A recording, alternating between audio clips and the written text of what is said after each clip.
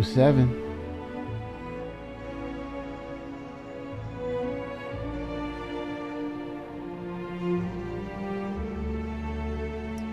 Glacium ring.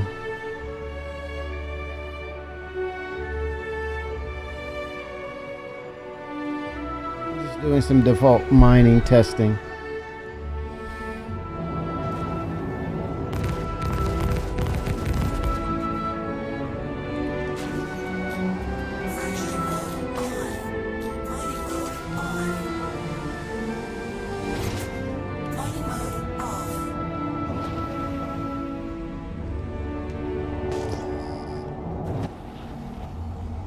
Replay. Couple mode, cruise.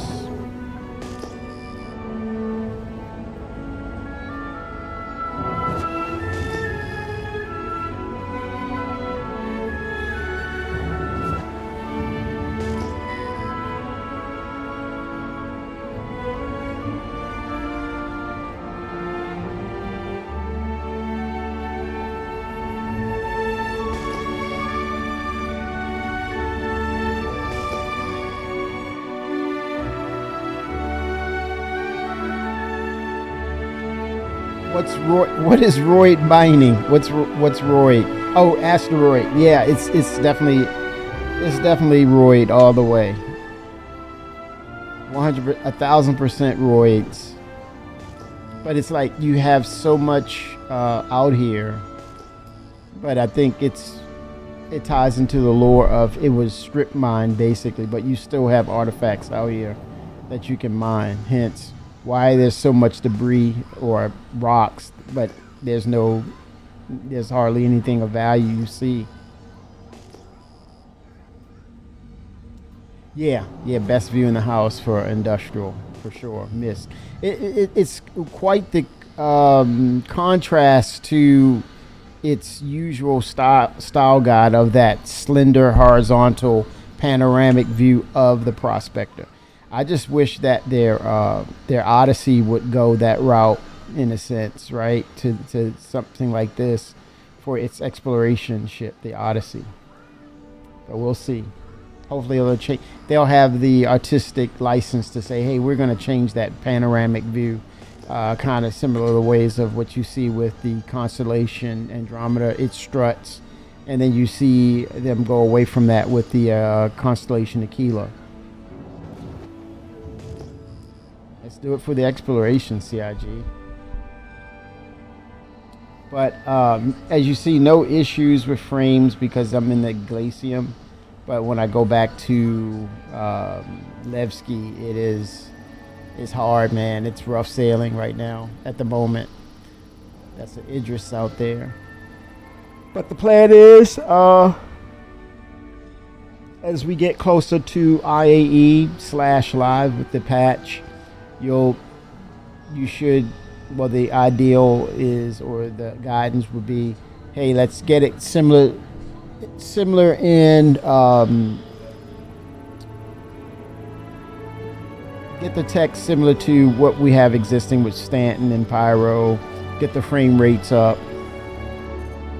But I tend to think that they're going to need a lot, probably more servers if they don't have dynamic server meshing ready, because you have so much that's going to be happening with the Nix system. You're going to have the instancing of the municipal works, which you basically unclog the pipes basically. You're going to have the Vandal raids as well as pirate raids. You can have PvP out here where it's a soft law. It's not so much of UEE contested areas. You're going to have a lot of miners out here seeking their fortunes out here. You're going to have a lot of cargo runners going to those pads, dumping and loading externally in EVA, a lot of cargo capacities. You're going to have also salvage ships too. Hence, a lot of combat, a lot of dead ships out here. You're going to see that. So with that much intense volume of things happening, distinct things happening, you would think, okay, they'll need more than 2 servers. Yeah, yeah. I think that you can optimize, but so much, and then you have to think about, hey, how do I get this optimized properly? So maybe it could be an additional to see how it goes, and then it might even have to double. Hopefully not, because they're still working on Nix. We see some adjustments as far as better frame rates, but it's not quite there.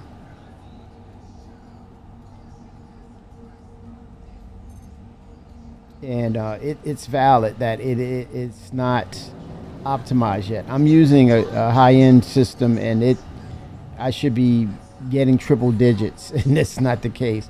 So I really feel for people coming in uh, with just, hey, I just upgraded to SSD, so I'm trying to play the game. I just upgraded to a 4070. Yeah, it's gonna be, a little rough ride. Hence why you hear, hey, this is unplayable. Nyx is the new Grim Hex. Well, I think with that said, I mentioned this. Grim Hex needs a new narrative. Grim Hex needs to be more of a cipher for Pyro. It should be more of that connecting of, hey, here's the hookup. Here's where you get the hookup. You go to Grim Hex, you get the mission giver, you dive into those more complex and in-depth missions in Pyro.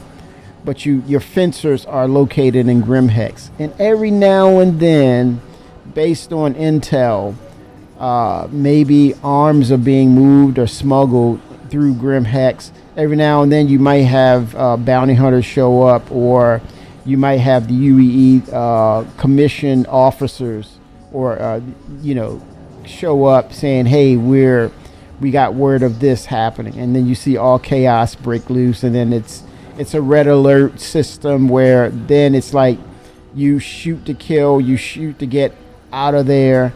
It's one of those raiding type things where if you're not with your org, or if you don't know anyone, it's like you keep your head on a swivel. It's a evac. It turns into an evac type of situation. So I would love to see that kind of narrative with Grim Hex every now and then to kind of make it a hotbed, a hot spot.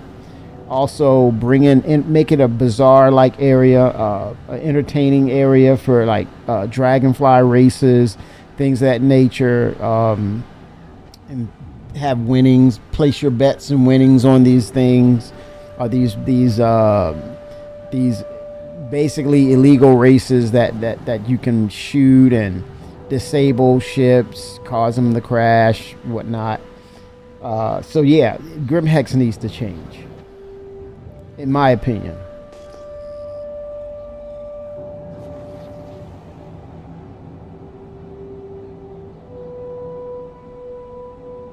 Yeah, they're going for it, and you gotta give respect to that. They're going for, they're moving towards that 1.0 narrative. Yeah, yeah. I would say if I go in Perseus,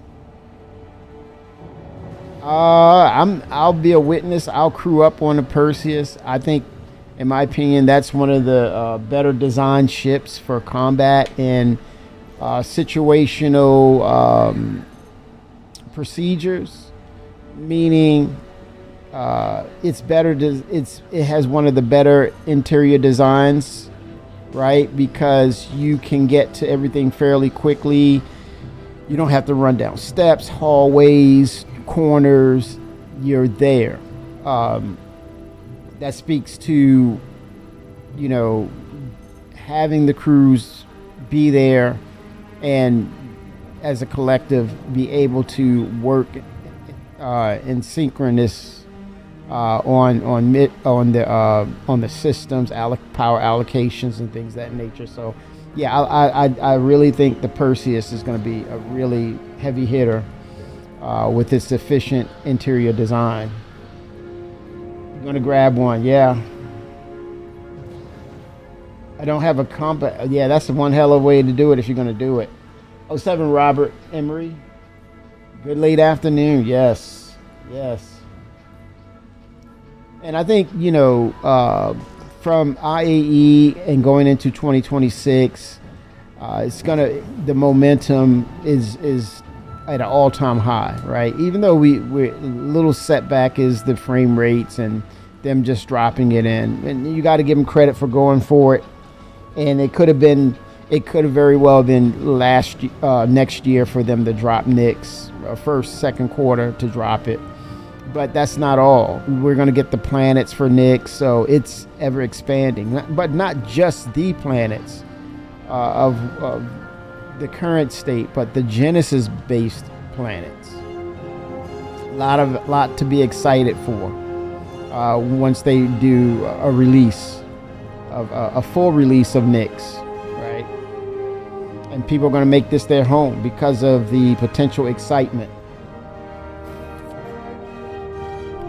But yeah, be careful with the Perseus. Make sure you have a complimentary crew until we get NPCs who can help with, carry the load on that. You definitely want to make sure you have the minimal amount of players to, man that thing and ensure that when you operate it, you're at your peak potential to operate it, right? Oh yeah. Oh, without a doubt. It's just to say that's a requirement now because of engineering that's coming on board.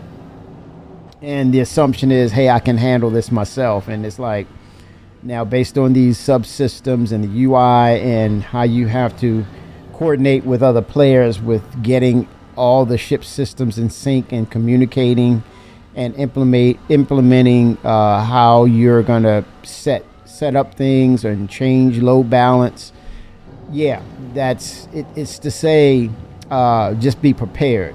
Now, when you get into combat situations, it's definitely going to be a learning moment for you and your crew, right? So, but that's part of the game. That's you learn to have fun within that narrative, right? Win or lose, you walk away with, hey, what did we learn from this experience? So, yeah, if you keep that attitude about it, then yeah, you will be okay.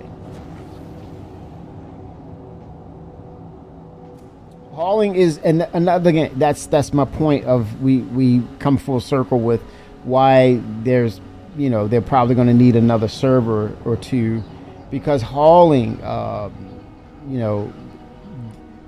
Nix is a great hub for hauling cargo based on the cargo grid, the zero gravity cargo grid that's placed outside, and you have the freight elevator, so you immediately bring your ship to that grid. Personnel gets out, they help with offloading, and it goes to the grid, to that cargo grid, and it goes down into the freight elevator, and it's a done deal.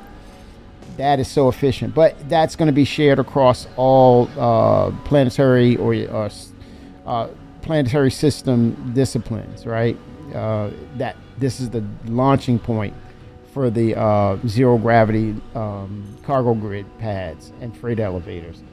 But yeah, it's going to be fun. It's foundational, and I think it's going to enhance how we do business in the game. A nice enhancement, especially with cargo hauling. But still, you got to keep your head on the swivel. Any moment, the Vandal raid can just bust out on you, and you're hauling cargo. And again, multi-crew. You have someone at the scanning station constantly pinging, constantly looking at radar, and keeping the situational awareness up to date, which is it just makes it that much more in depth and fun in regards to when you compare it to other video games. You say to yourself, yeah, this is what I'm talking about. A level of intelligence that will constantly challenge you, not you follow you once you understand the script or the AI within these other games, then you've basically defeated it or won, because now there's a cheat. You have the self-described cheat code. Now you're able to, you know, without really thinking about it, oh, it's going to be this, it's going to happen, this is how I get around it. And then you say to yourself, I need a new game. I need to play something that's going to challenge me. So, yeah, I think they're laying down the groundwork for 1.0. I think next year we should hear the announcement of them saying, hey, we're ready to bring in Castra. So the more the merrier when, you know, you're talking about establishing and delivering upon new landing zones and points of interest where you can actually interact and be, you know, potentially make that your home in this game.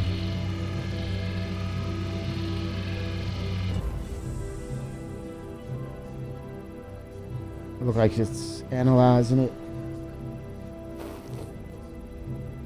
Well, that's the thing with that, Mitchell. The thing with that is, at some point, I'm hearing some good things about the NPCs in this newest mission, the intelligence levels. So at some point, that's going to carry over and help with NPCs as your crew members, right? I think the immediate areas they could fill in for NPCs would, first and foremost, medical. A chief medical officer, right? No brainer. From there, a turret, a personnel who mans the turret and they stay on that. That's their job. Another good point. Another one would be probably someone in engineering. And then from there, you can have someone, you know, actual person be in charge of security, you know, doing patrols and making sure people are not boarding the ship illegally, things of that nature. And you have someone that can be in the seat for scanning, you know, checking anomalies and things of that nature, keeping combat awareness pitched to the crews to make sure that nothing in the area is hostile. If so, you'll make the appropriate actions to mitigate any problems or combat situations. So, good stuff.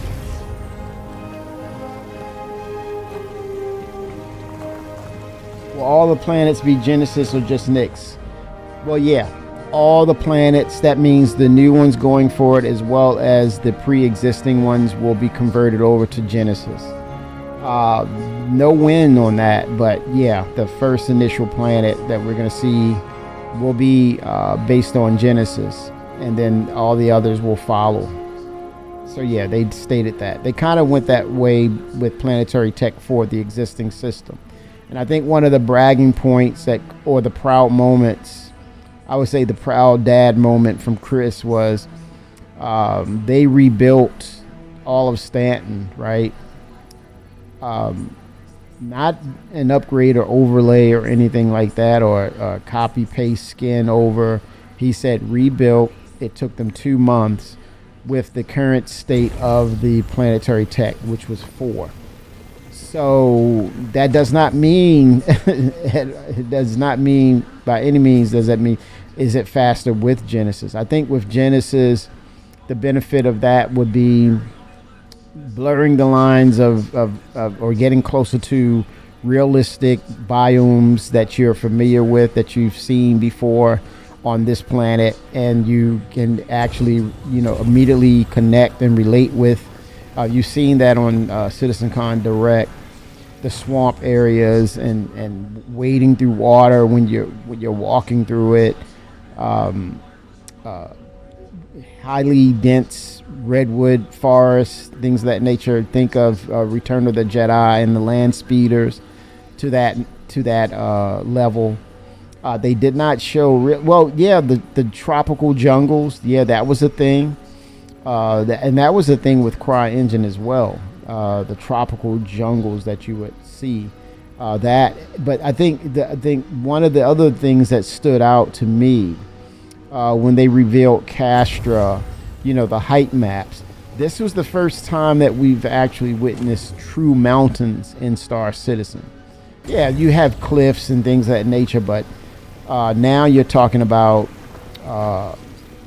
potential gameplay similar to Tomb Raider, where you would potentially have to scale the mountain, and you go into the mouth of the mountain, and then you have the lower depths of the mountains, potentially finding old alien civilizations and things of that nature, and puzzles and things you have to discover by working together and figuring out puzzles and stuff like that, or encountering hostilities of creatures and things of that nature. So yeah, that potential opens up. But yeah, they're definitely going for it with everything Genesis. It's just being patient.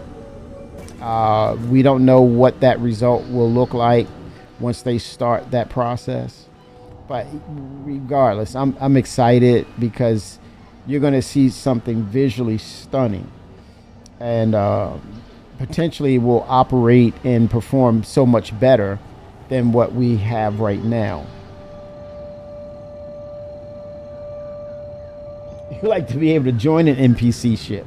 Well, I would say before that, similar to that, I think I had a thought that kind of connects with what you're saying, Mitchell. I would love to see, let's say you are a faction, whether you're on the pirate side or the UEE or your commissioned lawgiver or a bounty hunter.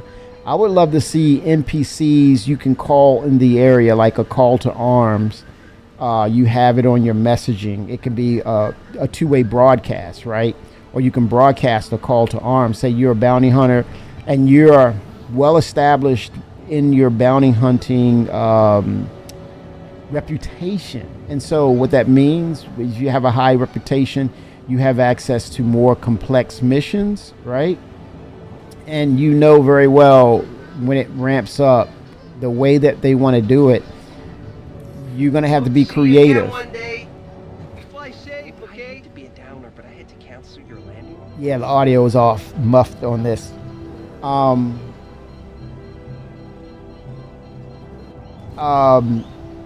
So with that said about NPCs and call to arms, let's say you're part of not a grid, but a guild.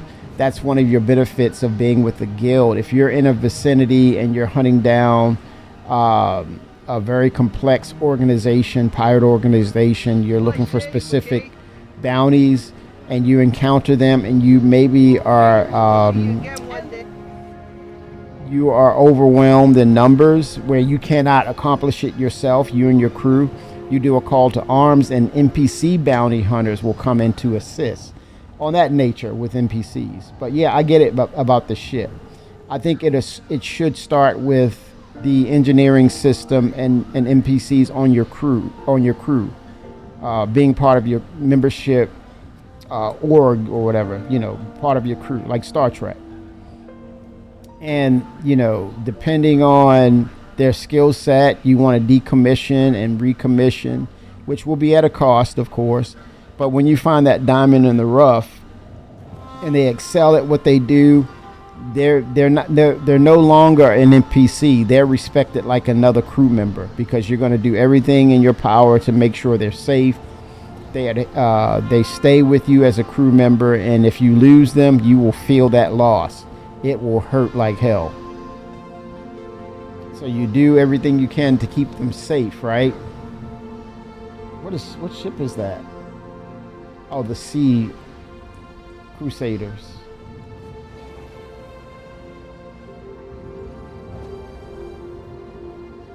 Yeah, hopefully we get a message of the day for more for another patch. Join it. Well, I think that's way down the line, though. That would not be on their priority, but that would be acceptable, right? But I think what fits what you're talking about. I had a similar idea of that. They talked about this group a long time ago, and they operate out of Pyro, and that group would be the Overlords. If it was anybody, I would say that it should go to first and foremost it would be you be a member of the NPC group called the Overlords, and you work on their behalf. Vigilantes, that's within Pyro, that implement the law of the UEE on pirate factions who get caught in the act of piracy. And you work for the Overlords, and you get mission givers by the Overlords. You're a member of the Overlords, right? You're in the Overlords Guild. But again, they are outlaws, they're rough riders. They are not within constructs of the UEE. Matter of fact, again, they're the sci-fi version of Batman. People say Batman is a hero. He's not a freaking hero. He's a vigilante, and he works outside of the law. He helps the law, but it's illegal, and Commissioner Gordon should be going to jail for that.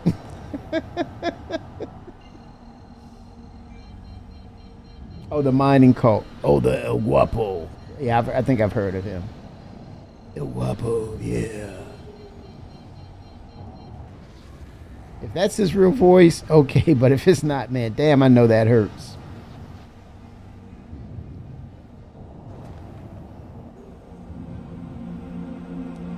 Yeah, but yeah, I think that definitely works though. But NPCs have a way to go, but I think the pecking order should be crew members that assist with these multi-crewed and capital ships. From there, your community, once we get base building, support by that community. Like if you're away, you need supplies, you can borrow supplies and have a relationship with them. They borrow from you, they return the favor, things of that nature, right? NPCs that will have a job that brings in the Starliner. So there's priorities, there's things that will need to come online first to enhance what Star Citizen is, as Chris' concept is based upon that universe that you live in, and it feels real based on narratives of day to day. Hey, I live out here, this is what I do 24/7, and how does it fit into gameplay? Those are some of the things. Oh, damn. That is his voice. Wow. Impressive and funny at the same time. Whoa. All right, let's see where you can. We go through the spline or the spine again here, and then I think on the surface is Nyx.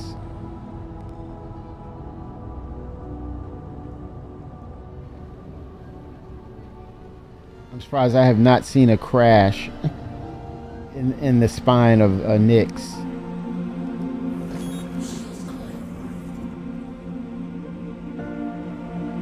Oh, is that the Golem? Let's see, what ship is this? It almost looks like the the SRV. It looks like an SRV.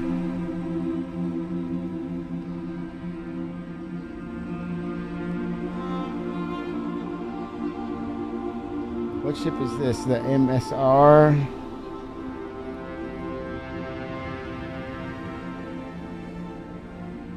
Or is that the Titan? Looks like an MSR. Yeah, MSR. Yeah, I think that's the SRV. Yeah, it's a little laggy out here, but it's very much playable though. Yep, SRV. Yep.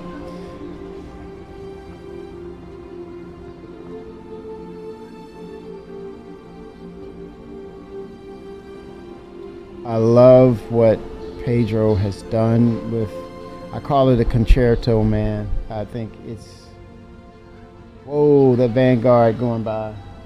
It's free open space, man.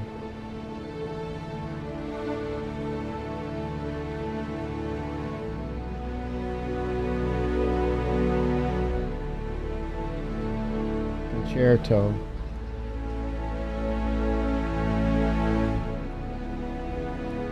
Can I land there? You better believe I'm gonna land here. I'm gonna just look. I'm exploring, y'all. Exploration, right? Anything new, and you're looking at it for the first time. You are exploring.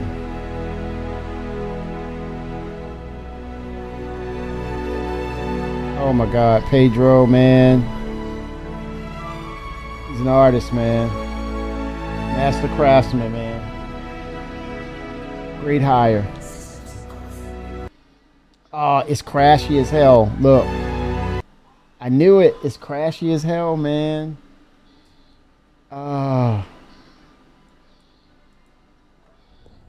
Crash the desktop.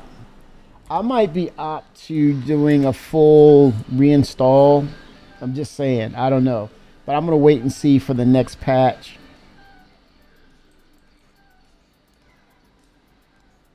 PTU patch. Crash the desktop 4.4 PTU patch. Submit. Yeah, it's crashy as hell. But it's all right. Enjoy the scores. Yes. Yes. Oh, that's very nice, Mitchell. That's very. I had an apartment right directly across from orchestra. Right across the street. That's a great question, Vickers. I was just happening to, we're on the same page, man. I was about to look to see. But I think it is, okay, thank you for your submission. Vickers, definitely, without a doubt. I think in that regard, this is an all hands on deck moment because IAE is right around the corner, man. And they got to get it right. So I would expect a hot fix tonight. I would really suspect one. If not, I would be shocked if we did not get a message saying, let's look. Today's the 8th. Yeah, I did see your post last night, Vic.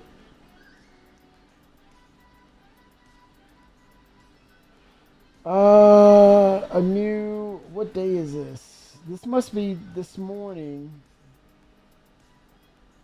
November 7th. No, this is all 7th. And that was as late as 10:17 p.m. A new tech preview is now available for Evo. That was last night. Is now available to Wave 1 testers. And they did a release to 4.32. Oh, it's the 9th for you already. Holy smokes. What are you in the UK? No, it's somewhere. You're not in the UK. Holy smokes.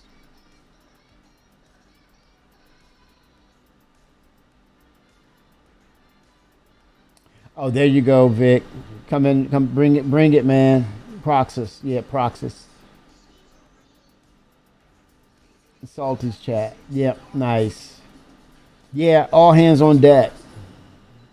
Baltics. Nice, man. Estonia. What? That is freaking cool, man. 07 to that.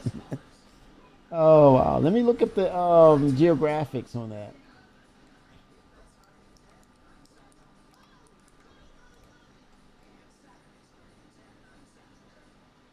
Estonia. Officially, the Republic of Estonia is a country in Northern Europe.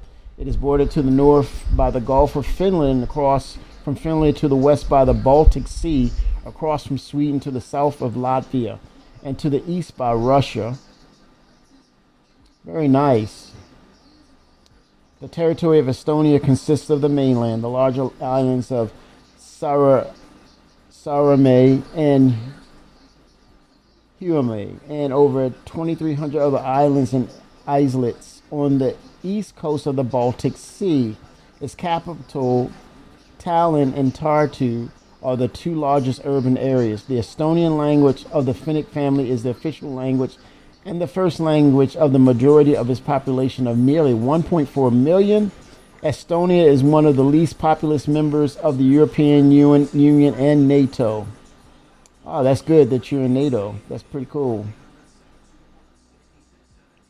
Present-day Estonia has been inhabited since at least 9,000 BC. The medieval indigenous population of Estonia was one of the last pagan civilizations in Europe to adopt Christianity following the Northern Crusades in the 13th century after centuries of foreign rule by the Teutonic order. Denmark, Poland, Sweden, and the Russian Empire, a distinct Estonian national identity, gained new momentum with the Age of Awakening in the mid-19th century. This culminated in the 1918 Estonian Declaration of Independence.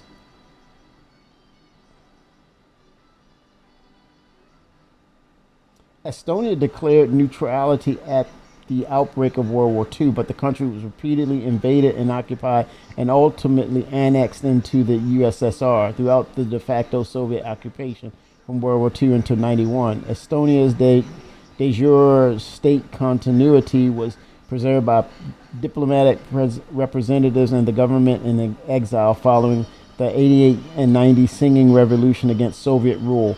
Full independence was restored on August 20th, 1991. I'm sure you all celebrate that. Estonia is a developed country with a high income, advanced economy, and Eurozone membership. It is a democratic, unitary, parliamentary republic with a single-tier local government system consisting of 79 municipalities. Estonia is among the least corrupt countries in the world. Wow. And ranks very highly in international rankings for education, human development, press freedom, online public services, and the prevalence of technology companies. You're in a good spot, my friend. Very nice.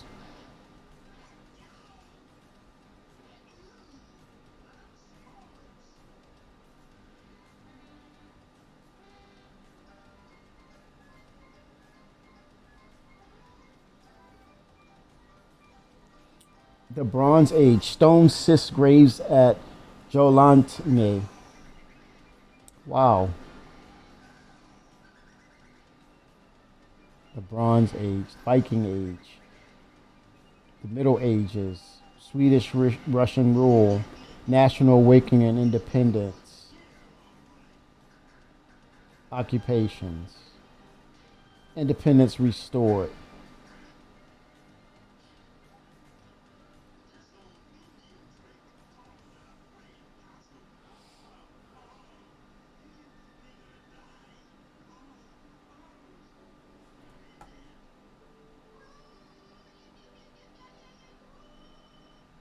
Biodiversity. Estonia is recognized as one of the most biodiverse regions in Europe, particularly for its size and latitude. The country boasts a diverse array of climatic and soil conditions, as well as an abundance of both marine and freshwater ecosystems. The rich biodiversity allows for the survival of many species that have become extinct in most European nations. Protected areas of Estonia cover 19.4% of the land, or 23% of the total area, including territorial sea. The country is home to nearly 4,000 protected natural objects, including 6 national parks, 231 national conservation areas, and 154 landscape reserves. Oh, Estonia is one of the few countries where critically endangered European mink is present in the wild. Used to be mink coats, right? You heard that term, mink coats?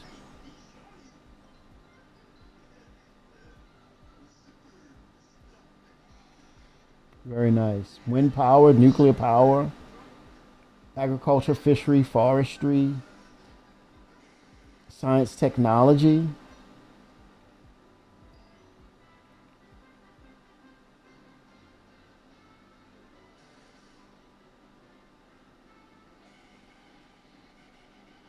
Estonia is the first state to sponsor personal genetic testing services in order to minimize and prevent genetically caused health problems. An example given, adult onset diabetes and cardiovascular diseases. The government also plans to provide lifestyle advice in a pilot project based on the DNA data of 100,000 Estonians.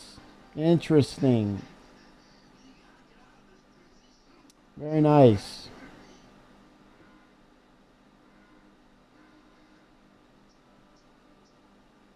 Very nice. Moose, bears, and wolves. Yes, we have minks in our country house. Live ones, not coats. Live ones.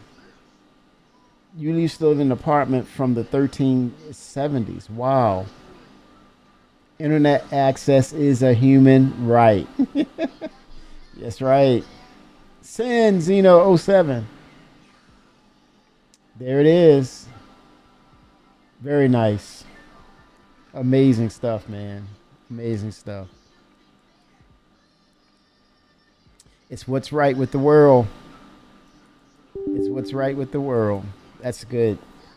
That's really good. Oh, the originators of Skype. Wow. Okay. I got you. I got you. Very nice. Technology. Very nice.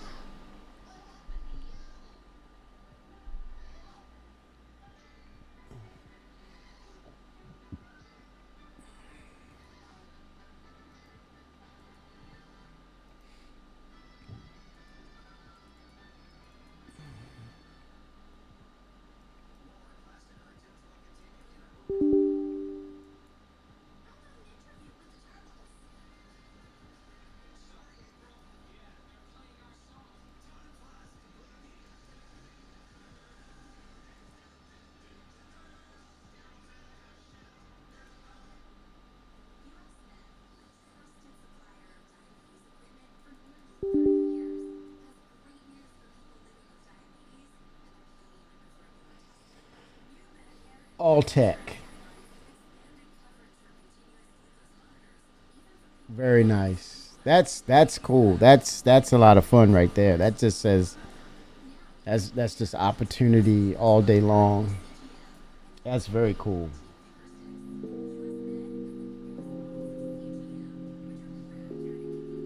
I can only smile and be happy for people, man, because that means there's progress, there's movement forward, the opportunities to enhance oneself and to make things better for others. Wow, what? You can vote online, you can get married online. I named my daughter by going online in the government systems. Wow. It's just common sense. It makes sense and it's common sense. A very good and right way to use technology. Very positive way. A very nice place, I'm sure. Again, Estonia is what's right with the world. Happy for you, man.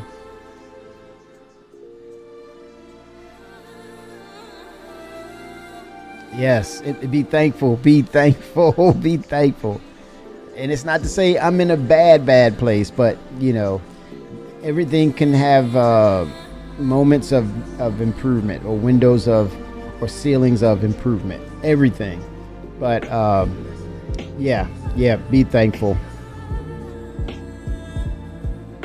And I know you are. Nice. See? That's really cool. I hear I hear you. But that's pretty cool, man. I think how long you been Mitchell, how long you been a Star Citizen? How long you been backing?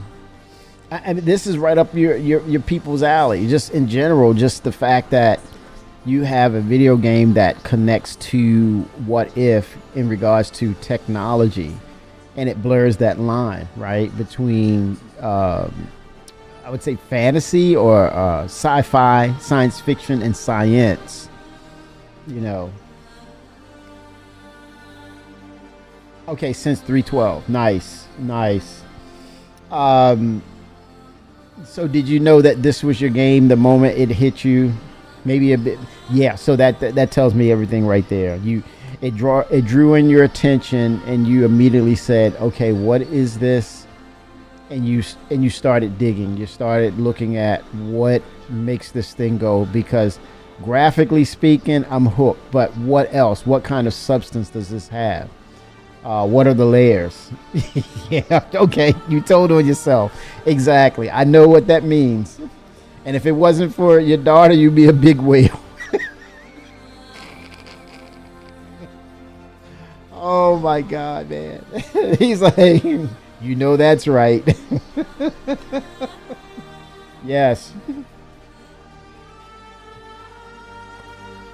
Totally get it. No need to explain. Totally get it. Oh my gosh. Yep. Sadly, and fun in speaking it. It is true. Yes. Oh my goodness, man. It's just, I said to myself, what is this BS, man? This is. I think I've heard of this guy. Well, wait a minute. Wing Commander. Yeah. Okay. Chris Rob. Okay. Wait a minute. He did Wing Commander by himself. But I'm like, okay. Well, back then you didn't have the internet was just emerging. So, back then it was like you get the game, you get the physicalized game, you load it up, and some people in the know or ahead of the curve, technically speaking, they had the internet and everything. They were drawn in, they were connected, so they knew Chris Roberts from not just name but the person himself, right? Whereas for me, it was just Chris Roberts. It was just a name, but I knew the game, Wing Commander. But later on, it all tied together, I said, okay, it all ties together. It makes sense. I get it. But yeah, I looked at it and it's like, oh, this is interesting. Saw the pitch, saw the video. The pirates or Vandal were hiding in the asteroid field and the ship, and I was like, okay, I like that. It feels like you're in this cockpit. You have controls and I remember his games. It was fun with Wing Commander as well as the Privateer. I think this is the Privateer side of the game, right? And the Aurora was like it connected you to that ship from Privateer. You had those connections.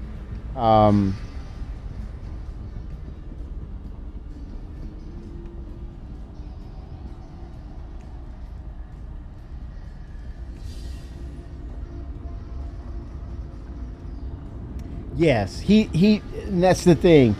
He really hasn't changed his narrative in regards to Wing Commander and what he sees inside of his head as far as these ideas. I think the best part of that is now he has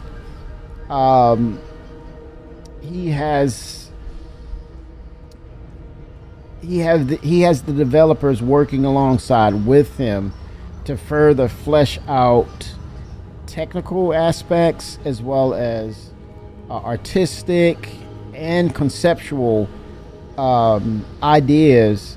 And what I really enjoy and what I've learned from him is he's allowed to in the right way, right, to an extent, in the right way, to allow people to interject their ideas and their expertise into the game, because he know in this world it only enhances what he's trying to bring across, right?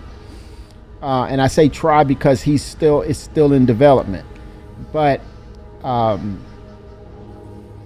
give him a ton of credit because they have this symbiotic relationship now. The CI Cloud Imperium Games, Chris Roberts, and yeah, he gives the okay, he validates, he gives the final okay and thumbs up, but he's also open to the changes now more so than ever, because it's only allowing things to move forward the way it should be, not at our pace, of course, right? But the hurdles and the complex issues, he's giving the devs the time and the bandwidth to work through the issues and figure out these things. Hence where we are now with Nyx and the incredible lag, which we're getting further iterations to make it better. Patch updates and things of that nature. And it's, I think in some instances we as the backers have to learn to a little more to enjoy the ride, to enjoy the journey a little more, and understand that what the standard is, they're gonna continue to work towards that standard, and it's not an absolute and definitive state that it's going to remain that way. Like you hear people say, "Oh, it's unplayable. It's unplayable. The frame rates are horrible," and that's where they stop. That's where their thought patterns stop. It's just a moment in time. It's going to improve because we see what the standard is. We see the look at the texture on this, man. I come up to this thing and see the texture and the wear and tear. We see the standards, right? So it's going to change. And that's the part where we as backers, and we do our part, report it, play it, get back to them. Hey, look, I'm experiencing this. But yeah, I've learned to enjoy and play what I'm able to play. But yeah, it remains that this is the one stop for, you know, all things sci-fi within a video game that kind of gives you that wow factor and gives you that anxiety of, man, I want to see Nyx, I want to see Terra, I want to see Castra, I want to see Magda, I want to see Beyond 1.0, and it can't come fast enough. It cannot get to us fast enough.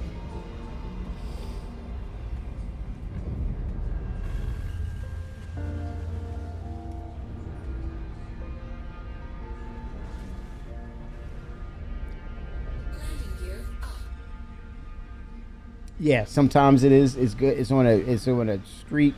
Sometimes it's not. And they have to work through that and understand what it will take to make it great and playable, optimized, so that we're going through this and just living a space life, right? This virtualized space life.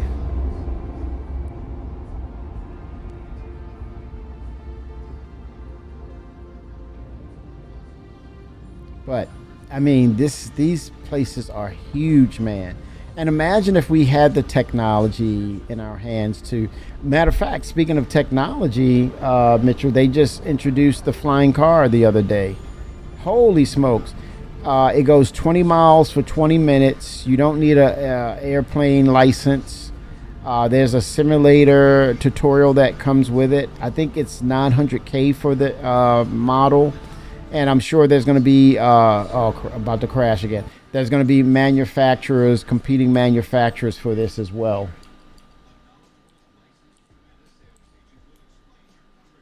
CTD 4.4 PTU patch.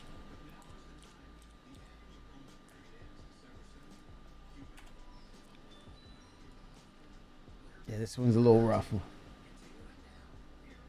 Oh, tell me about it. I learned to play golf on the computer, right? And the skins and the different, the fairway, the rough, chipping it, all that, right? I stick to taxis. Don't have no need to drive. That's nothing wrong with that. But yeah, I had a coworker say, "Yeah, I picked up some nice golf shoes and big time golf player." I'd still have coworkers that's like into that, and it was like, wait a minute, golf shoes? How much were they? $300. Like, golf shoes, you can only wear them while you're playing golf. So if you're really an avid player or you're not working, maybe it's like on a weekend. No. That's not gonna happen, bud. And that's not even counting the clubs, all the other stuff that comes with it. I'm like, and the memberships, the golf club memberships. I'm like, nope. I'll stick to it on computer. Play it as a video game. And you never played. Oh. that's a dilemma, and it's my mindset is, which is wrong. I would say sell those and get some ships and Star Citizen. Nope, you keep them because they're physicalized, and you may one day say, "Hey, I want to get back into golf." So I would say that's an investment that you've locked in. Don't go beyond that. Don't invest any more.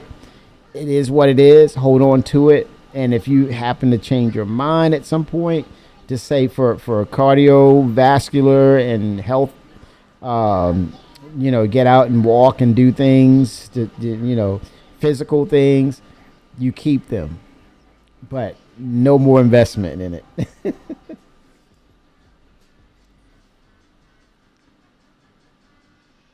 Yep, there we go. We agree. Yep, so the custom fit means, yeah, your height and where your arms are in relation to swinging the clubs. Yes, comfortability. They're not custom to that other person, so they may or may not work with that other individual if you decided to sell. Yeah. Mm-hmm. Yeah, and that's the physical part of it. You're gonna have to push it, push the limits within reason, right, to get that full mobility, as opposed to not working those muscles and then they restrict you. So it's not going to be easy, but you want full mobility, you will have to fight for your full mobility, for sure.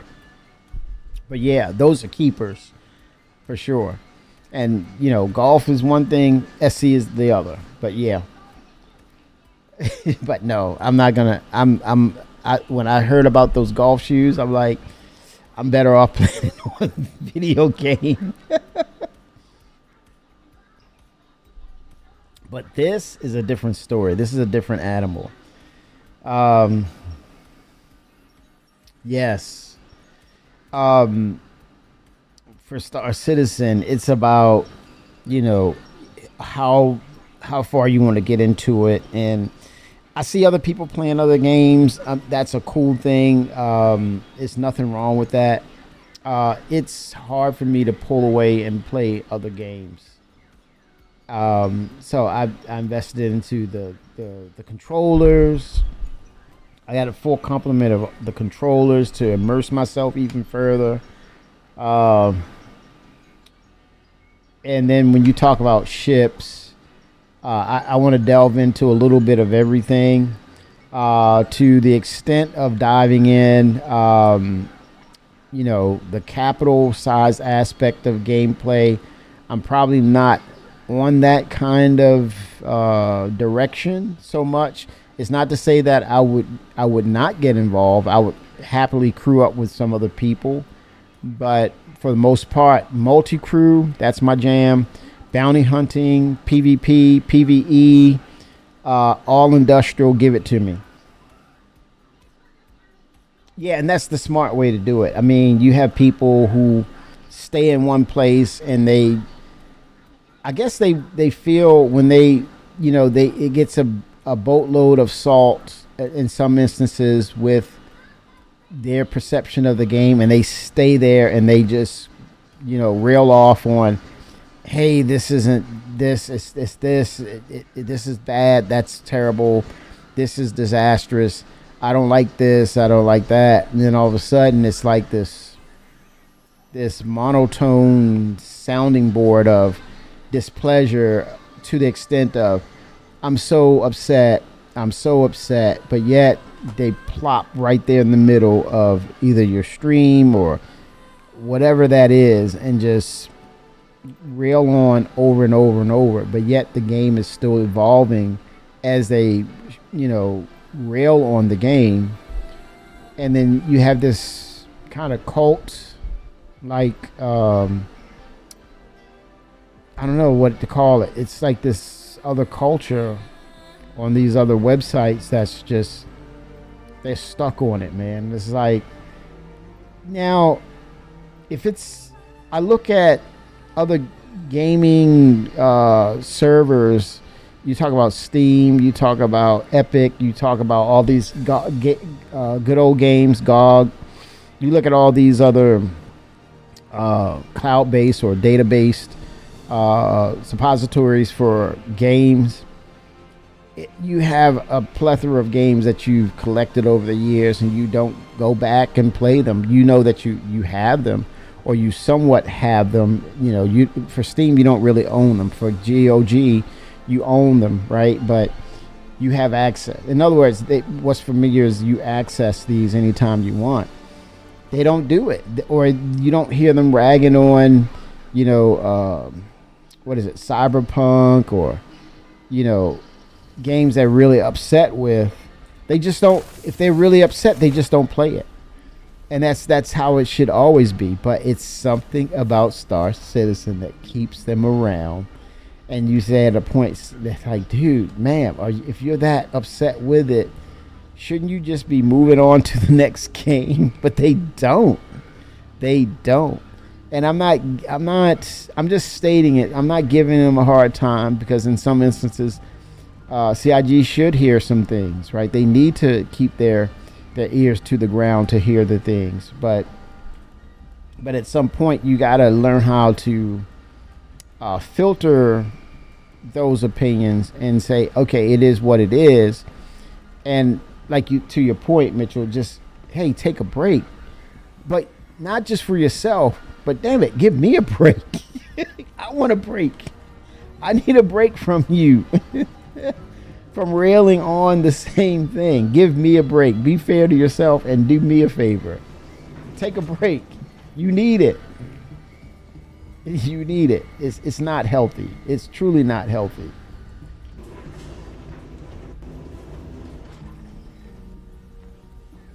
Always take a break. You know, I see, you know, I'll see something, and like this is a prime example right here. Oh man, I didn't go through all the elevators all the way down. You know, oh, they have stairs as an option. You know, I see situations where, like, for example, I'm seeing a lot of crashes. I think when that Pyro opened up and that thing kept going through those server errors, I was like, oh, okay, that's it. I'm going to go watch a movie or watch a show. Catch up with, binge watch some shows or catch up with some shows. I'll be back. That's it. It's simple as that. Simple as pie.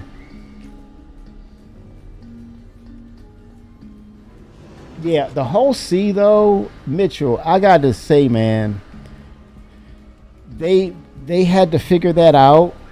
That took some time for them to figure out, but the whole series though, with those expanding grids, holy smokes, dude, who makes that kind of stuff?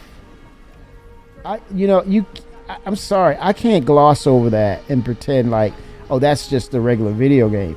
That is nothing regular about that thing. When you look at the programming, all the math, geometry that went into that development and that concept, and then to pull it off, and you see that thing, the spine of that thing expands out, and then it unfolds, and like a freaking caterpillar to a chrysalis of a butterfly happening, the wings start to, it's kind of like something out of nature, right? But and I'm looking at it like, what the hell, right? I'm not sounding naive about it. I'm looking at it and I'm saying, wow, that's some hellified work, man. And I don't blame you. I totally get it with what you're saying. Hey, I'm a whole C guy. I'm about that.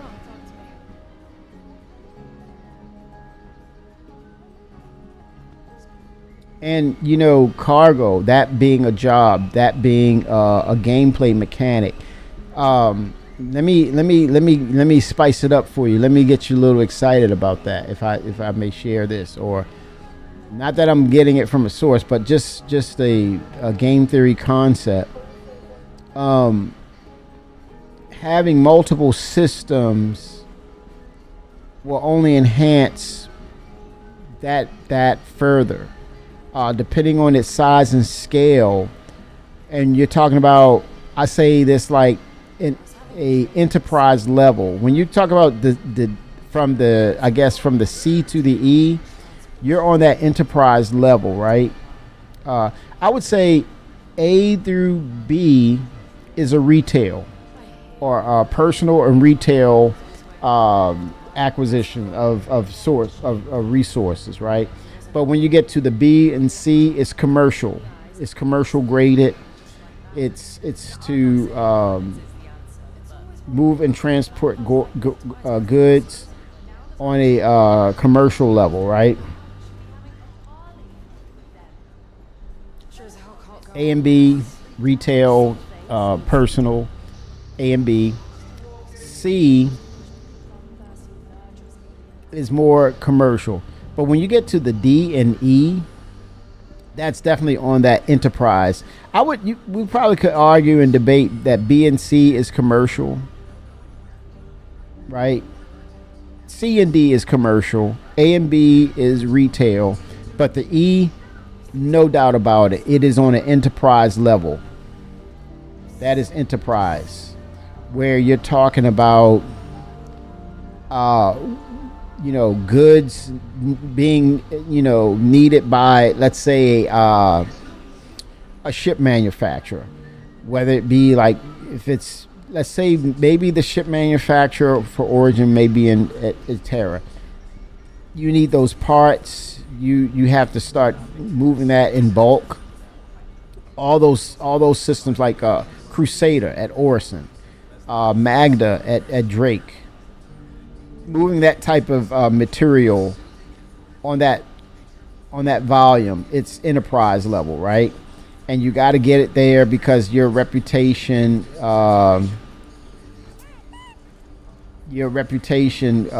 will dictate: are you successful?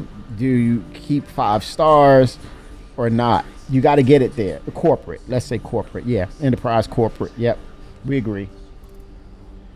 So it feeds that kind of, that level of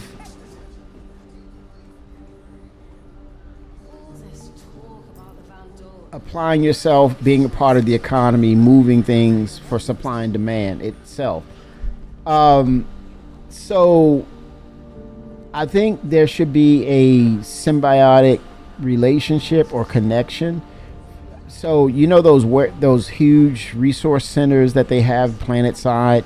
So maybe all ships at a certain size bring those goods up to the space stations in bulk. Once it hits that number, that particular number, then your mission card or your mission giver is pinging over to you to say, hey, we have this amount of material that needs to go to Magda, or it needs to go across the systems to wherever, right? Once they have those goods procured at those stations, now you come in and you have to move them around. Arbiter 07. Oh, the multi-stop cargo missions? That'd be cool. What ship are you talking about using? To tell you the truth, give me a bowl of porridge in the morning and I'm right as rain. I hear Admiral Bishop eats a bowl every morning too. Oh, that's Believe it. No wonder those duel don't stand a chance. multi-stop. That's the intergalactic. Let me look. Maps, contracts. Let's see, offers. Hauling interstellar. Yep. Ling family rookie cargo hauling medium scale.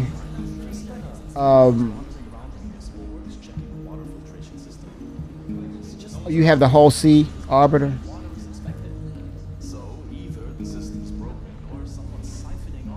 Okay, it says delivered 24, 12, 3, and 3.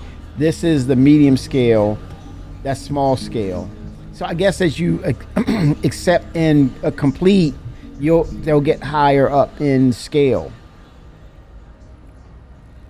Ray is Ling Cargo Logistics Coordinator, Ling Family Hauling. Hi, guess the folks at Area 18 on ArcCorp are planning a party and need help acquiring everything in a timely manner. You'll need to make multiple pickups for this one, including one in Nick's to grab some Jinx Gin. Not sure if you've ever had the stuff, but it's a Nick specialty. Some folks can't get past that it glows pink, but I love it. got a truly unique kick to it. Here are the pickups. Pickup locations in the order. Freight elevator at Levski. Freight elevator at Seraphim Station above Crusader. Please remember to bring handheld tractor beam as you'll be handling cargo containers up to 2 SCU. And happy hauling, Reyes Ling. So primary objectives: collect distilled spirits from Levski, deliver 24 SCU of distilled spirits in Area 18 on R-Corp. Collect party favors from Seraphim Station, deliver 12 SCU of party favors to Area 18. Collect audio-visual equipment from Seraphim Station, deliver 3 SCU of audio-visual equipment to Area 18, and then collect souvenirs from Seraphim Station. Deliver 3 of souvenirs to Area 18 on R-Corp. And there we go. We need rep for them. Oh, it's super crashy.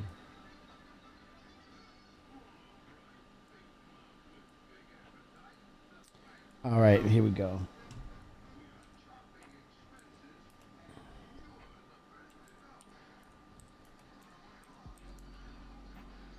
I'll just type in CTD crash to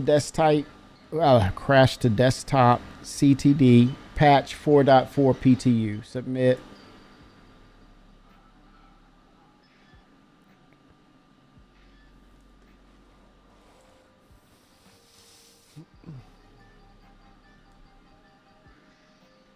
Okay, launching.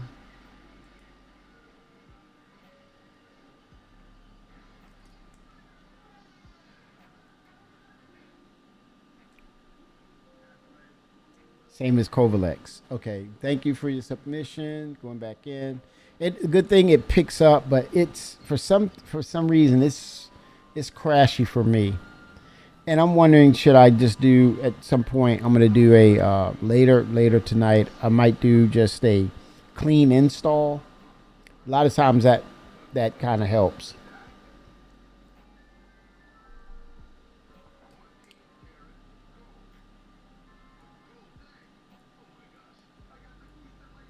Oh, 07 Arbiter. Good evening, Kim. How you doing? What's going on, man? What's happening? I'm doing all right. Checking out these new missions here. Okay. I think that makes sense. Well, I mean, it's a part of the testing focus There you go. for this Yep. PTU. So I agree. Figured I'd give them some data. Yeah. And you were talking about it. I said, oh, well, it's a good time. Right. Good time. Make it happen, Captain. Yeah. Yes. So, Arbiter, are you excited about Levski in general? What are your thoughts on this so far? I like Levski. It's good to see a return of the old home base for many. And then I didn't get a chance to go to Teachers, but Teachers is still there. Mm-hmm. All of the old shops are still there. You know, a bit what they call lag ski, but you know that's Right. that, Yeah. that's Damn. the history of it. It's especially when it's newly implemented. I think a lot of those assets have been converted over to the new textures and whatnot, and I'm sure there are some optimizations that need to take place. But as of right now, the main focus is stability of the back-end servers Good point. and missions and stuff like that. Yeah, you're spot on with that about taking care of the back end first. Are you able to be in the game, stay in the game? Then everything else will fall in line from that point of you're able to play. And then let's enhance the fact that you're in the game. Let's go ahead and enhance all those things you can interact with. So it looks like they have a ground line of the gameplay of getting it right. But me looking at it, I noticed, and it makes me wonder, like you said, the textures and everything. Did they, some questions come up about Nix, and I said, was it a copy and paste? And they said, okay, we have assets that was already established, and they weren't bad per se. Like the Grand Barter market location, that's very spot on from the old tech. Could that kind of threw them off kilter with, you bring it in the game and then you try to, take sections of it and fix it. Makes you wonder. But the latest patch I've seen where it's gotten a little better. But my question is it because the player counts went down and then you got maybe a little better gameplay? Or is it kind of what we just mentioned, that they have to go back and, enhance and reinforce the code for optimizations and stability? I see a lot of people around here though, and I've never seen this many people, only like, even when we get new patches, I don't see this many people. It's a lot of people. Yeah, Levski is definitely a nostalgia point. It's that big moment from the launch of 3.0. Oh yeah, and Chris Roberts talking about the crater on Delamar was the size of the Skyrim map. Yeah. and then good point. Doing the initial jumps between the moons and Crusader. It was a milestone to be remembered, which clearly I remember. So, yeah, that's a great point. A lot of people want to come back and see that. Yeah, you make a great point about that made me remember. And I looked through this glass window, and that was when we started, meeting Miles Eckhart and the NPCs, right? And it was a setup. He had a mission for us, and then he turned around, and we had the goods. He took the goods and everything, and they put a sting on us. And yeah. And I think it was our first departure of adding, moving away from Stanton, and you had a place that was not a part of the UEE, and people say, well, this was a hub of just being that independent and having your freedom and not being under the eye of the UEE, sort of say. You were your own independent contractor.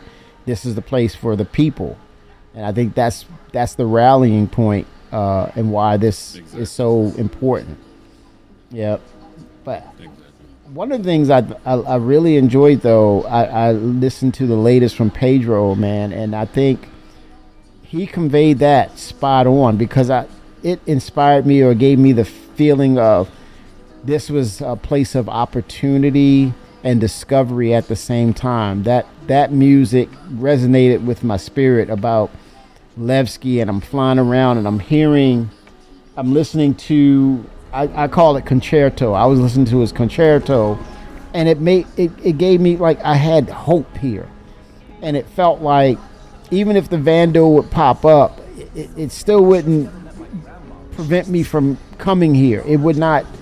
I would still decide to come here and hang out in Nick's and Levski, because it's for the people, and it was hope, opportunity here. Absolutely, without a doubt, the whole lore behind that is to provide a new vision for those who felt exiled by the UEE. Yeah, yep. And I think the system, I don't think it's protected by the UEE, but they are sort of on unofficial business or unfinished business when it comes to the relations between the two systems. Yes. But it's always been a safe haven for those who wanted to get away from the politics of the UEE. Yeah, for sure.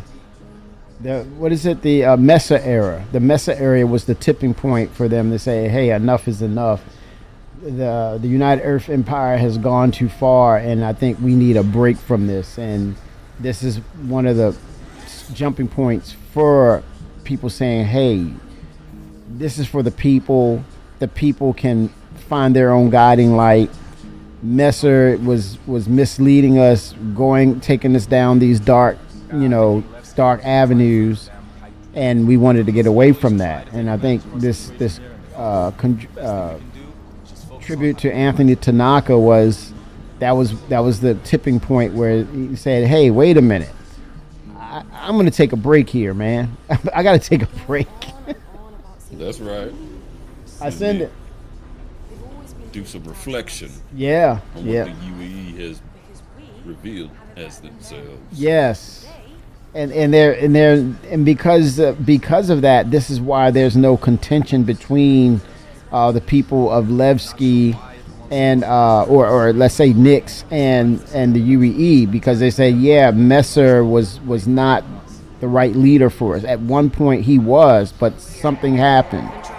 That hero became the villain, and now it's like, we don't want any hostilities based on that. We understand what that was about. So we wish you all the best, but at the same time, be lawful, right? Be lawful and handle your business over here.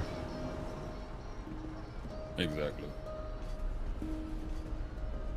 But never ever seen so many people though. But it seems like just here in this location, you get that lag. But outside, it's much playable, much playable. Yeah, there's some it's highly likely there's some old assets that are just messing with the rendering, and a lot, because people have to remember that a lot of that has changed since then, Yes. or the initial release of Delamar. So to be expected to a certain extent. Yes. It would be different if it was a new location, and we had these issues. That I would be quite concerned. But Yeah. at the same time, it's nothing that can't be overcome with Yep. enough heads Yep. on it. Yeah, Shap, I'm getting my fair share of crash to desktops, but I'm still in it. We're gonna do some testing with the interstellar cargo running to kind of get some metrics over to CIG, but overall excited for the sheer fact that we have another location to go to, and as Arbiter stated, this is just a Polaroid snapshot of where we are at the moment. We understand the standards of what Chris Roberts wants in the game, where they've come from, where they are now. I think they're going to get this in line. I think because it's only Levski, the landing zone, that's under a lot of heavy load, they can get this dialed in. And they have no choice but to get it dialed in, because you have it less than 2 weeks. Intergalactic Aerospace Expo that's happening. And then, they want to close this out year on they want to close this year out on a positive note. So the best thing they can do is it's all hands on deck approach. We know that there's going to be Vickers mentioned there's going to be a hot fix tonight, or a patch to address the conditions here.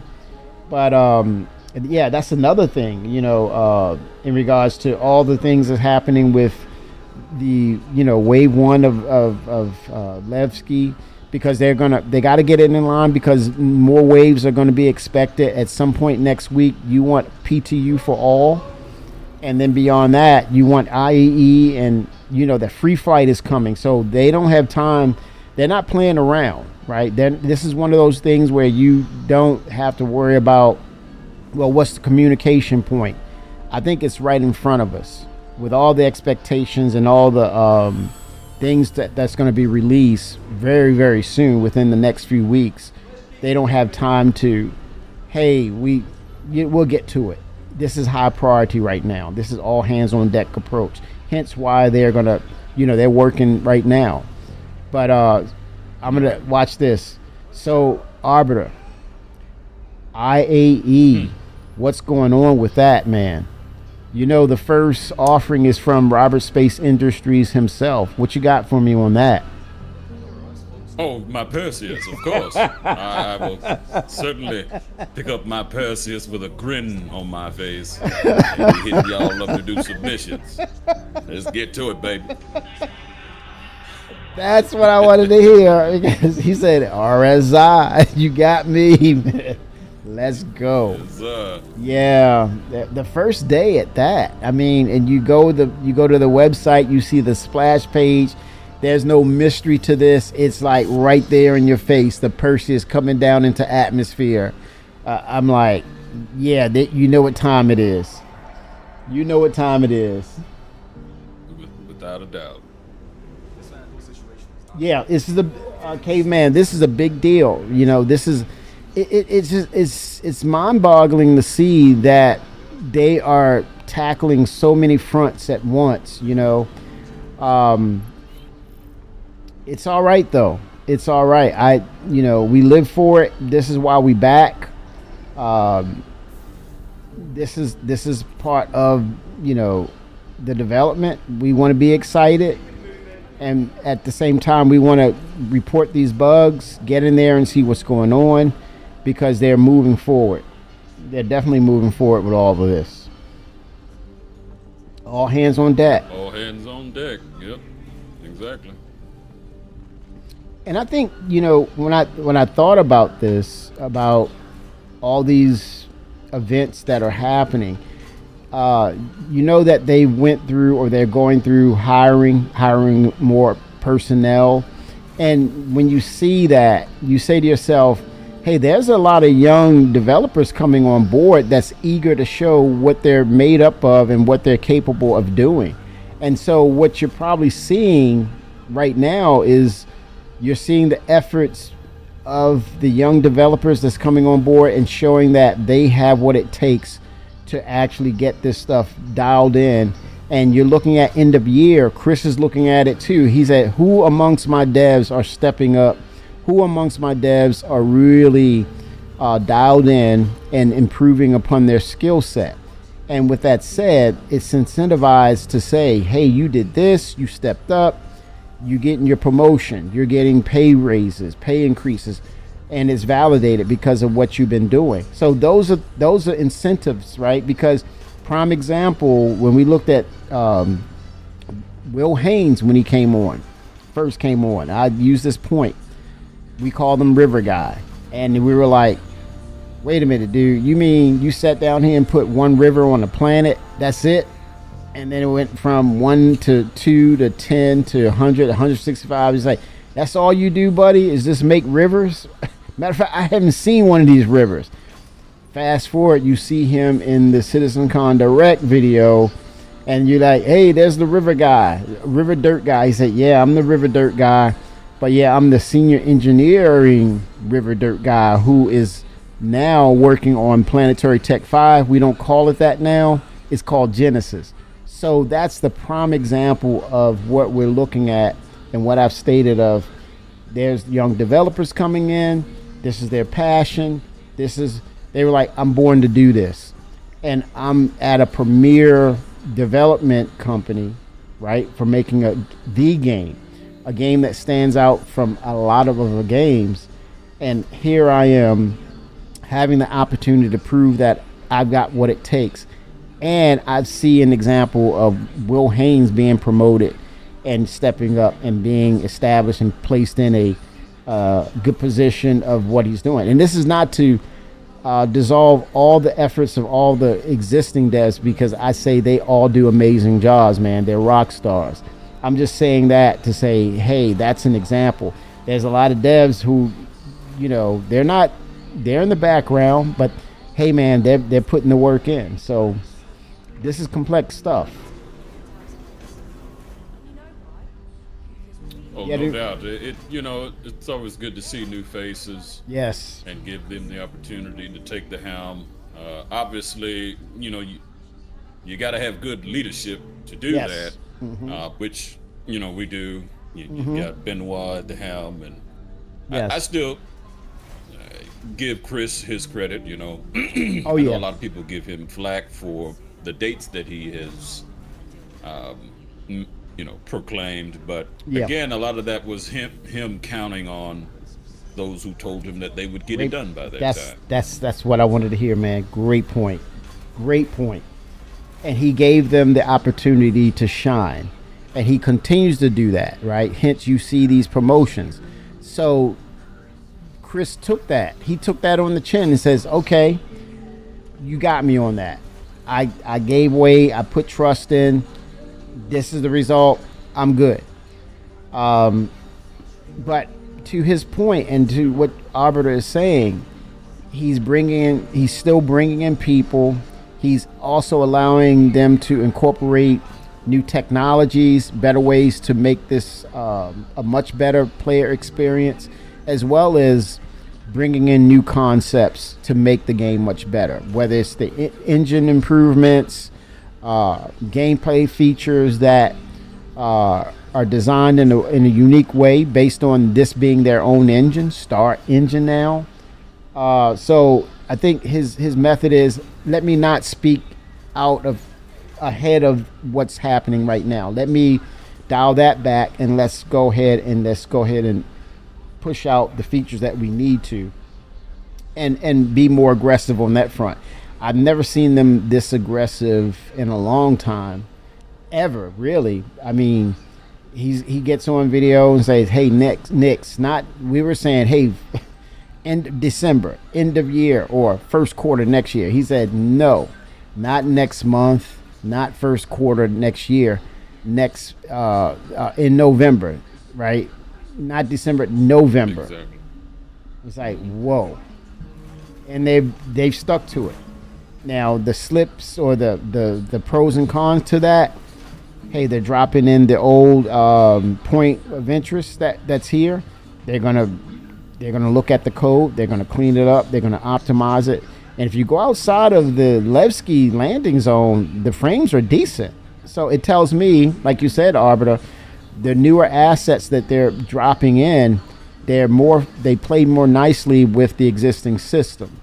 So I think this is just a matter of them catching this up to where their standard is, and I think it'll be fine. But I think on the back end, because of all that's going into Nyx, the system, vandals, vandal raids, pirates, heavy duty mining, a lot of mining activities, the municipal works going down into the belly, the plumbing system, unclogging the plumbing down into Nyx, possibly creatures, then planets themselves, more mining resources in the Glacium Ring.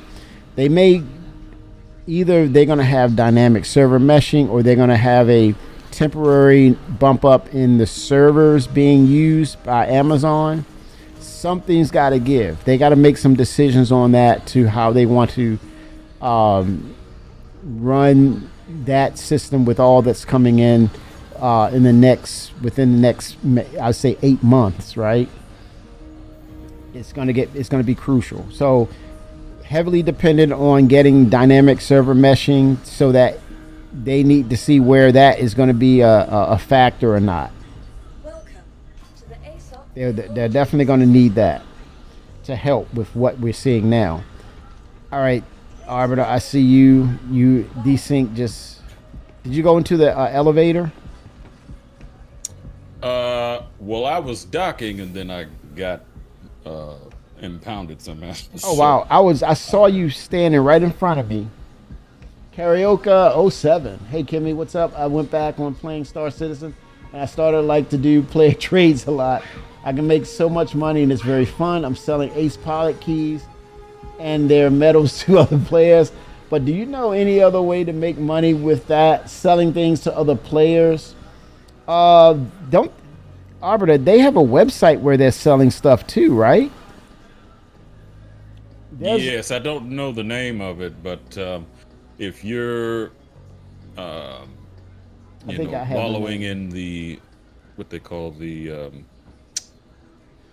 the conflict zones, and they give out all the good UCX components. Right. UEX Corps.space. That's another website. I'll drop you the link, Karaoke, where they actually give UEC, man, for stuff, for rare items.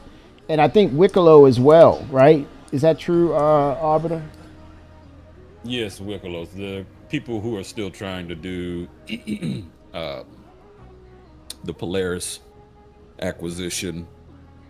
So there's going to be a demand for Quantanium, and then whatever other items that they need to craft that particular ship. Yep, you can sell there.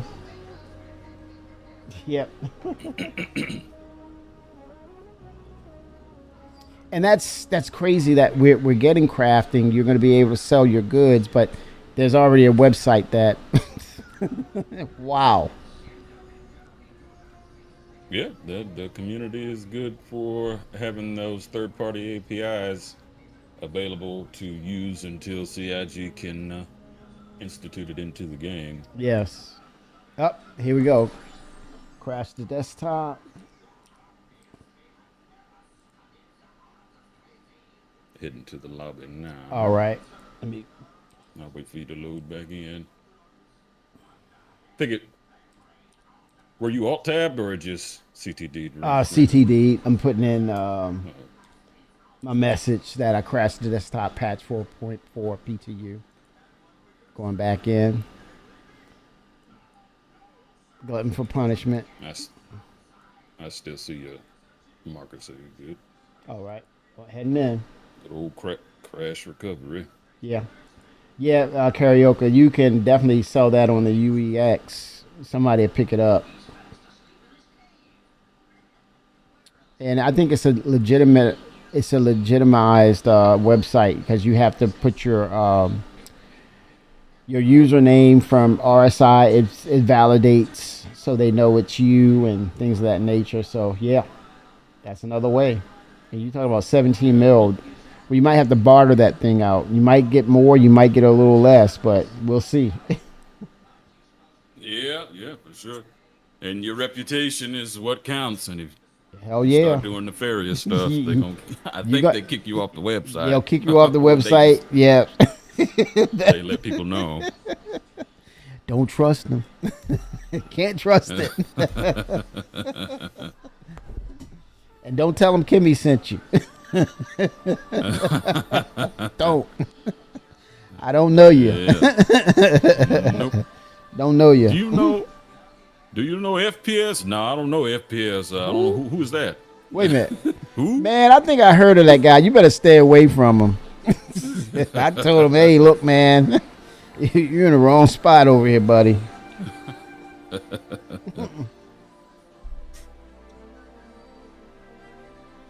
He said those, yeah, they are. It's crazy that we're doing this with this game, and it's like it's a second life. Yep, it's basically a modern Second Life. And, Yeah. Once all of the features are in, you're gonna see a lot of people no-lifing the game, which is Yeah. fine. I'm not saying you shouldn't do that. Obviously, make sure you take care of your priorities Mm-hmm. in real life, and then so that you can keep playing the game. Oh, yeah, you know it. You know it You know, for sure. Yep. A lot of next year. Everything is up in the air about next year. I think obviously we have to get that server, the dynamic server meshing in, get that to a point where we can scale up. But we're talking about base building, newer ships that will help build. All right, Arbiter, I see you.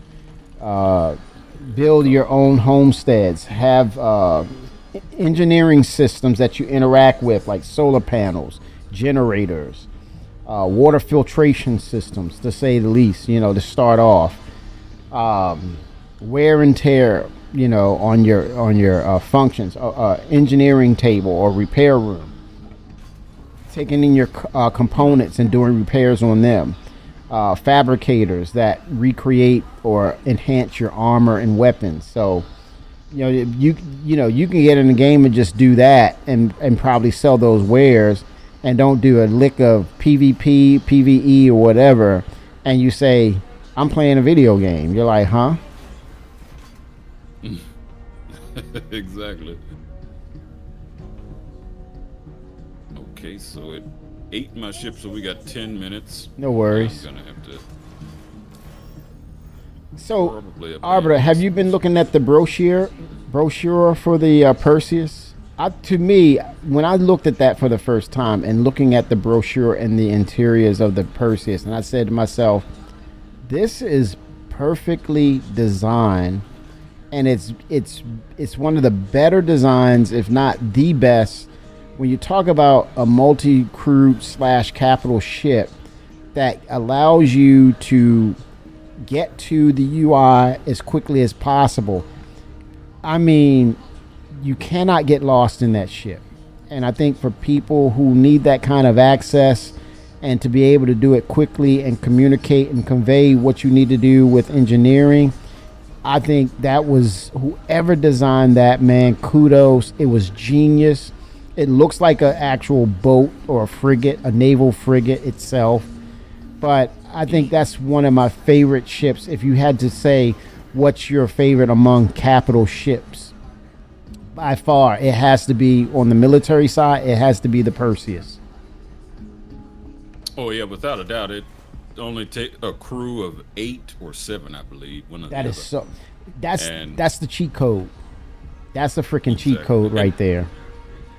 And you could, in theory, get away with running with 5 because you have 2 man turrets, which are size 7, and with bespoke cannons, Yeah. and then you have, I believe, 2 or 4 remote turrets, which are size 3.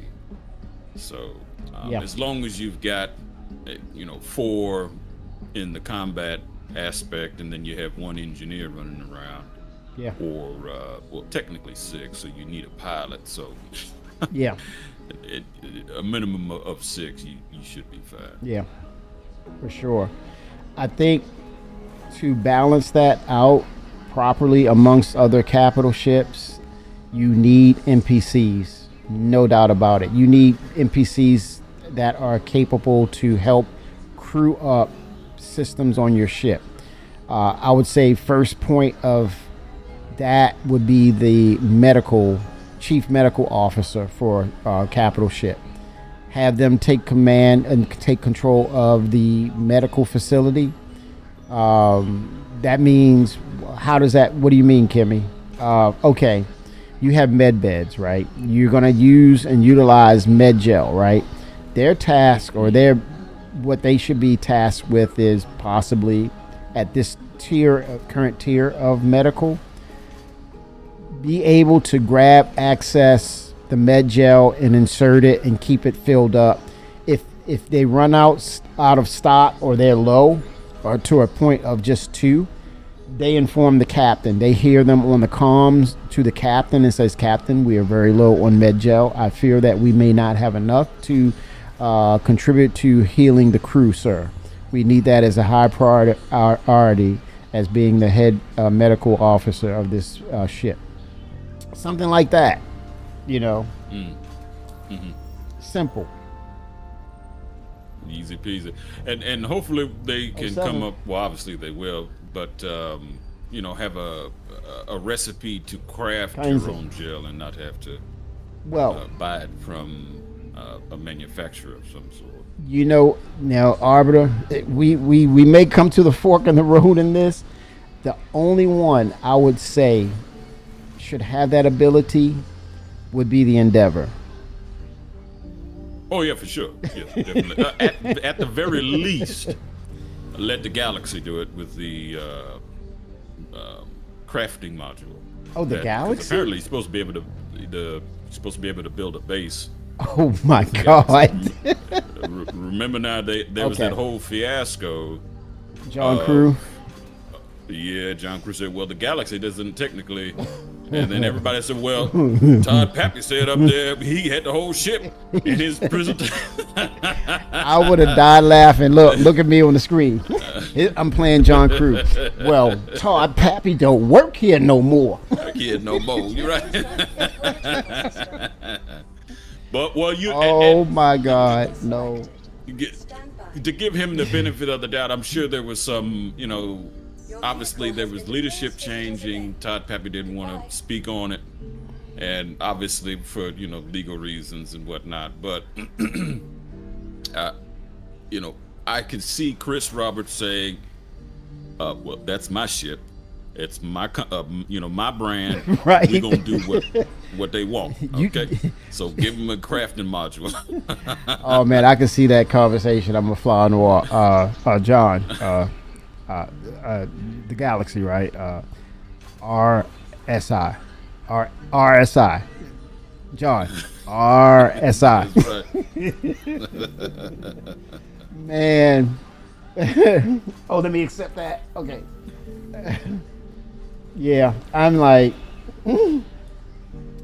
but I don't know, man. It's just that was a serious disconnect. No fault of John, man. I'm not ragging on you, John Crew. You do amazing work, man.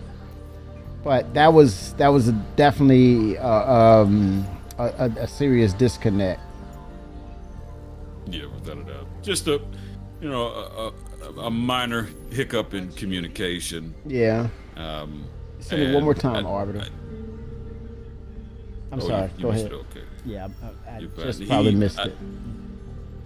John Crew didn't mean any harm. He was just going off of the current information he had at the time. Yeah, but it's like I think to echo that, the devs. I went to the Citizen Direct, or I've learned this too, and it's a fact.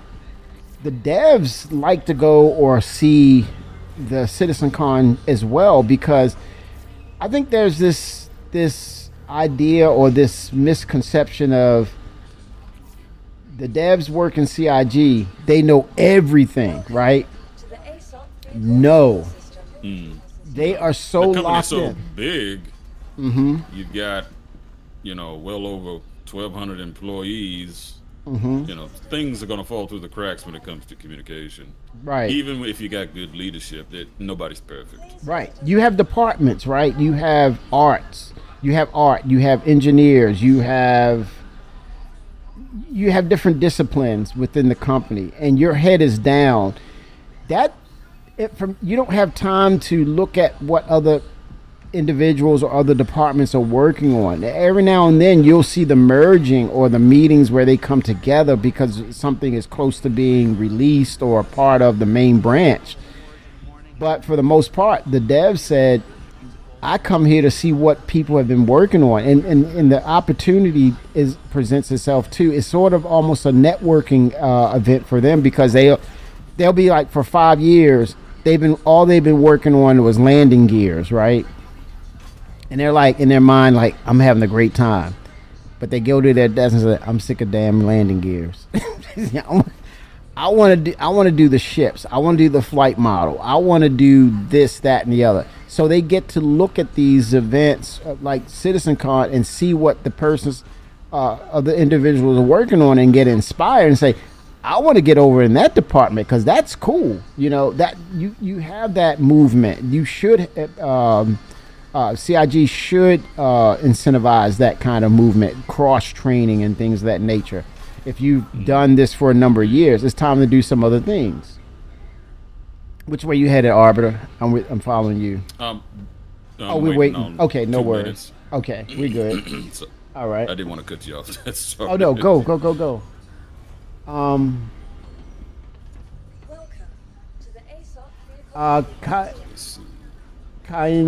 Kainzig says they are coming out. To be honest with you, soloing giant ships should not be a thing that is common. It was never intended, and the ability to do so has always been a placeholder.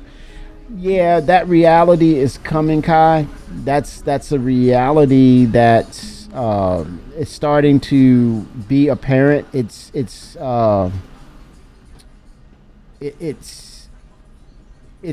to some it is awakening period, because now here's the thing. It's at one point it felt like we're being forced, and some of us felt a certain way about that kind of push to say, man, I don't have enough people, or I gotta do this now, I can't, I got these large ships, right? So the unintentional but the intentional aspect of it, or the growth period of it, is this. Engineering is here, everybody. Engineering dictates the gameplay. Engineering will tell you, of course, you can get into that Idris and fly it. You're in the cockpit, you can fly it.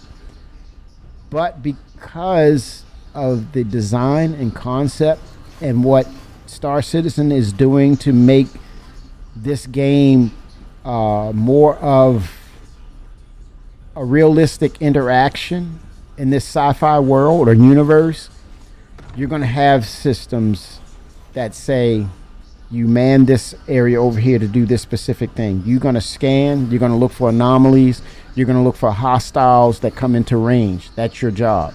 And you're like, oh, wait a minute, I need that now. You need an engineer to also monitor and give leeway to say, hey, this is overheating, I need to override this, or I'm getting pummeled on the starboard side, I need to power down some systems to power up the right side shields, right? I can't do that in the pilot seat. And why would you want to? So I think at some point you've seen in the early parts of, you can melt and relinquish some things and trade things off and make adjustments and the type of ships that you fly. Now you can't be upset with CIG for upgrading and making better the systems that are attached to these multi-crew and capital ships. You have to look at it and say, okay, I'm out in the regards of, I gotta get rid of my Idris. I can no longer hold it, or I'm gonna hold it and wait a little longer.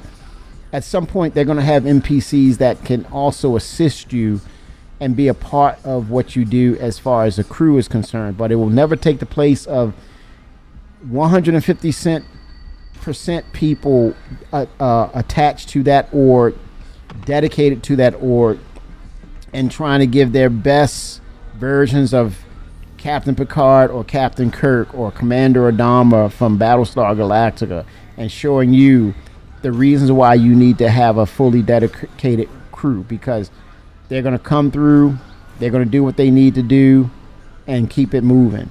So you got to make a decision. Are you going to be ready for that? Can you handle that? 07 Mad Style, it's been a minute. So you're going to have to digress. Yes. At the very least, as you said, you'll be able to hire NPCs to man turrets, but you know, as far as the engineering part, that'll probably be required by a player. So you're going to have at least one or two people with you in these bigger vessels. Now, granted, the bigger, I guess we could call the capital ship battles are going to be instance. Yes. So you gotta you gotta have some, you know, capability to facilitate that with your NPC crew. But you know, again, a lot of that is still to be fleshed out. The design scheme has changed several times. I do remember Todd Pappy saying that, you know, NPC crews would be as good as players. But again, he's no longer here, and then on top of that, you know, things will change. You know, whatever the leadership decides when that time comes, we'll just have to deal with when it comes. But I think people need to get off of their high horse of being, you know, you shouldn't be able to do this, that, and the other. You know, Star Citizen is a game for everybody. Be it as it may, you have to do that within reason. Yes. And that's the challenge that, you know, CIG will have to grapple with, given that they're trying to appeal to everyone.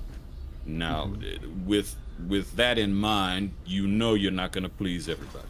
You're going to have to come to the conclusion, rip the Band-Aid off, and say, hey, this is what we're going to do for now. That doesn't mean they wouldn't go back on it or make a balanced pass or whatnot. It's just, let's try this, and if it doesn't work, then we'll look at another solution.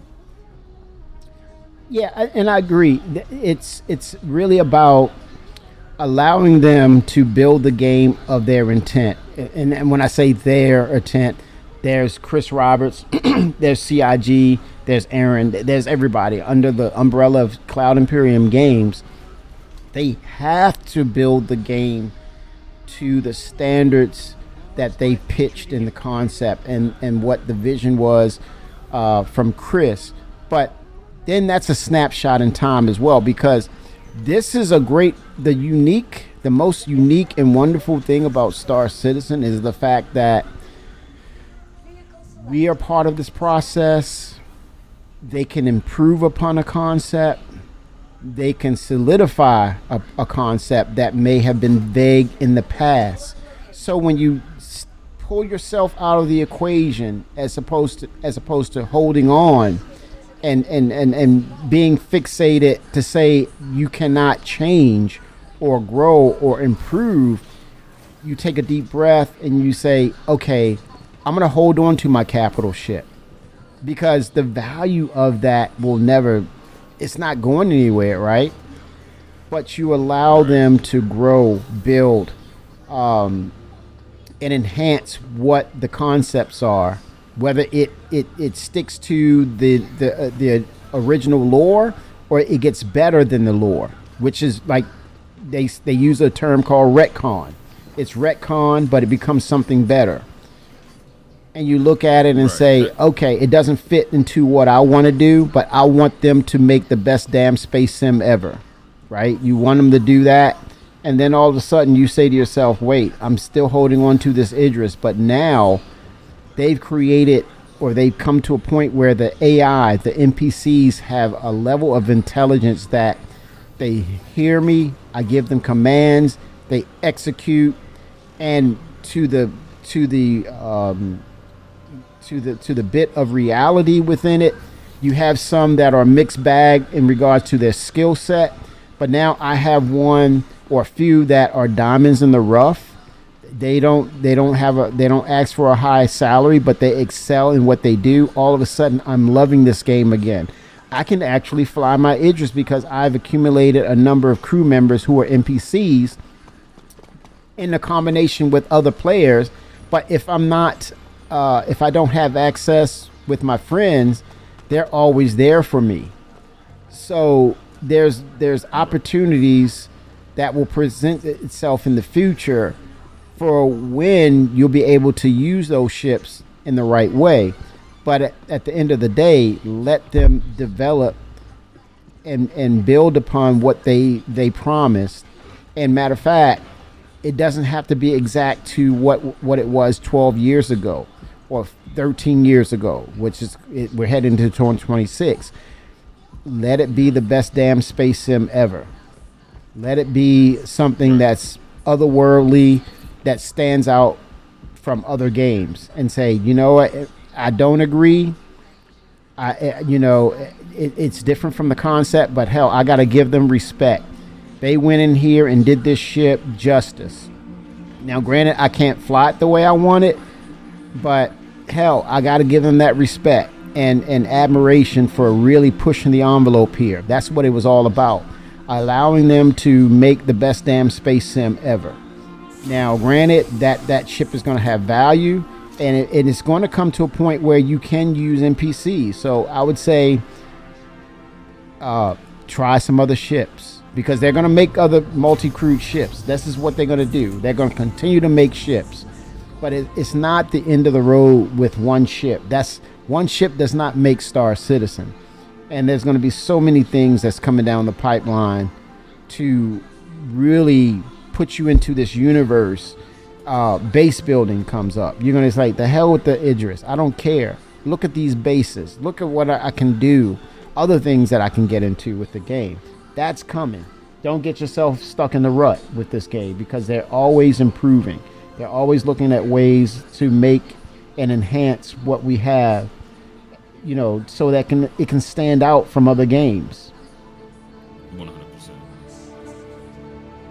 Yeah, so I'm on neither side of, because I get you've got the divide between the PvP players and the PvE guys, and you've got this narrative where the PvP folks want to force PvE guys to play with them. Yeah, force play. And you can't do that to a certain extent, because anytime you try to force somebody to play a different way that they don't want to play, Right. it doesn't go well. You're trolling. So You're trolling them.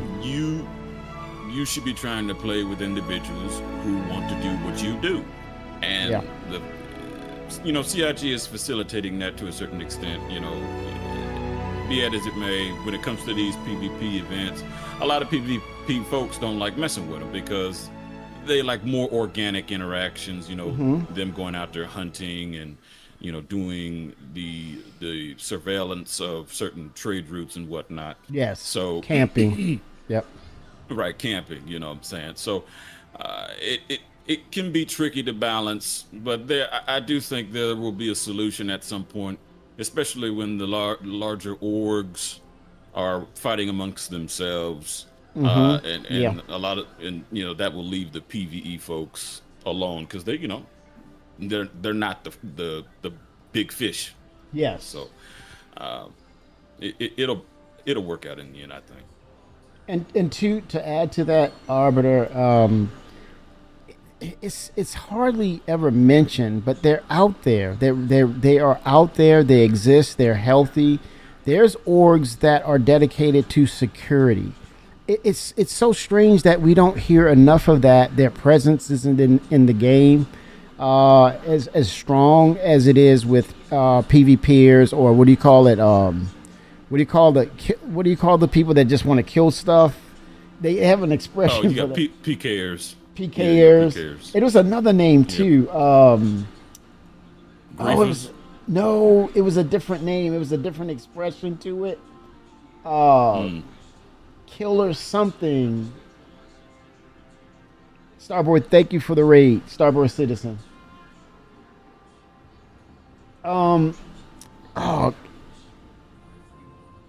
Kill something. They call them.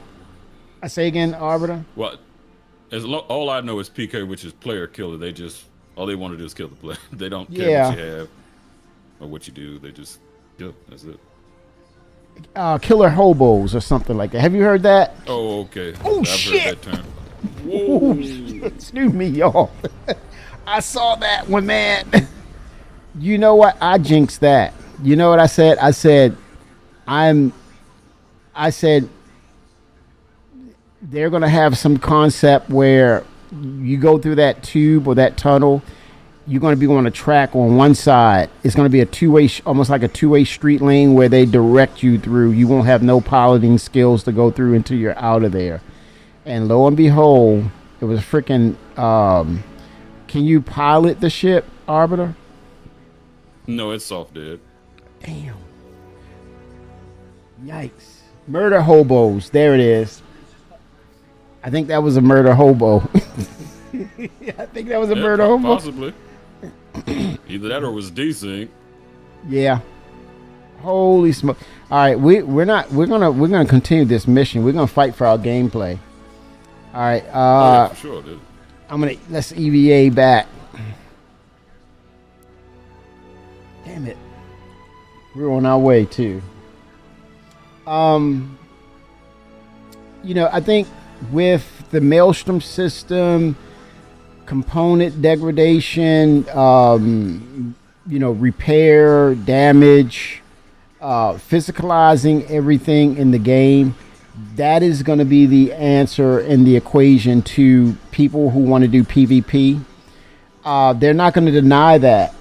They're not going to deny people from doing that, everyone. But what they're going to do or enforce, oh my gosh, the gravity generator is gone too. Yeah, it's soft if everything gets disabled. Nice. As far as realistic. What they're going to do is, or what has been happening is, you have like what you call PvPers, murder hobos. They would attack industrial ships and they go to the next and go to the next and go to the next. Now, fast forward, it's going to be a point where they're interacting Yeah, they're going to continue to destroy ships, but they're going to accumulate damages. They're going to have to, at some point, rebuild what they have. With supply and demand, they may not get always the pristine and premium components, and so they'll be less apt to come out to attack. But they're going to have to roll up their sleeves and put in work. And they're going to have a cooldown time of repair and everything, just like everybody else.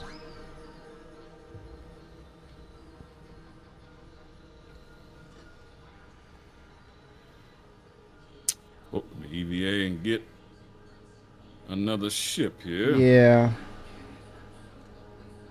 Trying to see where you are. Looking for your marker. I see you.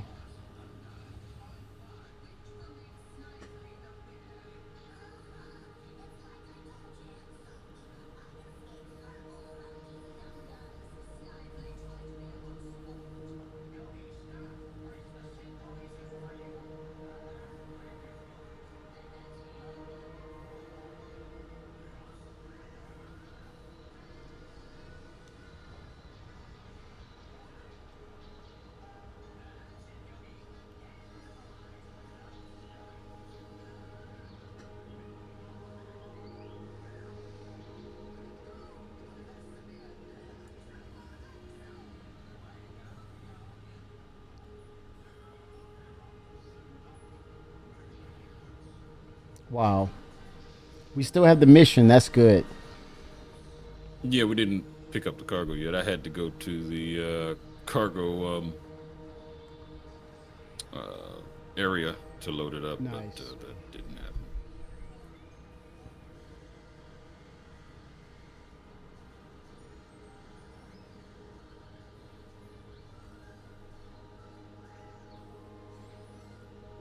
Mizo 07. Is Levski less laggy yet? Well, they did drop a patch, Mizo, late last night after 10 o'clock, 10 p.m.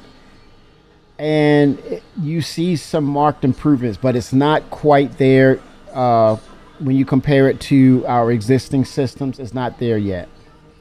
But there is word of another patch coming later tonight. So it's CIG. They're getting after it. It's all hands on deck because IAE is next. The free flight, that's going to be a big deal. It might even be worth CIG leasing an extra server or two for the event, for the free fly to promote. Because let me tell you, with those new ships that are coming, this is the time to make a really great impression on potential new players in game.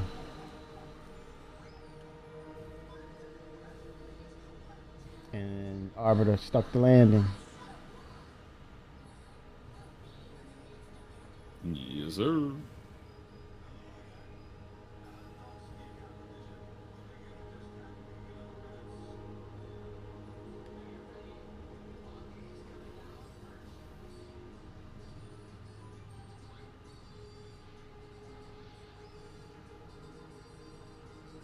All right.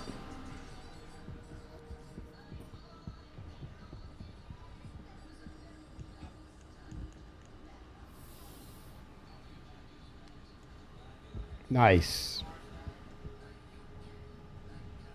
Yeah, I see you getting there to we get that priority call.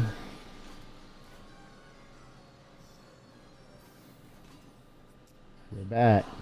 As you see, Mizo, here we are. Some improvements, but not quite there yet. I did see the everybody. I did see the tech preview with engineering. What can I say about that?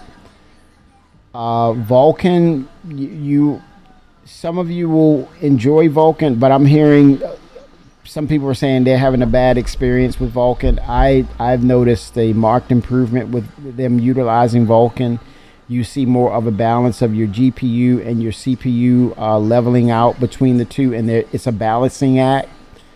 But with that said, with engineering, what are the faults that I'm seeing, everybody? I see this. When you get into your ship, right? You'll turn on your ship and you're flying, and all of a sudden you'll notice your ship dies, or that everything turns off, right? So what's the contributor? You'll notice when you turn on your ship, you go to fly it, your coolers are not turned on by default. So if your coolers are not on and you're operating the ship, you're generating an enormous amount of heat, right? And so what happens is the ship, to prevent it from damage, if it overheats, just like a CPU on your computer, if your coolers are not working and you turn on your computer and your CPU starts running and it starts to get hot, it will shut down. That's how your ship will react if the coolers on your ship, the components, are not activated or on. So they're forcing you. It's almost like they force you to look at your user interface to check. You got to check. When you turn on your ship, you check for the first thing you should check is, are your coolers working? Now, here's another thing. It could be I think it could be design or where they have to go back and redo balancing. I call it balancing. So when you turn on your ship, certain ships may have the coolers on, right? But they may have components that have, blocks or tiers that, like, maybe 6 blocks. And when they turn it on, the coolers will come on, but it's on tier 1. And you have 5 more tiers to actually activate or turn on. You'll notice that, or what should happen is this. When you turn on your ship, let's say you have 6 blocks for your cooler. None of your systems should be maxed, right? So all the way turned up to its ultimate, right? Or its ceiling, or its 100% maximum. There should be an algorithm that when you turn on your systems, let's say, depending on the ship size and what that ship is, it should be, when you turn it on, everything turns on, should come on, especially the coolers, but it should be at a default level, which is midway, which is like 50%. So in theory or concept, it should be this. Let's say this 890 has coolers and it's a 6 tier or 6 points of, turn it 100% is all 6 turned on by default. And it should be an algorithm or automation when whatever that ship's top tier is. Like, for example, the cooler is at 6. It should never be off when you turn it on. It should never be at 100%. It should be at tier 3, meaning that's 50% halfway. Everything at 50%, nominal, operational, default. Let's say it's a smaller ship. Let's say it's probably a Constellation. It has 4 tiers of the cooler to turn on. When you turn it on, only 2 should be on, right? That's my metric. That's my determination of what I'm seeing. And so when it comes to, you get into combat or you're trying to outrun someone, that's when you go into engineering, and then you start reallocating power to different systems. So you turn down the coolers a little bit, and then you allocate more power to the engines, or you turn down your laser power and put it to the engines. So that's the problem that I'm seeing, is that there's no load balance. I'll call it a lack of load balance when you turn on your ship, and default things should be on. All systems should be on if they're working. And that's the problem right now that I'm seeing. It seems like to me that they're dropping in all the components first, and and then it's up to you, the user, to take responsibility to say, okay, are my components on? Are they off? What levels are they at?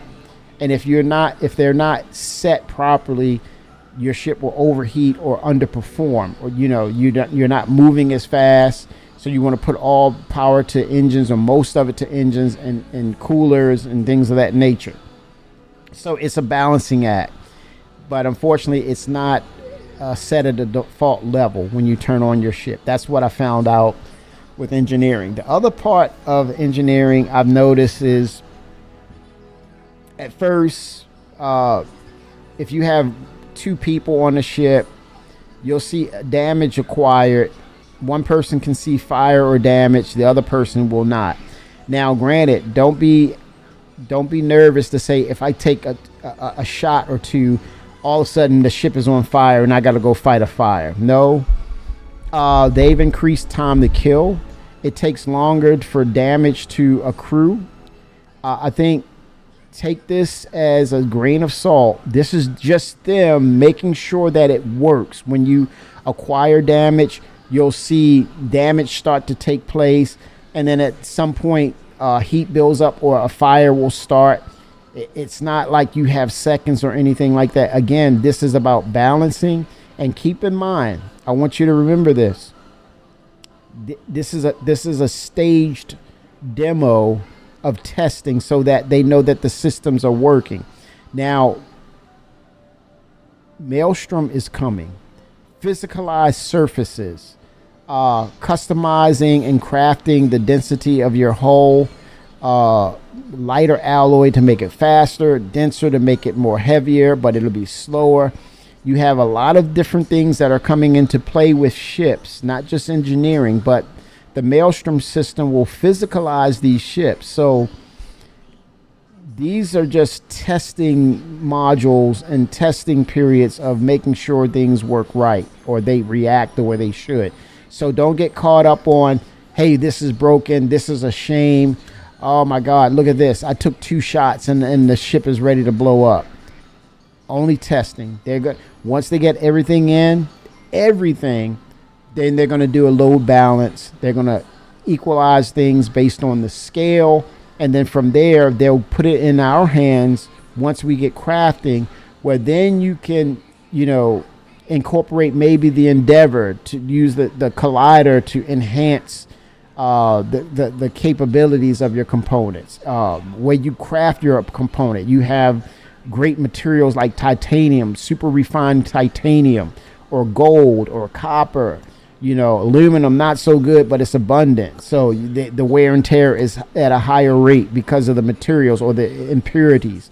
They're going to eventually get it in our hands with crafting. So keep a mindset of, this is a grain of salt. This is just testing. This is not the final, because there's so many steps that they have to come through or go through in regards to ships, how they react, how they're supposed to react to damage or attacks.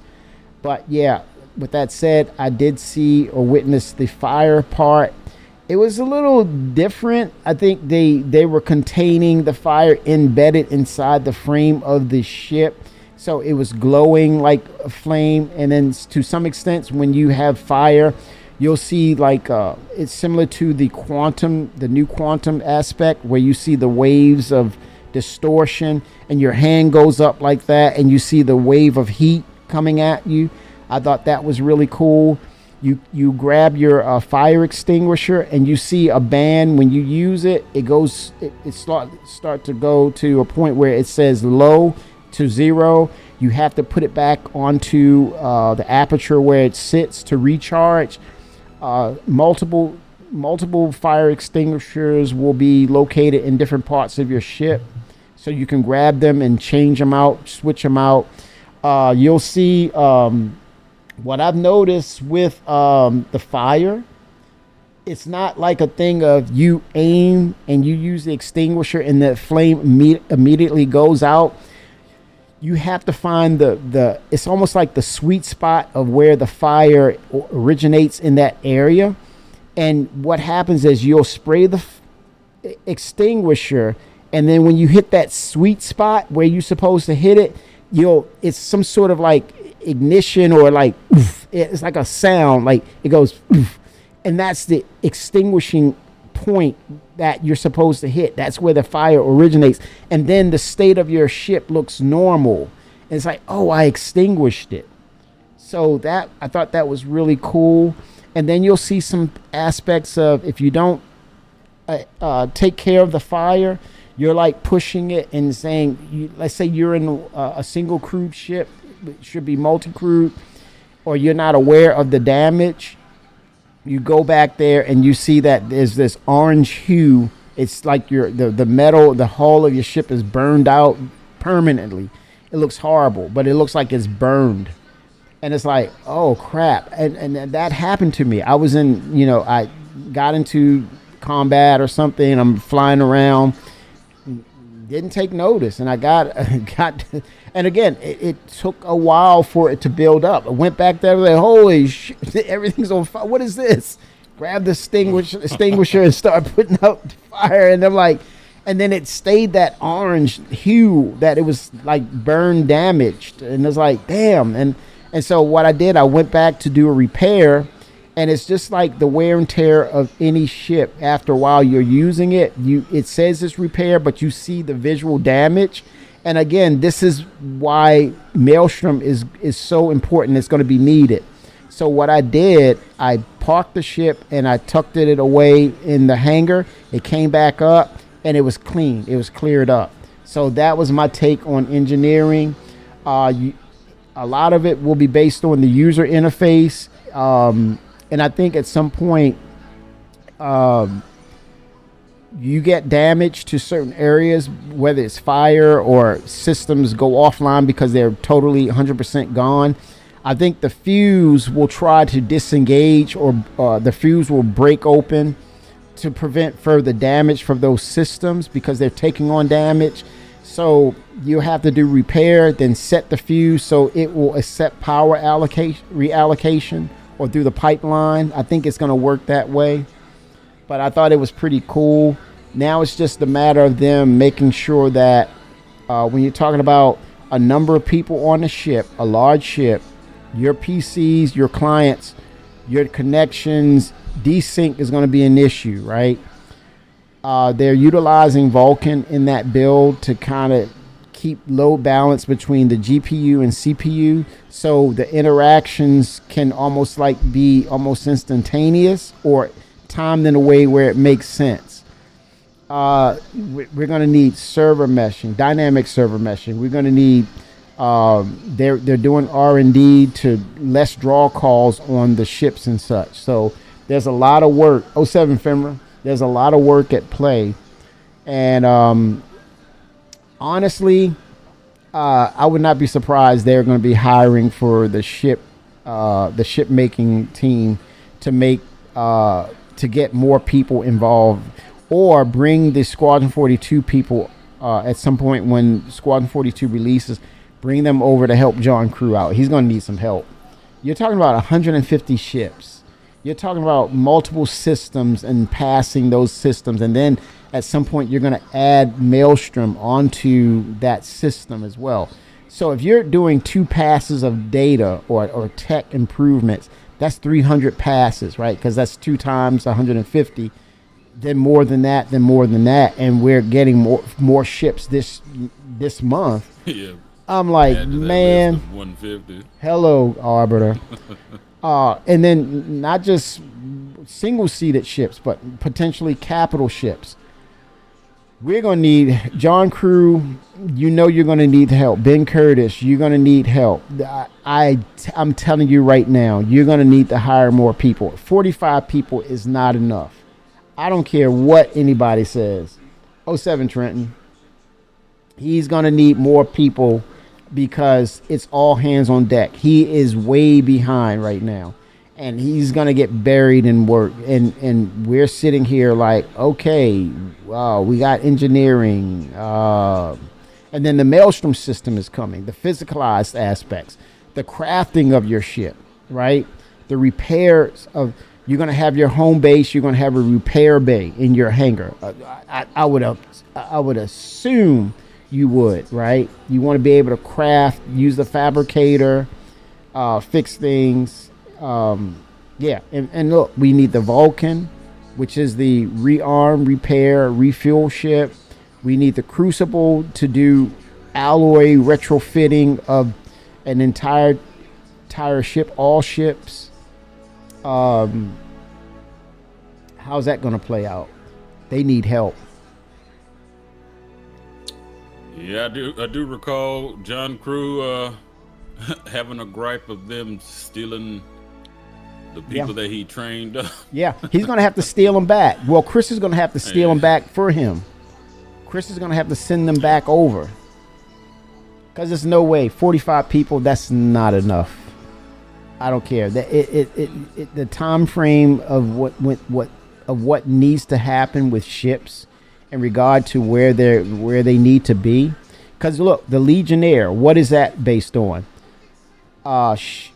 Shipboarding. So you have to physicalize that process of cutting or connecting to an existing ship and getting in there and onboarding, whether you're trying to take down pirates on board who's wanted or bounty hunter, using that Legionnaire ship.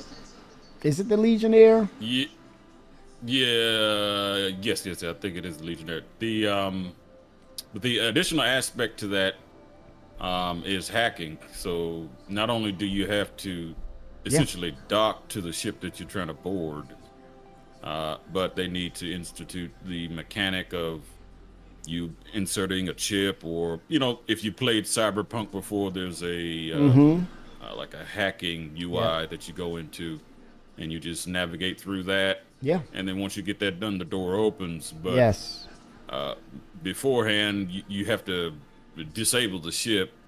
And correct. I would assume at some point, if the ship is moving, or if you disable it while it's moving, you're going to need a ship with a tractor beam that can stop it from moving. Unless, depending on the speed, it might take a little bit of time for it to come to a rest. Yep.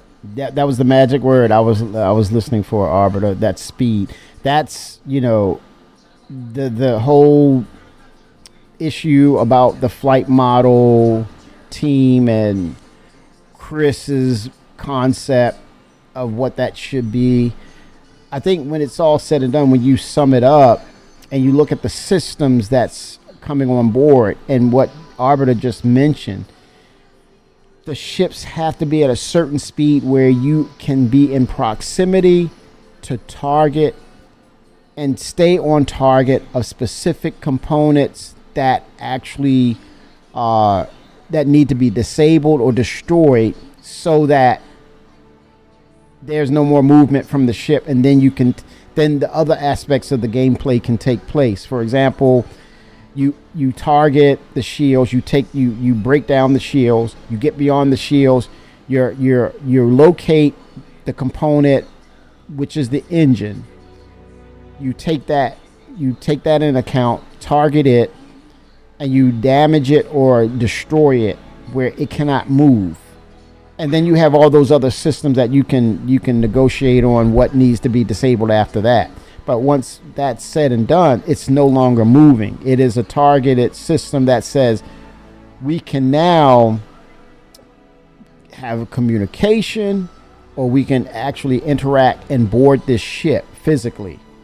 And that's the part where Chris wants these things, and they need to slow down. He has this point, and it makes sense now that in combat, there's reasons why you're going into combat, but you don't want to destroy the ship. It's not about being a murder hobo. It's not about just trying to nerf people's gameplay. It's about a purpose behind it, whether it's based on pertaining cargo, or if that person has contraband on board, or it's a personnel that is wanted.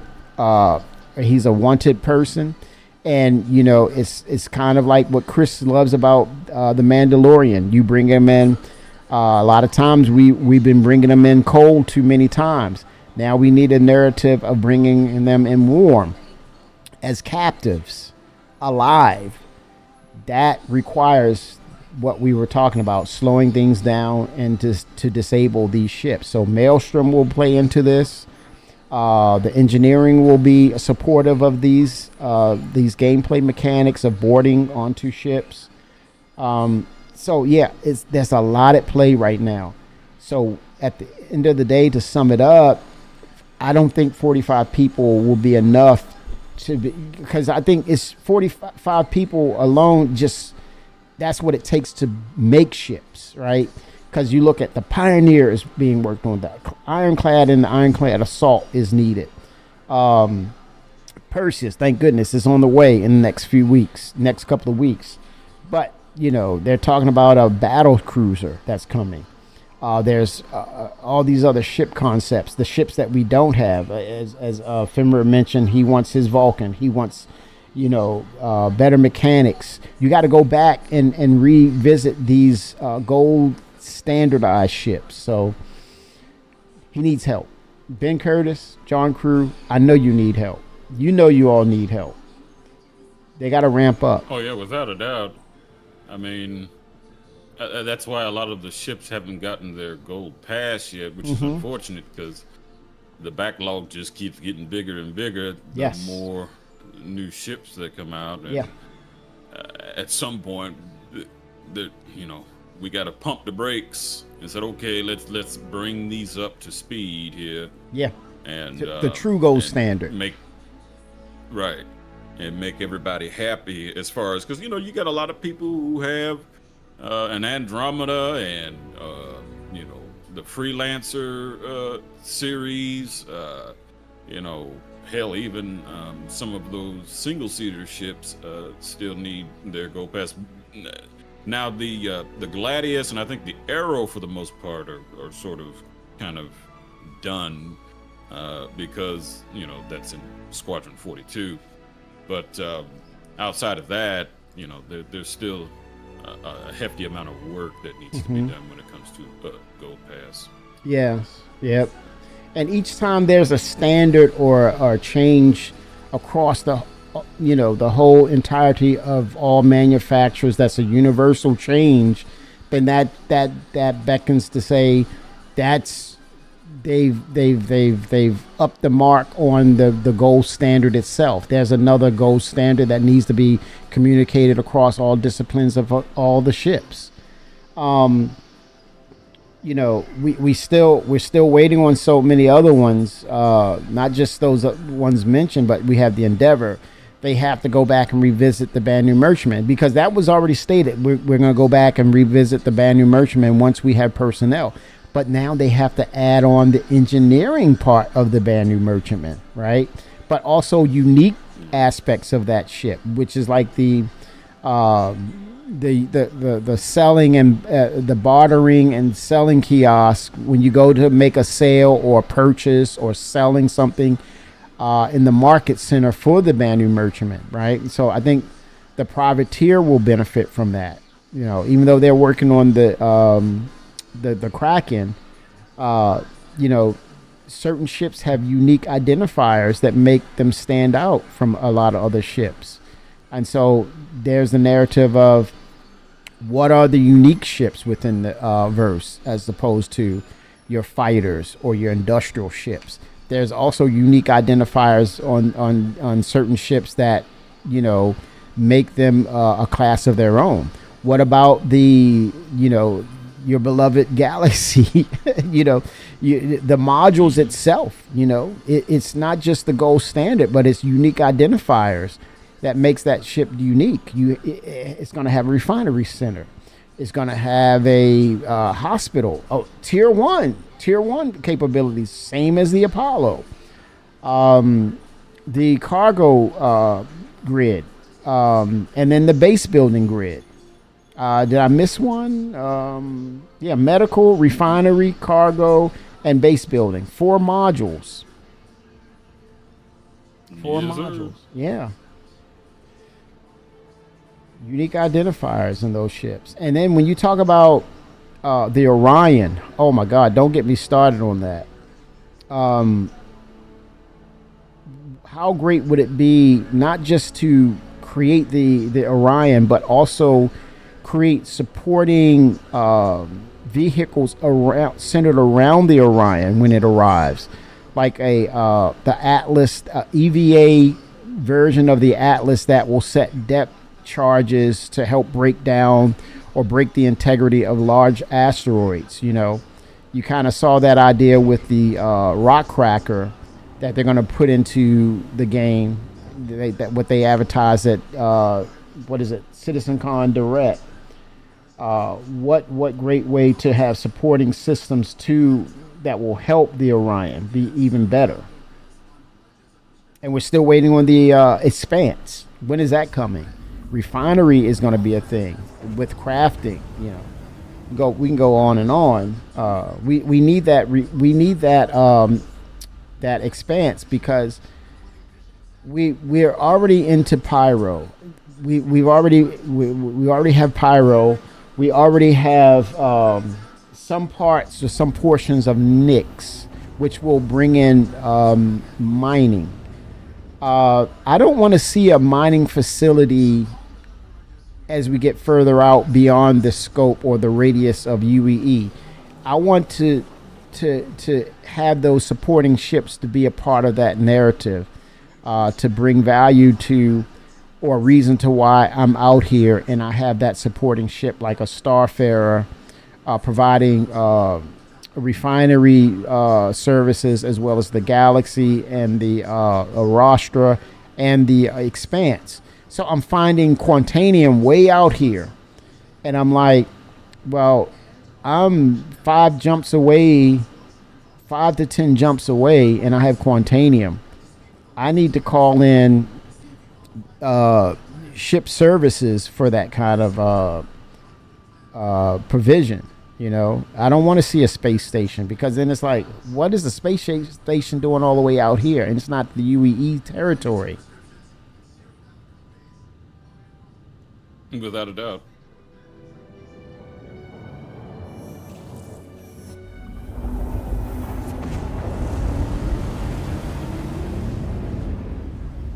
But it's I think the IAE, man, I think it's going to really help them with the revenue, possibly hiring even more people, promoting people. Yeah, it's a good thing, and I think people will get to see their ships, new ships. But yeah, it's a lot at stake right now.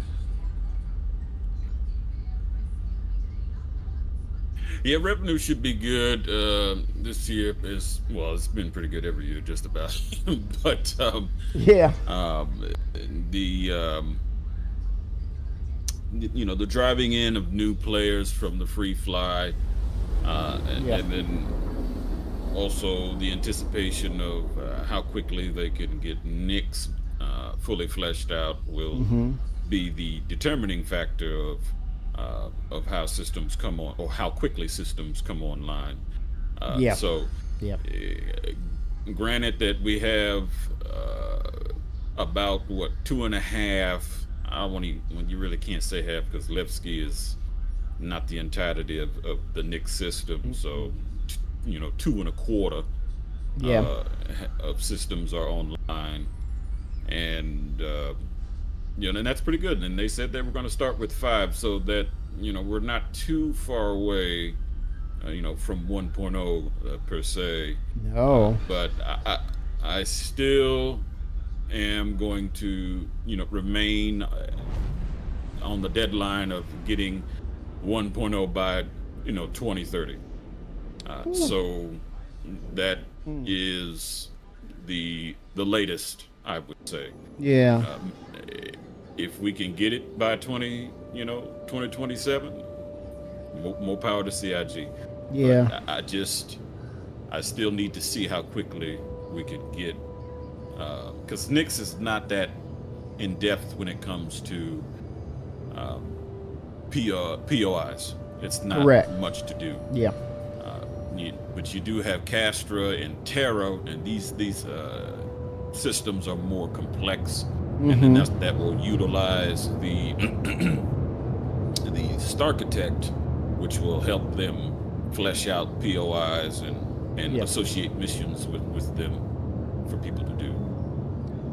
Yeah, I would definitely agree with you, Arbiter, because the telltale sign will be on Will Haynes in regards to the Genesis system being introduced.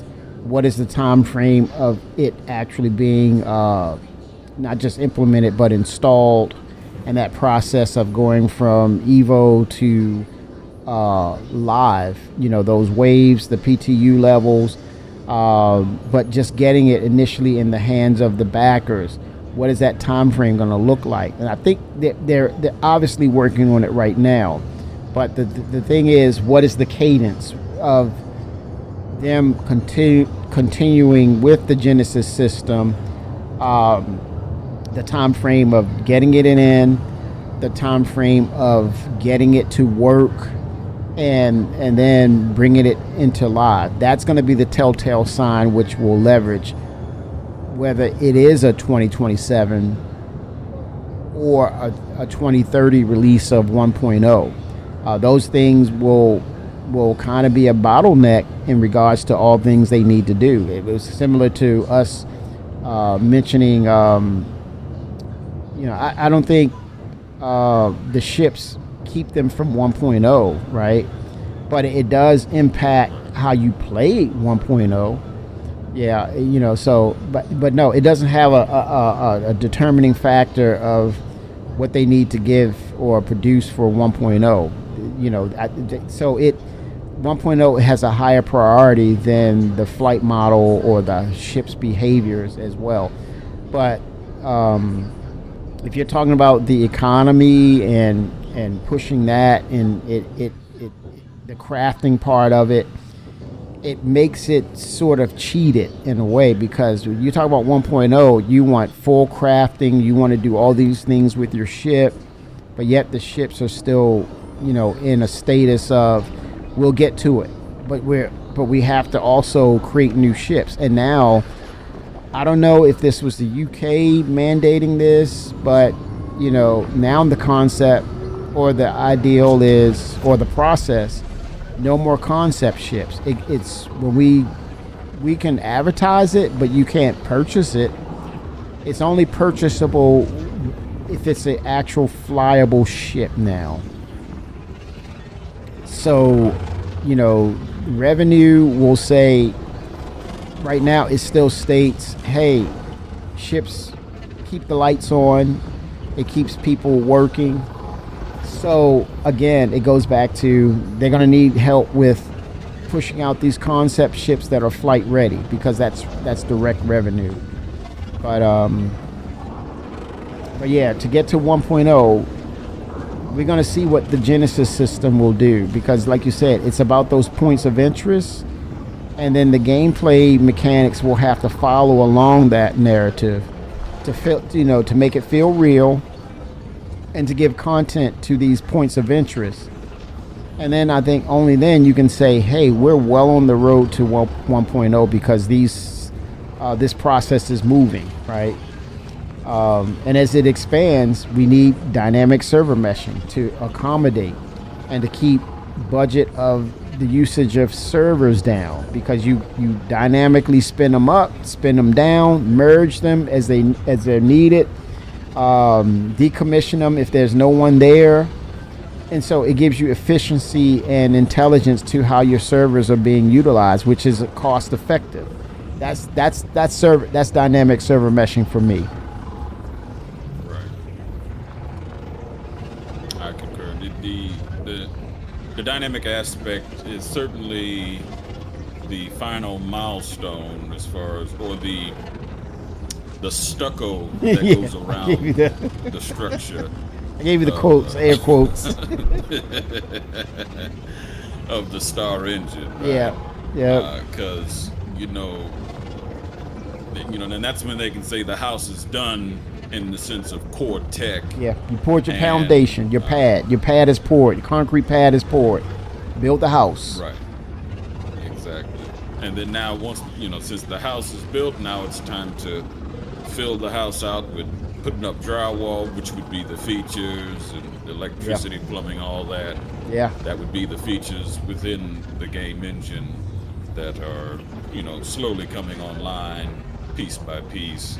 And, Richard Tyra has made it a determining factor that he doesn't want any more Tier 0 features being yeah. given to the PU.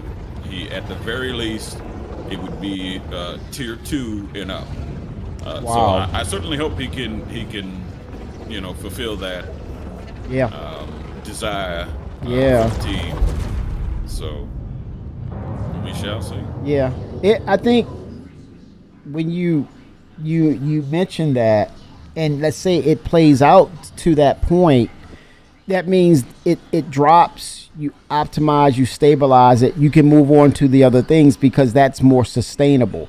It's not like you're left with something that's it's an understated or it's underwhelming when it's delivered. It's more of, well, we need you to enhance this because it's kind of half baked.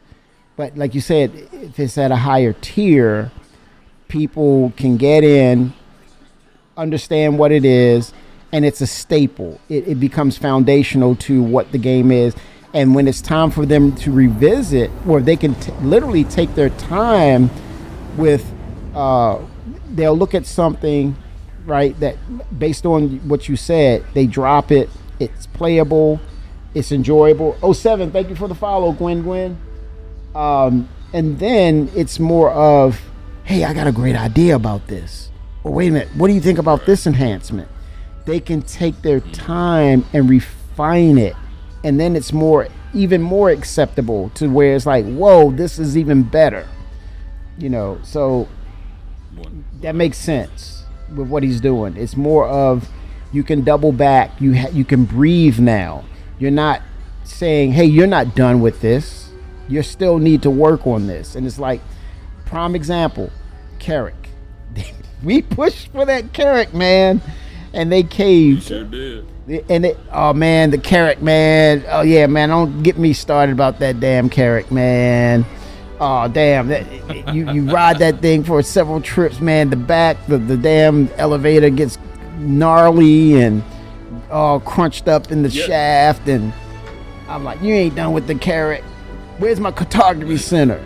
Where my drones? That's his prime example right there of why he wants higher tier or finished products, not just a placeholder, basically. Right. No more placeholders is the plan. Yeah. Because with the history of the Carrick, it is quite tumultuous. It is the meme. Yeah.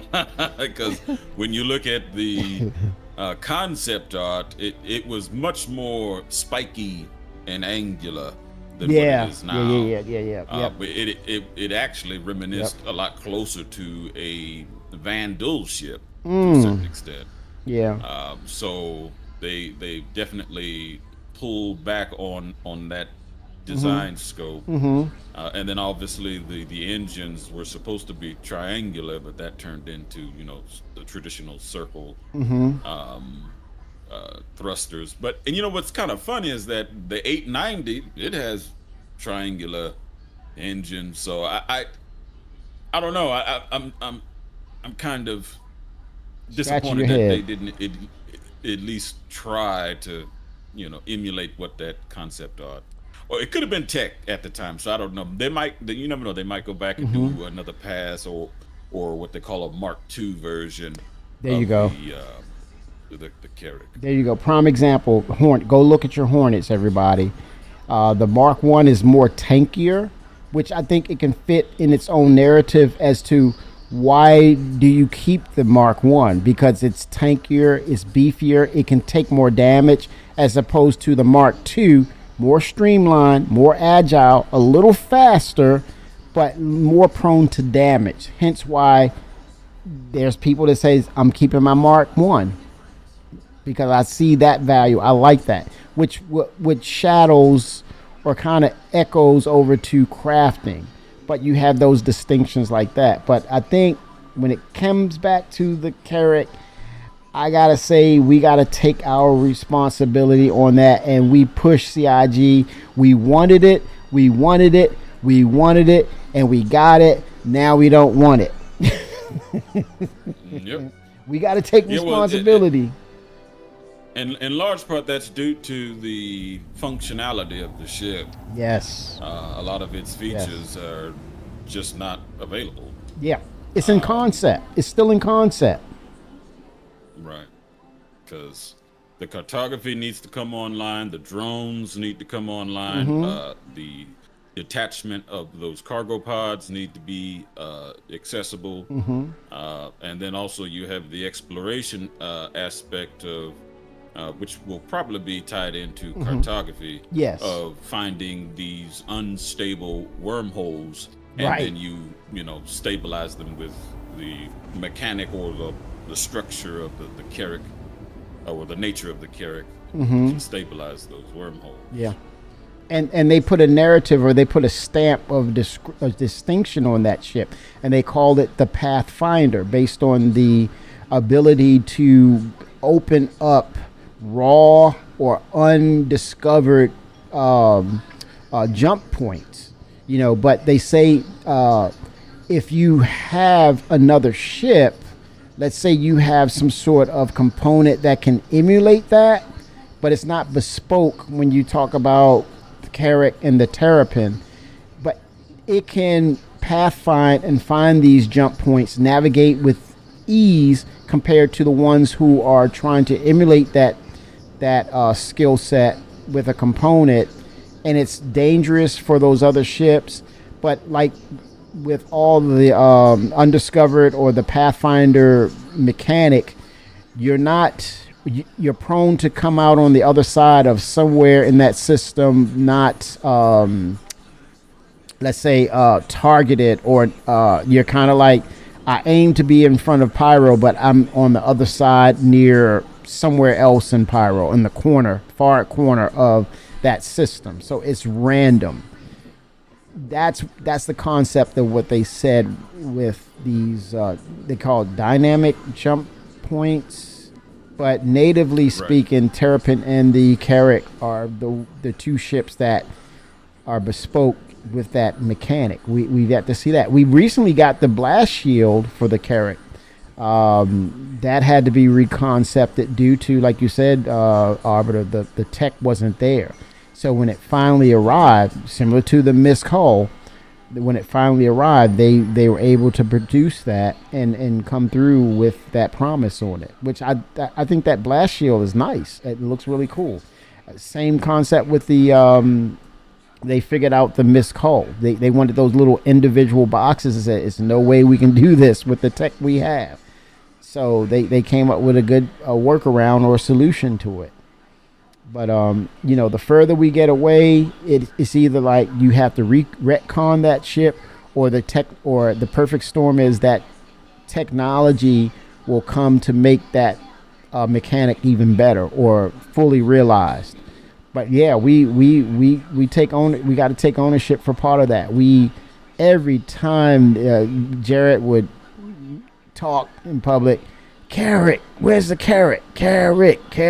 And it's like, oh my God, man, they're killing me on the Carrack. Killing me. But yeah. Yeah, it definitely was a cash cow there for a good while in the early days of Star Citizen. You know, because I think that released in 2017, I want to say. I think you're targeted right. Yeah. But yeah, I mean, you know, the similar history to the 890. You know, I'm not an owner. I only got this because of you know, PTU. But they really, the yacht owners, they wanted their yacht, and it came out. But the functionality of the ship is still missing a lot of its key features, as far as you know, because you're supposed to be transporting passengers in luxury, and we don't have any passenger missions. Yep, dignitaries. Yep. Dignitaries as well. So VIPs and so on. So it shows you that if you put the cart before the horse, it just falls flat as the ship ages, right? Yeah. It becomes a meme. and it definitely becomes a meme, and then you're sitting here wondering, well, when will I get my feature for my ship, implemented? Yeah. And then Yeah. CIG says, well, we've got other priorities right now, Ouch. and that is Squadron 42. Yeah. So a lot of the combat ships have taken priority. Yeah. There's not much you can do at this point. Yeah. And I think that's a thing that people will continue to remind them. They say, "Hey, how much did I pay for this?" You'll always have that. I think best foot forward for CIG. When I look at this is definitely taken from the concept of the fifth element. How do you fix the 890? I would say it's fixed by being able to visit points of interest that are visually stunning. That's the groundwork for that. The other aspect of the 890, give it a trait or ability unlike another ship, and I think that would be easy to do.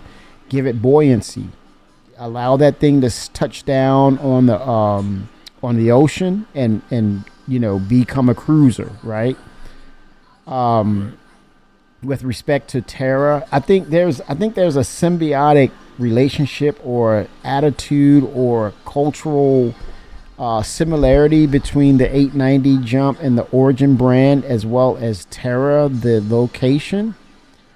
Maybe it's just me, but in my opinion, I think, I don't know, is according to lore, I could be wrong, but it needs to be this way. Origin manufacturer should be on Terra, because you talk about the mindset, the attitude, and what it represents. To me, they're one and the same, actually. But I would say, why no 07? See if you can get in a pilot. See if you can call the ATC, because it's not. Oh, it's not? Oh, wow. Okay, I'm getting up. Or this is our delivery. okay, let me see if contracts. Let me see if I can do it here. Comms. Green Imperial. I may not have to Yes. get up. And that's another enhancement Yeah. across the board. Does it work, Arbiter? It would tell you. He would Yeah. holler at you and tell you what. Yeah, that's hangar. true. I think you got to be in the pilot seat. Okay, yep. All right, oh shoot, am I about to? Okay, I thought I was about to crash. Okay, getting up.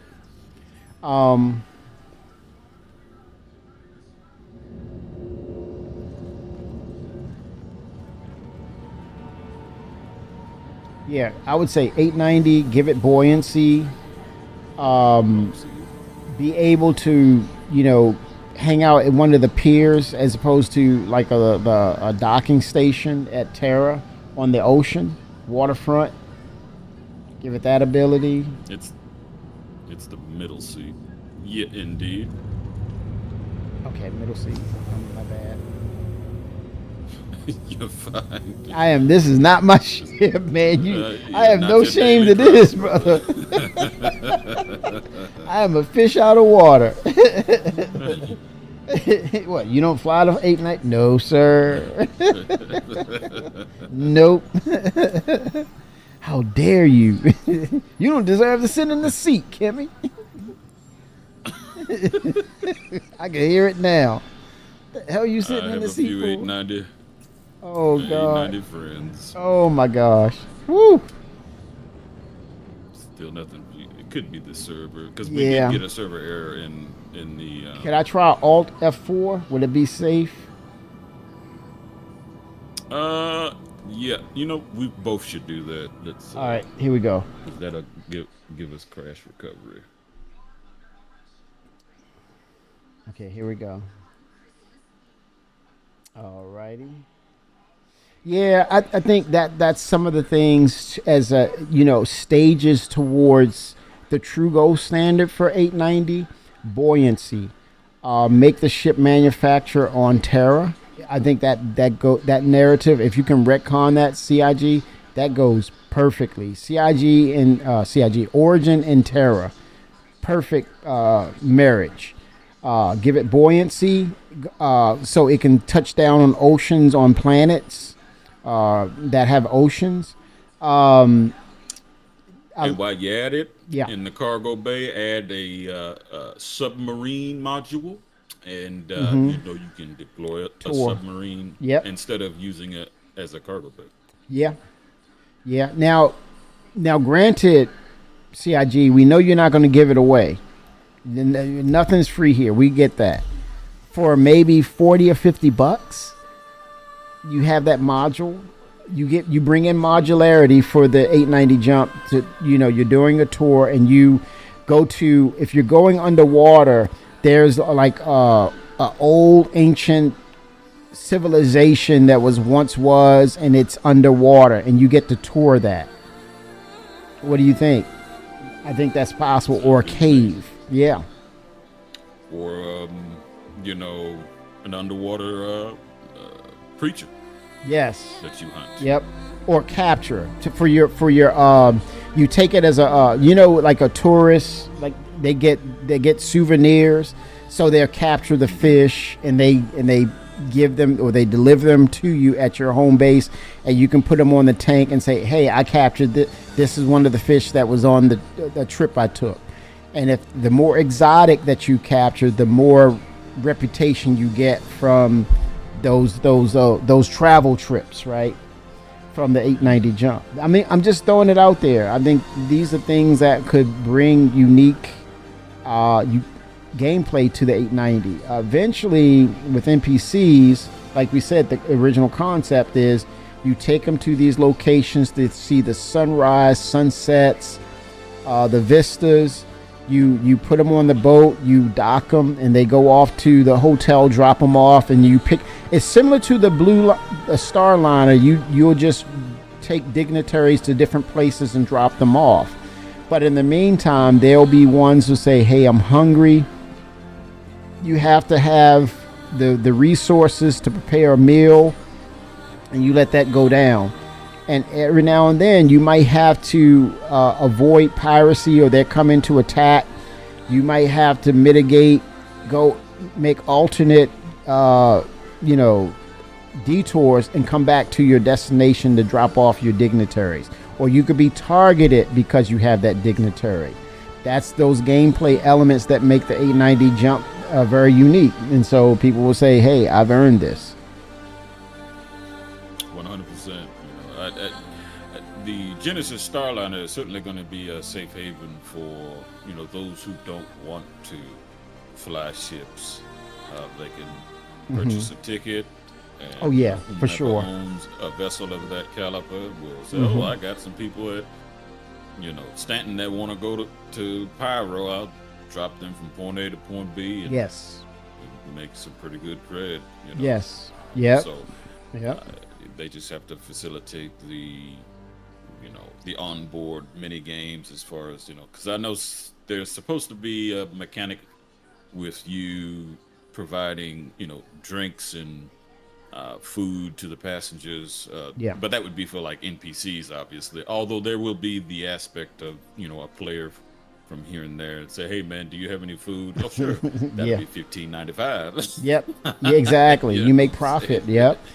That's a great, Exactly. Arbiter. I didn't think of that, but that is a brilliant idea. When let's say you are on the 890 jump, or maybe the Starliner, you're doing these long trips. You have the resources, and you sell the foods and the wear, and you have to come up. If it doesn't sell, it's because you're selling them the same thing. So you got to change it up, get blueprints of different food types, right? And so that means you have to, in between those missions, you have to go procure those resources and put it in the fabricator and sell those goods, especially with the 890 jump. You have a fabricator. You have you have to maybe do a what do you call it? You kind of get a dossier on your Yeah, that's it. Yep. get a dossier. Look at, and this is the lore team. Oh, he's allergic to shellfish. You turn around and serve him a shellfish because you didn't look at the dossier on who the dignitaries that's coming on board, and you serve them something they're allergic to. lawsuit. You you know you have to pay lawyers or whatever and penalties. Your reputation takes a hit, and you know things of that nature. Mhm. So you Without a doubt. find out what they like, what their dislikes are, and make sure you procure those things prior to that trip. And so when they go to eat the food, you have everything at their request and says, then you see the mission giver says, or the results, great trip. Can't wait to do it again. Matter of fact, I gave an extra bonus on the delicacies that was provided to me. I mean, stuff like that. It sets itself apart. I know it's you might say it sounds too much, but that's in the wheelhouse for that ship. And Well, not only that, but in the wheelhouse of Star Citizen. Yes. It's always been tactile. yes, You know, that's, Chris Robertson's vision. You know, we wouldn't have entire kitchens in our ships for no reason, right? All that stuff is Yeah. going to be functional yep, at one point yep. in time. And on top of that, the 890 has a pool table. So It's got to work. it's going to be functional at some point in Yeah. the future. So Yeah. it's only beneficial to provide more little mini games within your ship as you are transporting people across the galaxy.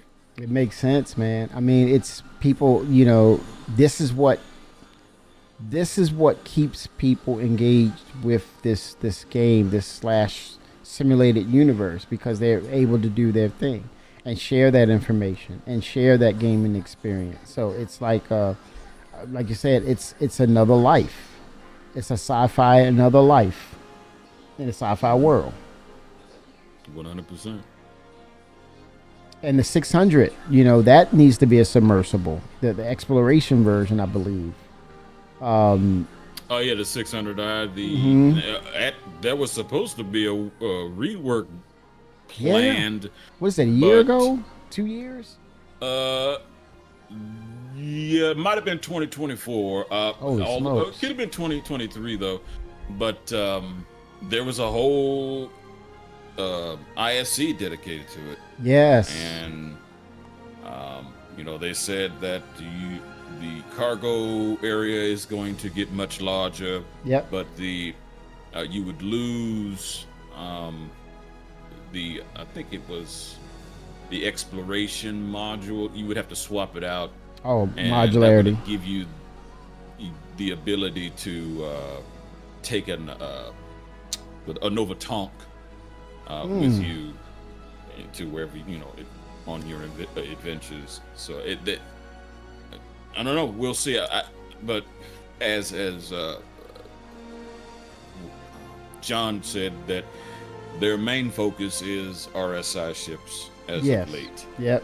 Now there have been, because IAE is having another release of Vandal ships, and then there are Oh, wow. there's a few Anvil ships that are coming up. Well, we just got the recent one, the Paladin, although that's technically just a variant of the Valkyrie. It is. Yep. But Yep.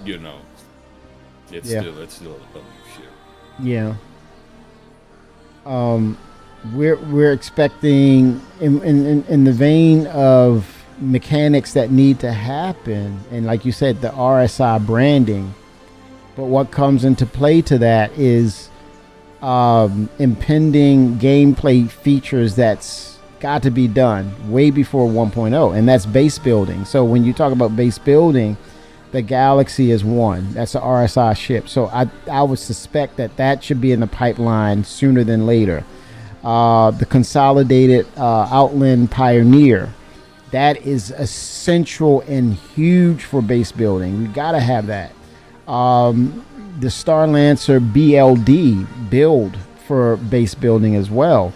That little module, the little floating surveyor that does mini or small bases, maybe that should be the first iteration of base building to kind of get a footprint or the tier 1 or tier 0 of that, where it's small. You create a little homestead and use the surveyor, so it gives you metrics on how to do those other ships, those larger ships. Also, the ground vehicle. I have the first module of it, or the first component that works with it. The one that it holds the 2 SCU in the back, and it's not the mule. It's the other one. Remember that? It looks like the mule, but it holds the material to build, and I think it works with that little survey thing. And then there's another truck that's supposed to. Yeah, that's right. Yeah. So, again, these ships and vehicles, there's some that become priority because of what's needed for base building. And I think next year, without a doubt, it has to be on the schedule for 2026. Not quarter 4 2026. I'm talking about first quarter to second quarter, no later than, to see what base building will be, even at tier 0, with that little surveyor and those little trucks, to see how that works. But I think the stopgap will be, they did say or mention, we're still working or waiting for the hangar module, because it's the segue. I see you looking, Vic.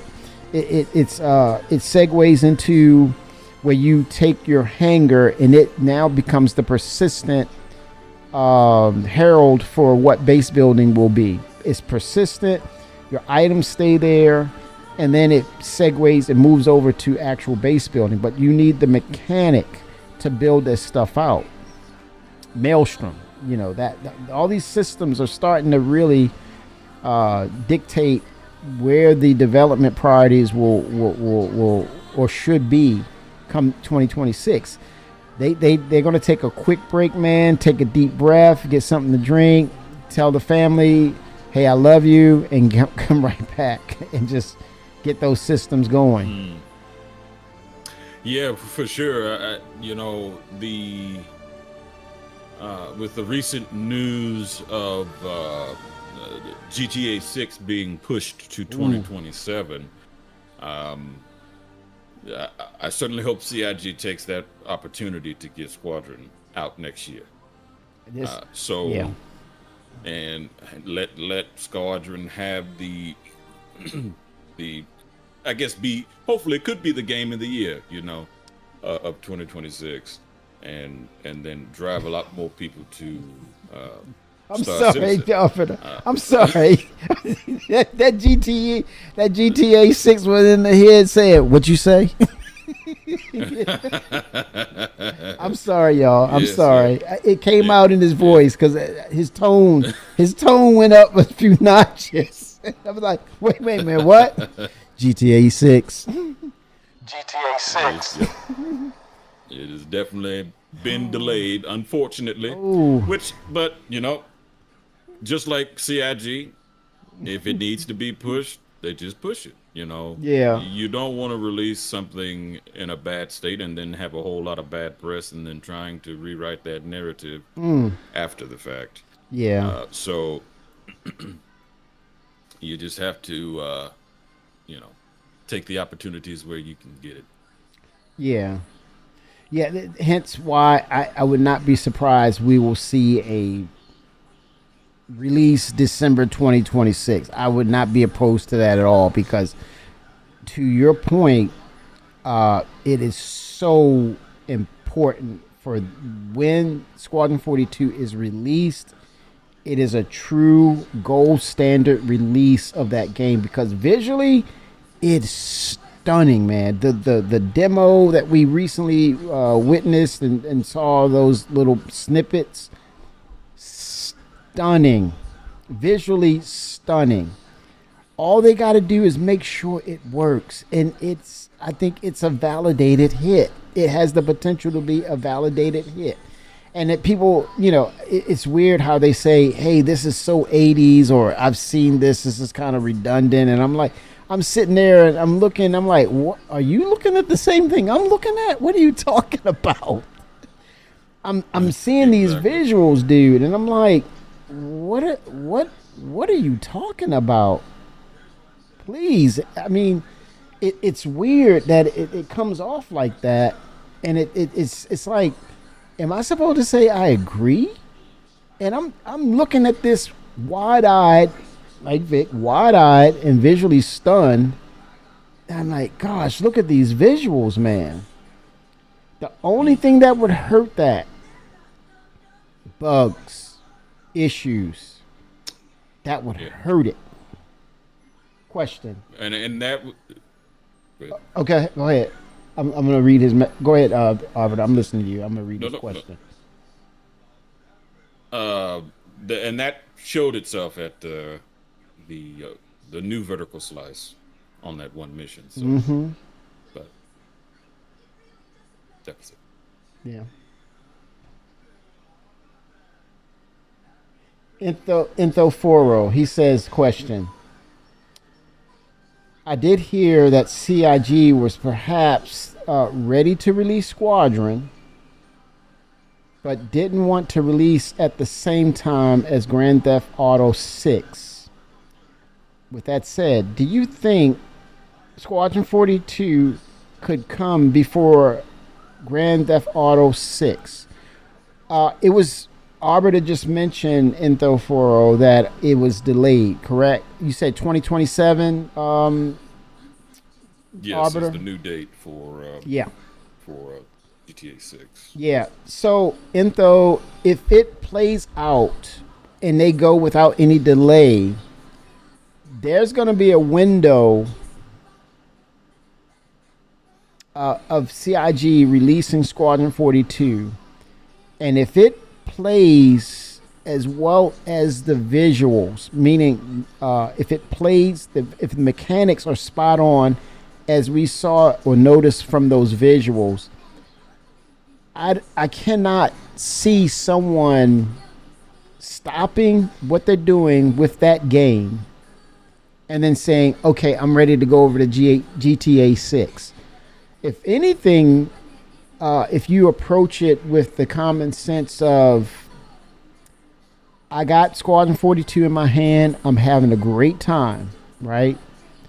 GTA 6 will come out, and there's the overlap that's beginning to happen, right? Because if they get it to December release, then somewhere in 2027, we're right there, 2027, GTA releases.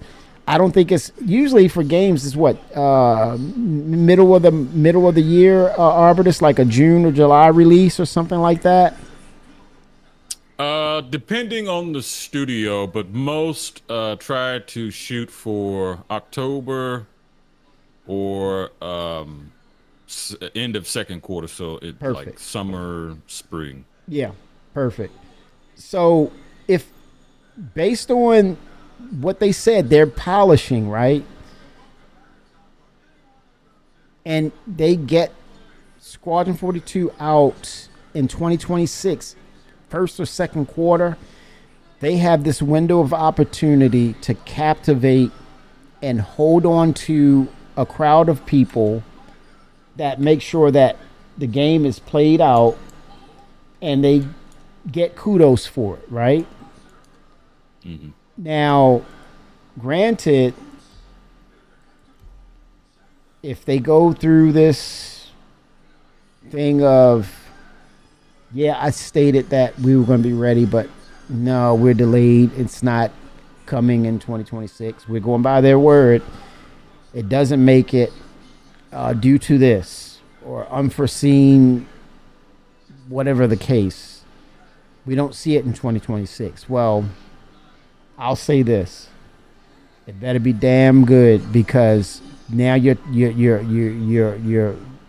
got a chair and a whip, and the damn lion is in the cage with you, looking right at you, and said, "I haven't eaten in about a month. You looking tasty right now."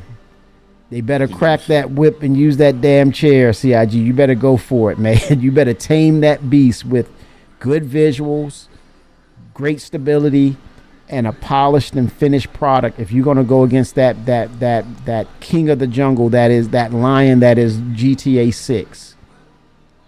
You better be a lion trainer then- with your tech. They they will they'll certainly trade blows. Obviously, GTA 6 is if it's anything like the previous release, the story will come out first, and then the online module will be its own thing later down the line. Because I do recall GTA 5 came out. You played the campaign that lasted for a year, and then the GTA Online became available, and then same thing happened with Red Dead Redemption 2. So I suspect that GTA 6 is on the same track. So if it's slotted for, that's the article that I read.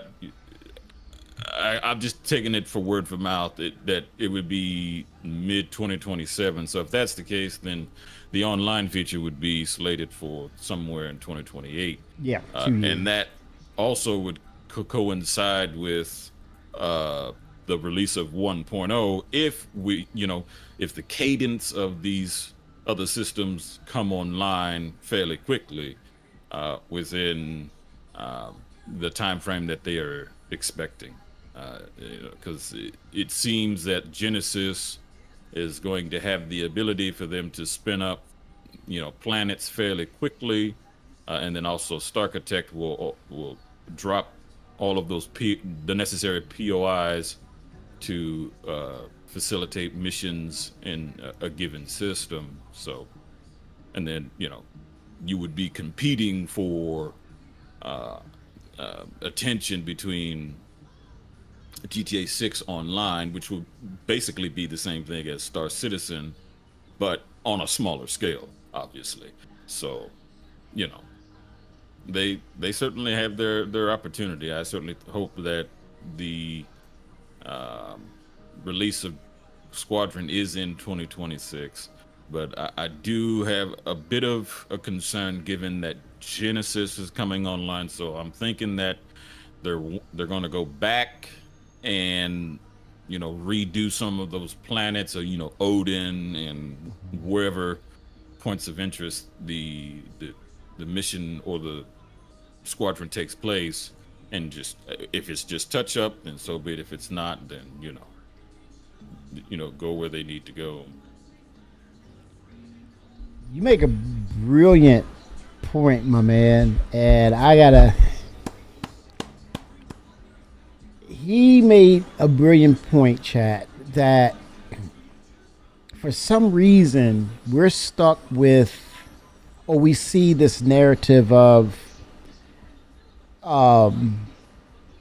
GTA 6 being the one. What is that? One Punch Man, or what is that anime? One Punch, One Shot Man, or something. I know who you're talking about. Oh man, what was the name of that? But I know what you're talking about. Yeah, he punches you one time, and that's it. You on the canvas, you're knocked out. Right. Brilliant. We're stuck with this. Here comes the boogeyman. It's called GTA 6, and it's going to dash all of Star Citizen's or Cloud Imperium's dreams of really highlighting what they do and coming to this point of being a premier gaming company, which is highlighted by Squadron 42, right? And then you have the MMO aspect of it. So let's hurry up. Let's get ahead of GTA or all is lost. What about, as you stated, what about the fact that GTA comes out, they do its premiere, it's gangbusters, and wow.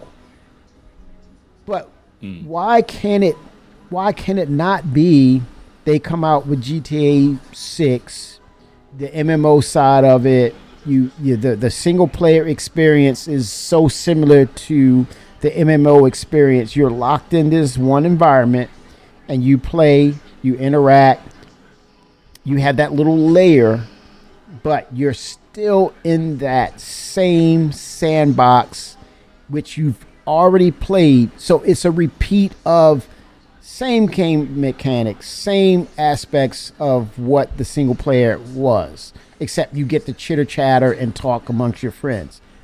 Now, all of a sudden, the freaking 1.0 presents to us a revitalized Stanton, a revitalized Pyro, implementing the Nyx system, a brand new Castra system, a new Terra system, all built upon the new building block that is Genesis. And you talk about all these aspects of 1.0. Now, why cannot 1.0 be the lion to GTA 6, the online experience, where they're talking about the Maelstrom system, you're crafting, you're going to all these different planets and these jump points and these ships, and you have this expansive universe of these things happening, and you see all this thing open up to different varieties and variations and distinctions of these locations that gives you different narratives, and you frame it on a working economy and system. Why can't they be the lion and they take a bite out of GTA hind parts when it comes to their online experience? It can come right back to them and they can get bitten too. Because once you talk about implementing 1.0, you have a varied and distinct and unique gaming experience of 1.0 when you compare to GTA 6, the single player game, only that you get the chitter chatter with your friends in it. Hello. Right. Yeah, there certainly will be missions and what they call heists and stuff, so to provide some sort of Right. dynamic aspect to the island that you're going to be on. Right. Keep that in mind. Right. It's not, and that's my gripe about a lot of these studios saying it's an open world, but it's just an open square at the end of the day. Yeah, exactly. If you truly look at the definition of the word world, that's a sphere, and the only game that provides that is Star Citizen. Right. With the exception, with the exception of No Man's Sky. I was gonna say Starfield, but no, Starfield is an open square as well. Right. So, I think a lot of people are going to start to question the open world aspect of those games that claim to be that. Yes. And chat is saying, hey, 1.0, we get it, but 1.0 when? I understand that. But we also understand why, and we now see the aggressive movement of CIG. Oh, Nyx, not the end of December, not first quarter 2026. Nyx next month. That was Chris. You're seeing this aggressive and intentional movement and more of revealing of what they're intending to do. Tech previewing, bringing out systems, changing aspects of the game more aggressively to the point that, you know that 1.0 is in development, but you see the direction of where it's going, to the point where for 2026, they're saying there's going to be substantial changes. The team from Squadron 42 are going to be implemented into the development of the MMO side of the game. Now, as these systems are going online and moving and they're pushing forward, you're seeing, the community, are seeing the projections of what they're doing. Now the anticipation and the focus and the attention is now on what they're actually working towards, not talking about it, not concepting or making a concept for it, but actually implementing it and putting it out there in the wild. And that is just as good as the actual system of 1.0 being in the game itself, because We see it. People are coming back. People are jumping back into the game. People say, what do I need to do to upgrade? Hey, what's going on? You've seen like never before how many freaking people were standing around jumping into Knicks, to the extent that they were not prepared for the initial overload and volume of people jumping in to get back into Knicks. And now you're talking about being even more aggressive with the visuals of Genesis and what that means. The creatures now. We were talking about creatures for so long and seeing pictures, and now they're doubling down on these creatures and these locations. So again, we may not have 1.0. We see the window of where it may exist or where it may not exist, but we also are seeing the aggressive movement and the pushing of and leveraging of their tech previews, their PTUs. Right now, I was just talking to you all about engineering and what that meant and how that is now changing how we operate these ships. Again, if you have enough and proof of what's happening and what's coming down the pipeline, you're more apt to keep your senses open to it. What you see, what you hear, peeping in, jumping into the game, that's almost just as good as saying, hey, 1.0 is here and I'm playing the game. It's more people just jumping back into Star Citizen than ever right now. But again, yeah, the MMO side of GTA is going to be successful because it's proven. There's a footprint of it. Right. But it's, as you said, Arbiter, you are stuck in that same island and you ain't going no further than that. Period. Mm-hmm. That's it. That's not to say that Rockstar Games would push the boundaries when it comes to the their version of what open world is. Mm-hmm. But as of all we know, it's going to be the same experience with upgraded graphics that you would have in GTA 5 and Yes. GTA 6. There are several rumors that they would later down the line, after the initial release of GTA 6 online, that they would add old locations like New York and Yeah. LA and basically all of the iterations of GTA 6 the iterations of GTA into GTA 6 online, so that you could have more places to go. Yes. But that's yet to be seen and announced. Yes. So Yes. Yep. But with still waiting on a claim. Okay, but with these systems that's coming online, Castra is another one that we've seen. Sherman, the location, the old military installations, and True Mountains now. The instancing of these missions. I watched Space Tomato earlier today. Oh, Arbiter, please keep your head on the swivel with those missions. They were doing headshots. They dropped tomato. They made tomato sauce twice. They dropped them. They made marinara sauce. Even tomatoes like, oh, damn. I got dropped again. I mean, headshots, man. He was like, wait a minute. He sat there and he said, hey, man. They dialed this up, and everybody, and it was in his squadron on chat was saying, yeah, that's really good, man. I'm digging that. I'm liking this.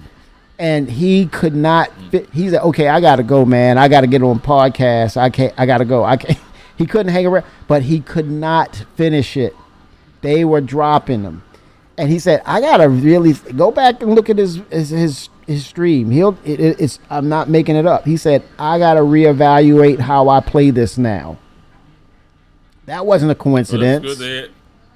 The AI has been improved, although they may have reduced the mercy window for them, because the previously when bunkers were first instituted, they were quite accurate You know, they went for Yes. your head pretty much Yes. all the time, no matter what weapon they had.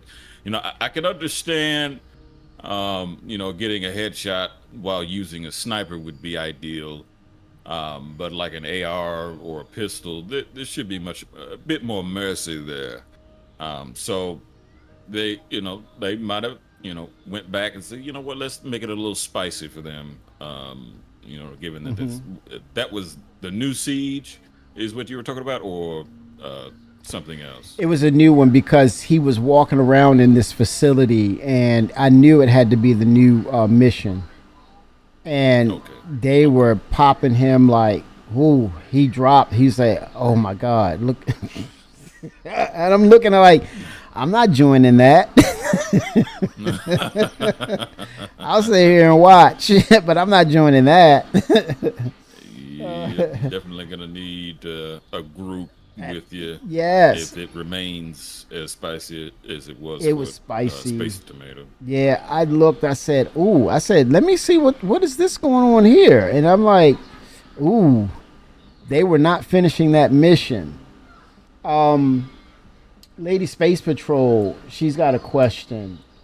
The TAC is a good ship, Lady Space Patrol. You have medical facilities on it. It's manageable. My question to you, I know answering a question with a question is not good, right? I don't know, but I would have to say, Clarity. I would have to say, right, Arbiter, does she have a dedicated crew with her? Will she be able to operate a Perseus solo? We know that's a no, but like you said, Arbiter, you said a minimal of what, 6 to 8 to actually operate a Perseus? Well, the brochure says 8, but depending on, you know, what you're trying to do, a minimum, at the very least, you just need a pilot and 2 man turret gunners, and that's, you know, so that's 3 total. But you do have several remote turrets, and then obviously with the iteration of engineering coming online, Yes. you're gonna want at least, you know, somebody with you to run around and swap out fuses when you need to, if you're in combat, doing combat missions. So at the least 4. Yeah. So that's a pilot, engineer, and then two man turrets. But yeah, attack is good, Yeah. but it's very fragile. You know, you can tank a little bit, but you get more than 2 arrows or gladiuses, you're up shit creek at that point. Yikes.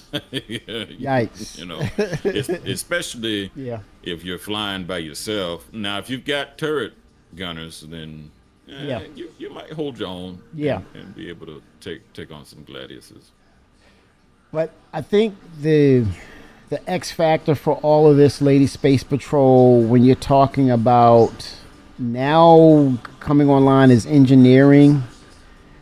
That is not a negotiation right there. That is adherence to a hard rule with how you fly these ships now. For example, I was flying a freaking Corsair. Got a little damage. Didn't think nothing of it. I'm going to the hangar. I get up. I walk from the cockpit into the next room, and I said, "OMG, everything is on fire right in here." So yeah, solo is only for those type of ships now, Lady Space Patrol. Now you're talking about being protected and feeling protected. The Perseus is what you're looking at. But you're going to be totally Gives you a limited. chance to run. Okay. You're going to be limited because you don't have engineers on board. Now, you did say about something about server blades. They're going to have to, at some point, use that as a stopgap. or the lack of having crew memberships, because it's about to be a backlash, right? It's about to be there's about to be some hard debates and conversations coming up, frustrations that's about to happen, CIG, and that's the fact of having engineering. You need you're soloing these ships. AI blades have to come sooner than later, CIG. Make it happen. Because if you don't, these ships are not flyable or playable until that happens, until you get, and then the reinforcements will be at some point NPCs, but always, as Chris' narrative was, you crew up because it's a multi-crew ship. But you need those server blades because everybody's not going to be able to be available each and every time. And you still need the option. You still have to have the option to fly solo as best as possible. AI blades. Yeah. Yeah, it's a combination of AI blades and hiring NPCs. Now, granted, with the hiring of NPCs, that's going to take an element of grind within itself because you've got to level that. Whatever their specialty is, you got to level them up. Yeah. Yep.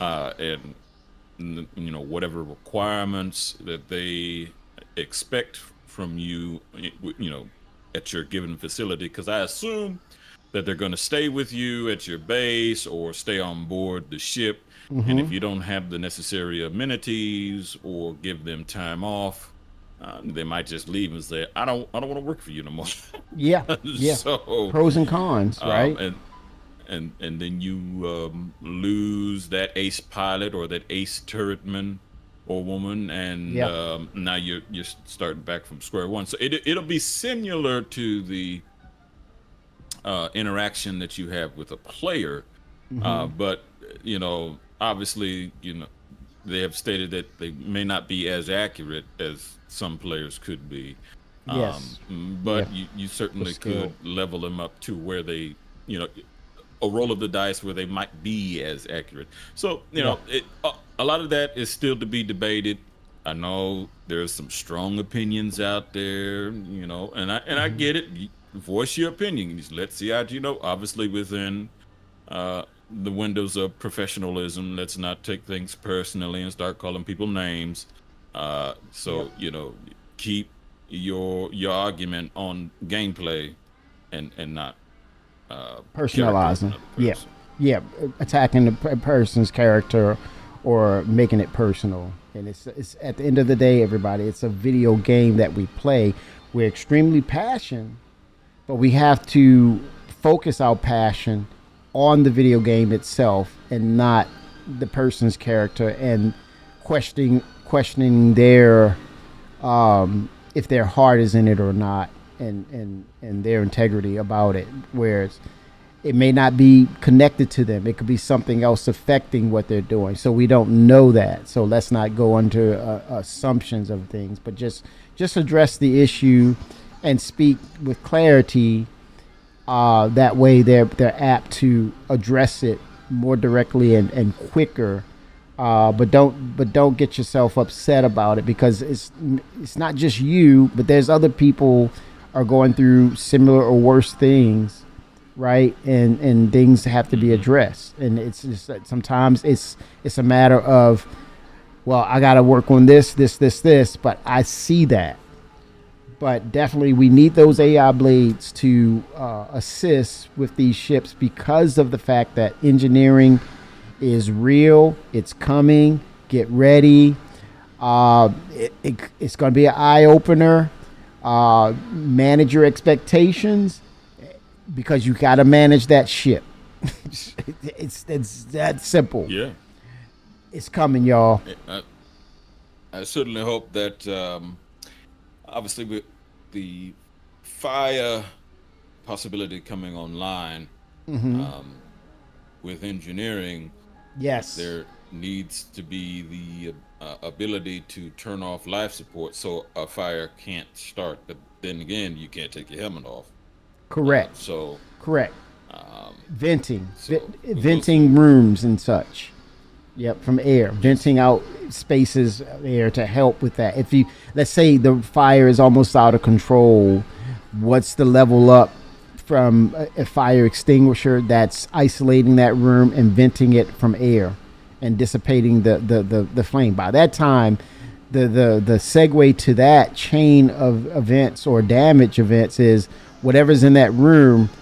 You're going to have exponential damage as well as broken fuses, pop fuses that's in that room that connects those systems back to the power grid or the power plant, right? So you got to go back and maybe use the multi-tool to repair to certain levels, right? Not 100%. You don't get 100% back. You've accrued or allowed damage to happen, so you get a certain percentage based on the level of damage that accrued to that component, and then from there you have to reattach that fuse to reconnect it back into the power plant to give it functionality, right? So then you have hampered performance now, even though it's functioning. You're limping now, kind of like when you get hurt.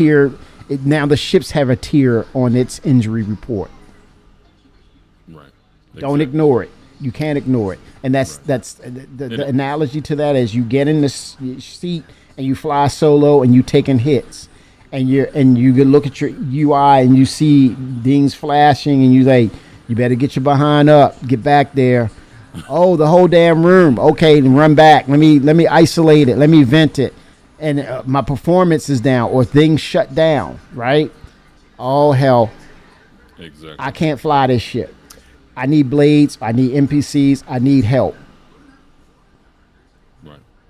And with the, to piggyback off of those tiers, the reasoning behind that is the same thing with your injuries. Mm-hmm. You've got Yep. the different tiered beds. Yes. And at a certain point, you're going to have to go back to a shipyard and get those things fixed properly Yes. with the right materials, because RMC is RMC. It's recycled. It's not premium material Yes. to make the said item pristine again. So Fabricators, the materials that it's made out of, refining those materials. It's coming back to the circle of crafting. Now you're talking about this circle of life that's starting to happen within this universe of gameplay now. And, we all got to do it, including the PvPers. I mean, at the very least, most of them will probably, pass that off on those who like to do those things. And they'll just pay a premium for that. But Yep. obviously, to a certain extent, if everybody's using the same person, somebody's got to take the loss, unless they're able to keep up with the demand, Yes. which will be yet to be seen. So, and then I could see a whole fiasco. Who's buying from you? Tell me who it is. I'm about to take them. Take them on real quick so they don't stop buying your stuff. Yes. And then that presents a conflict of interest for the person who's crafting and say, "Oh, wait a minute, that's my customer. Hold on, we can work this out. Give me a second. I'll split it between the two of y'all." But It goes down on a Banu merchantman or privateer. People arguing, yes, sir. or trying to outbid the other person for that premium part. That's right. Oh my goodness, man! What is going on here? Again, it's levels of complexity and depth. Once they have this thing figured out and fleshed out, it's endless of how these interactions will happen and how we do business, how we take care of things, how we go about our business in this game. It's going to be ridiculous. But 1 second, y'all. I'm going to take a bio break. Be right back, y'all.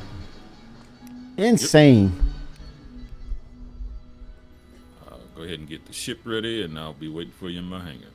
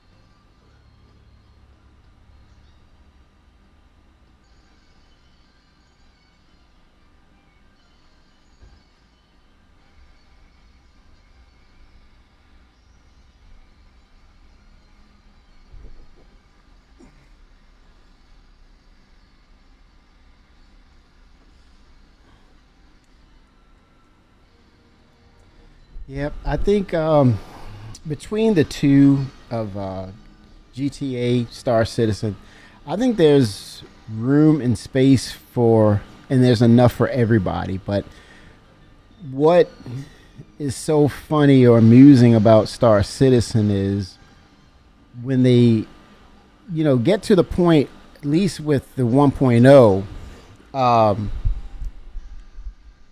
people are going to mess around and find out that there's a lot to this game than they realized. And, with all the variations of and distinct things that you can do, it's going to capture people. I'll say again, Arbiter. Head to my hangar. Oh, okay. You went to the hangar. Okay, cool. Get my ship, and then I'll share the mission with you. All right. Let's get this thing to work.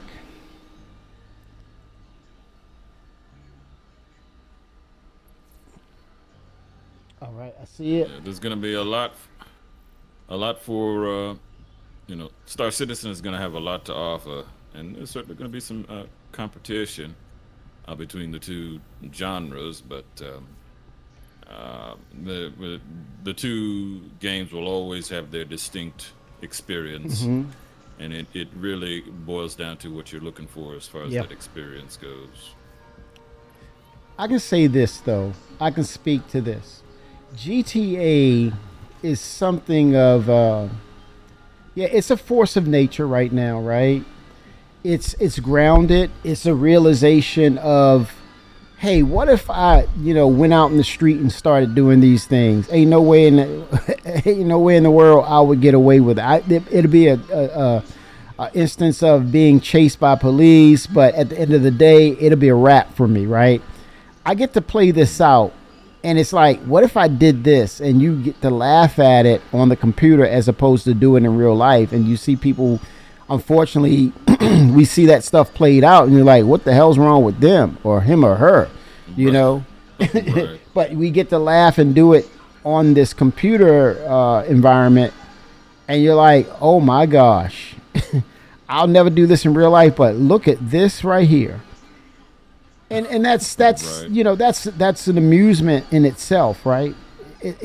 But it's a recent thing. It's not an age-old thing. And here's to my point: science fiction, man. It's so profound. And this is my point right here. It's in our DNA. It's in the constructs of who we tend to believe that we're visitors here ultimately.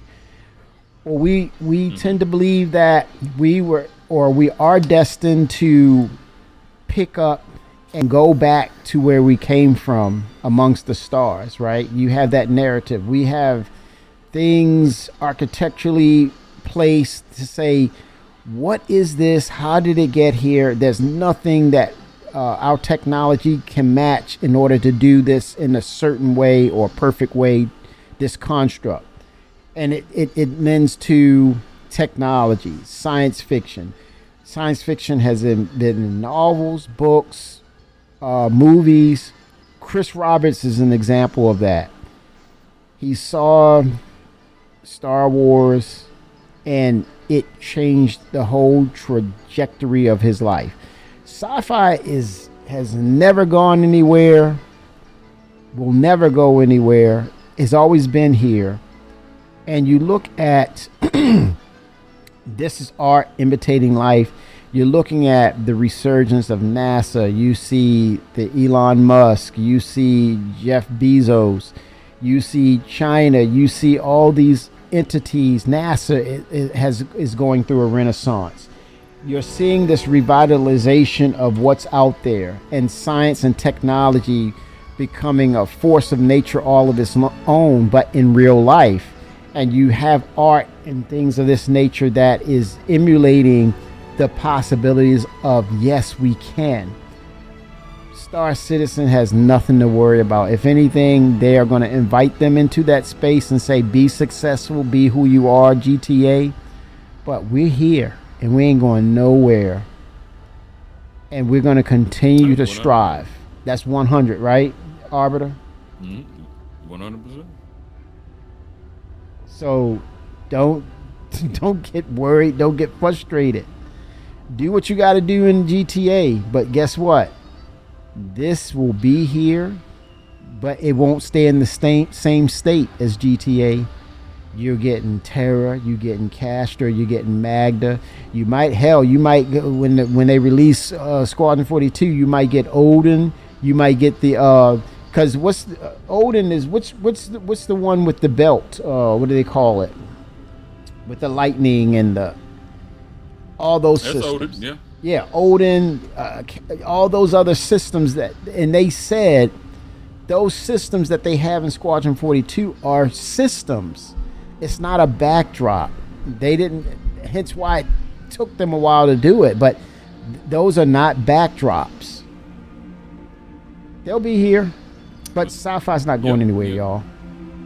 Not at all. I mean, the the nature of the Squadron campaign takes place over several systems, and when you're talking to your it's essentially comrades in between traveling systems. You'll go through the wormhole and say, oh, we're going through, and come out, and you'll go to the necessary POIs associated with a given mission. Yeah. I could definitely be wrong here, right? But this is conversation, conjecture, whatever you want to call it. But Squadron 42 might be one of the best kept secrets that's out there in regards to its release and what comes with that release, such as those additional systems, y'all. We don't know, but we're about to find out.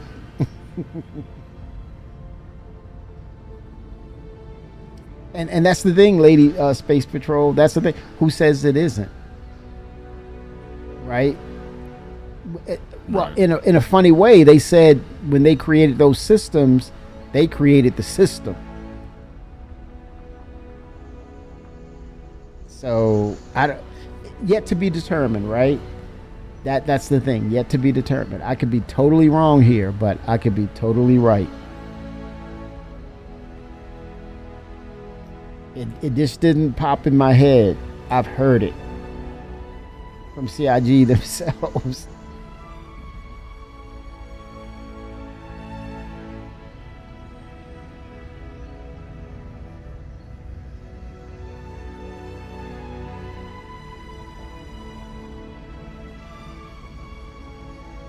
And you get that premiere. Oh man, they are flying through here, man, like crazy. Woo. I'm like, okay. Note to self: if you have cargo, stay out of the hole, man. You get to the side. Yeah. Scrape the side, y'all. Yep. Flying like yes.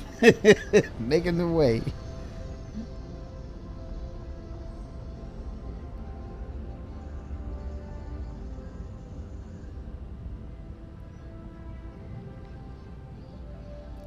This in itself was a great achievement.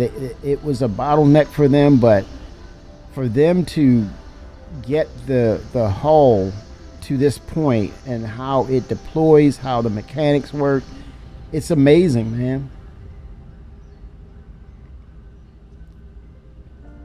Looking for a cargo bubble. You said a cargo bubble? ATC. Okay. Yeah, like a blue box shows up when you have the cargo ATC. Yeah. And then it'll load you up.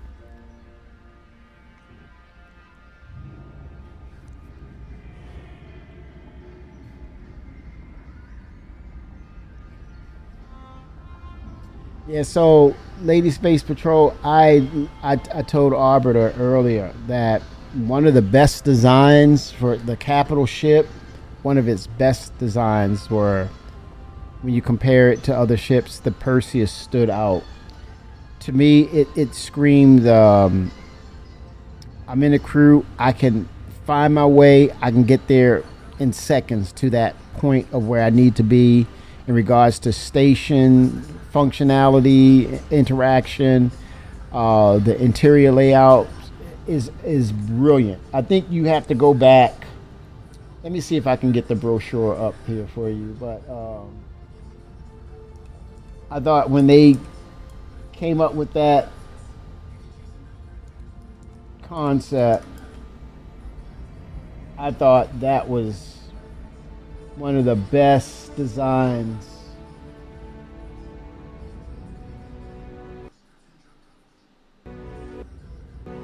Oh man, I'm getting these crash the desktops. I just got one myself. Oh my gosh. Yeah, thank God we got crash recovery. Yes. Oh, let me hurry up and get back in the game. Yeah. Yep. I I'm gonna might still be moving. report this so they'll see the number of crashes. Okay, submit.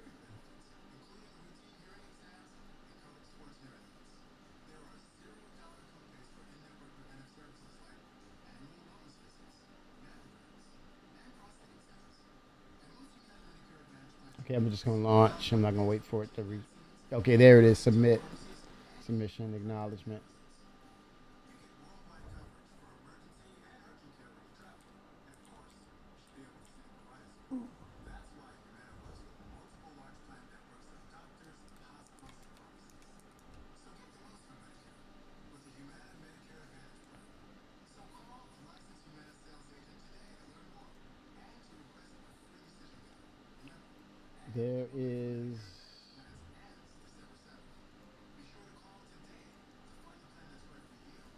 There is the wiki on it.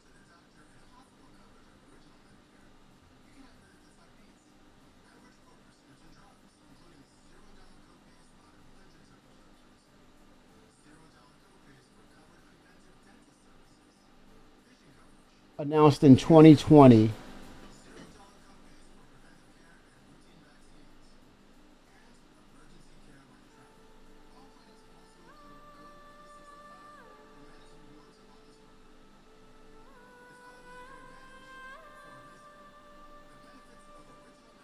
This is all the images pertaining to the Perseus. He's like, Kimmy, why are you showing me this?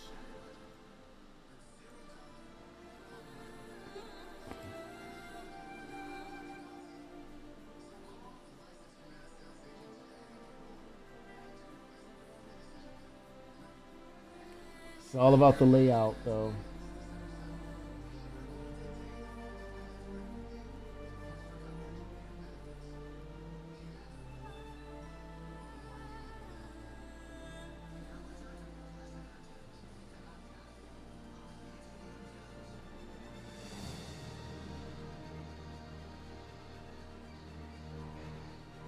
Yeah, Lady Space Patrol. That just says you're gonna get it. You're gonna end up getting this shit. That's yeah. It's got that frigate look, like a naval ship. It really does. I mean, it's just.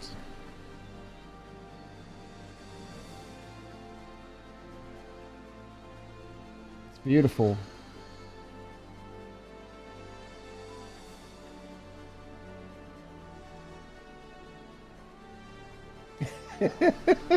Right? It's a wrap. We know where you're headed. We know what's going on. No guessing game there.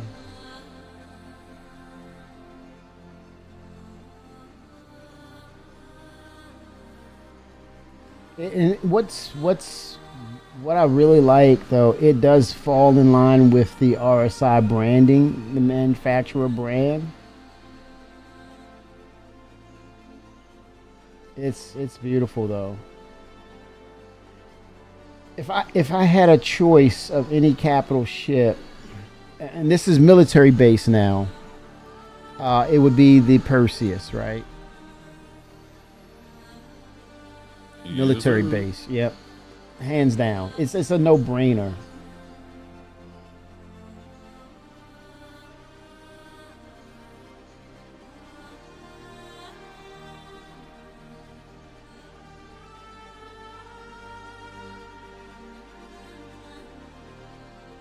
But when they really get all those systems implemented and they physicalized everything, you launch that ship. It better be for a reason. I mean, it's going to be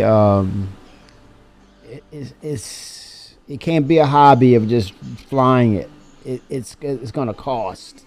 But with that said, I'll pay that note. 100. Honest, I was disappointed by my Apollo, but that's all I'll have left over if I get Percy. And you naming it already? Percy. Oh my gosh. We know. Okay, there's no secrets here, Lady Space Patrol. We know we see what's going on. Not judging at all. Percy. You're like, IAE is what is? Are they the first day? Oh, we're back, baby. We're back. We're in. Is that the first day? RSI's first day. Yeah. It has to be the first day. What? Robert Space Industries? Chris is like, RSI. Release the RSI. cash cow. Oh no.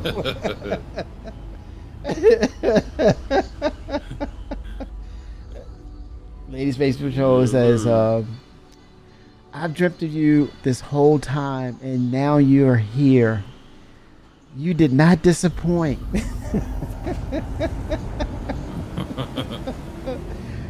I'm taking you home with me. Oh my gosh. I think seeing that on the showroom floor is just going to be, whoa.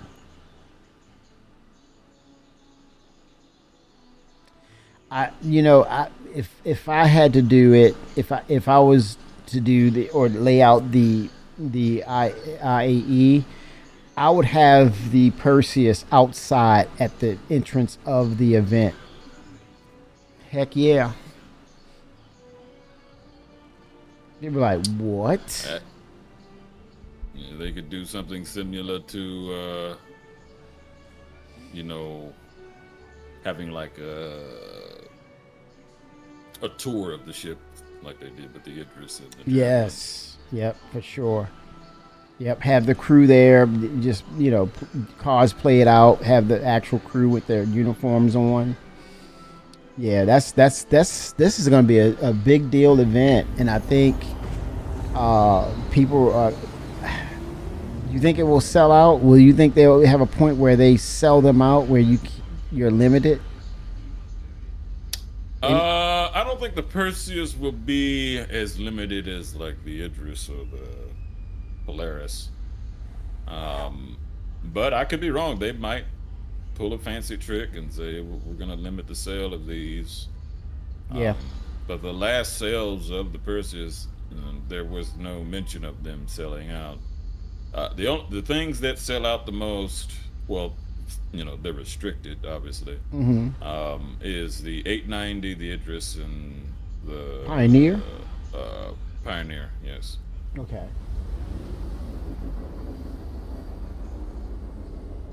Oh my gosh. That's hilarious. That doing double takes. Like, what the hell? Who is that?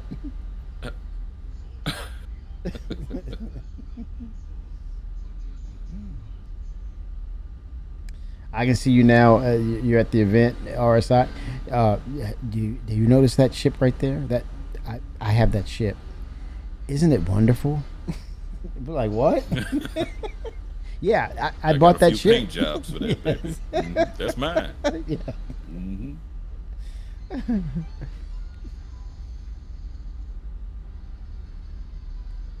Did you want a tour? We can go do some battle. Come on, Yes. get in the turret. We can Fire the fly cannon. this. Let's go. Let's go. I'll show you around. Be happy to show you around. Yes, sir.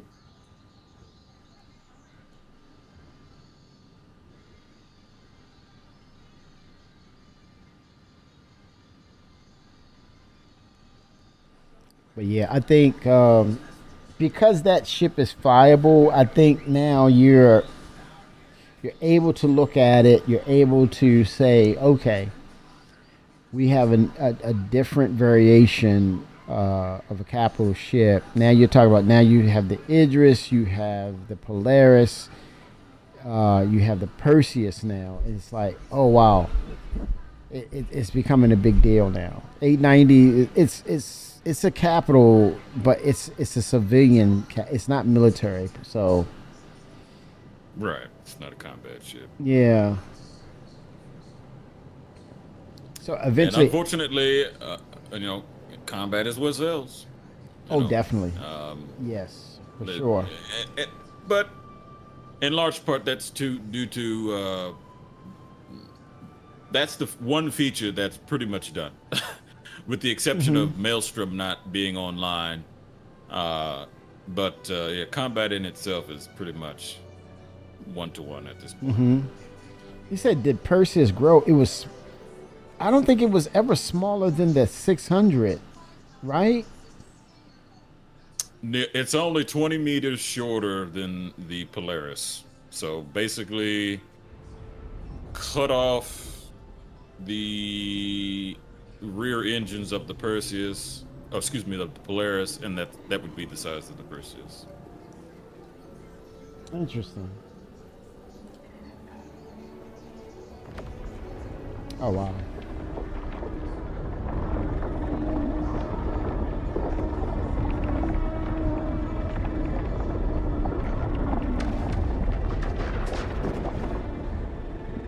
Yeah, I think it's the 20th or the 21st it starts, so that's less than 2 weeks.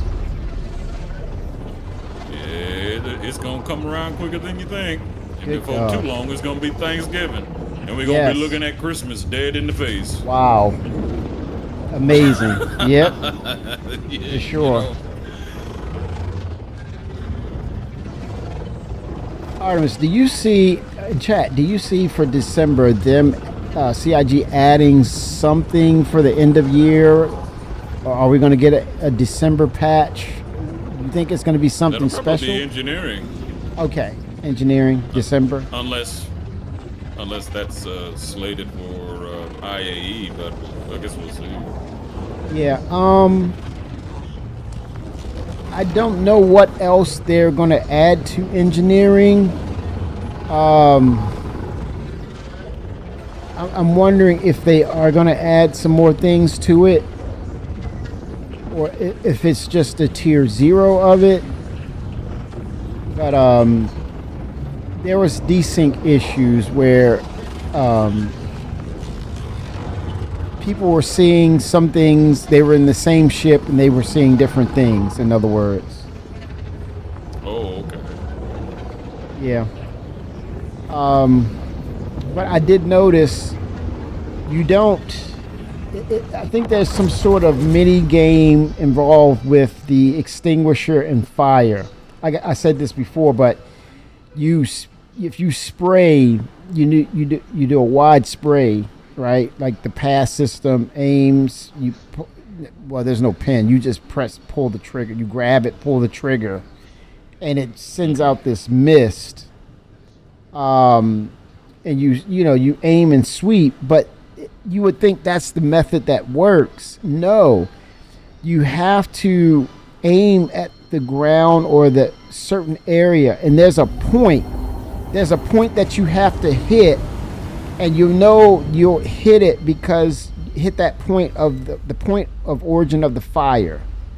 So it could have a left to right distance, and so you're sweeping, right?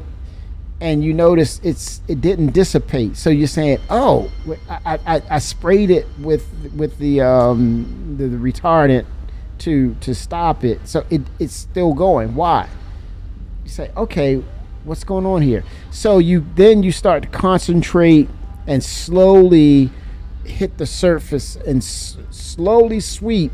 And then you have that one point that's like, oh, there it is. And then you hear like some sort of sound effect. It's like, that it's snuffed out, and then it dissipates and it's done. So it's a point or a spot that you have to hit while you're spraying the extinguisher. That's the mini game for it. Well, that's sort of unfortunate. because the way that an extinguisher would work in real life is it functioned like a can of spray paint, Yes. and as long as you cover that white powder on wherever the flame is, it extinguishes the flame. So I would assume that maybe at some point they could iterate it to where it functions like that, but maybe they can only have like a singular point that needs to be There you go. extinguished. Yes. And you know what? It made me think of why tech debt. Imagine if all that was active and you interact with that much radius, potentially the entirety of the ship, and you don't have Maelstrom system in, right? So tech debt will dictate you have to have a point. Everything else is visual, but that point is generating your fire.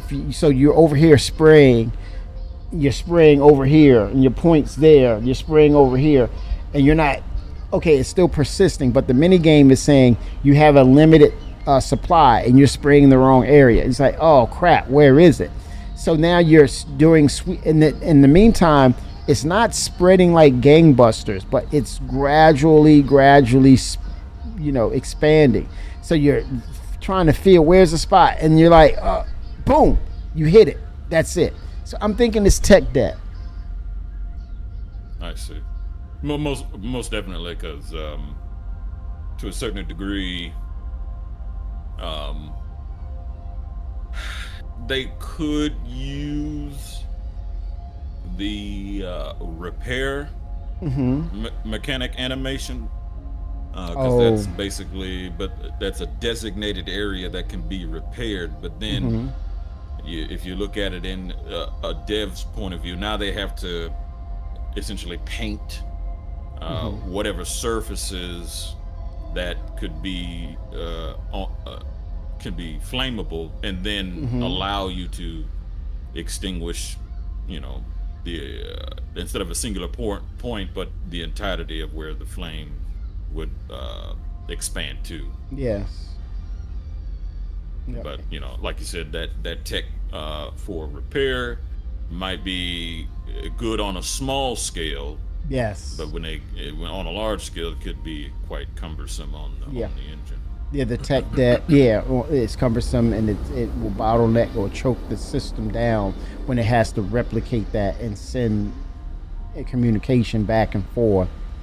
And imagine if they get to a point where they have multiple capital ships, or a combination of capital ships versus multi-crewed ship, and that's a lot of data being tracked in regards to the damage system, engineering. I noticed something on the monthly report with the R&D now. They're doing processes of bringing down the draw calls to these ships now to kind of balance out this stuff. So a lot of moving parts. Absolutely. That Vulcan will help facilitate the reduction of draw calls. And, good news on that. And also open up doors for new mission types to be instituted. Speaking of Vulcan, it was not in the PTU. It was literally on the engineering test, Arbiter. They had it open. Let me tell you, one thing that just made me smile from ear to ear when they had Vulcan implemented, the cloud tech. Oh man, the cloud tech looked amazing. Okay, with Vulcan, that was one of the first things I noticed. I said, "Oh my gosh, this is."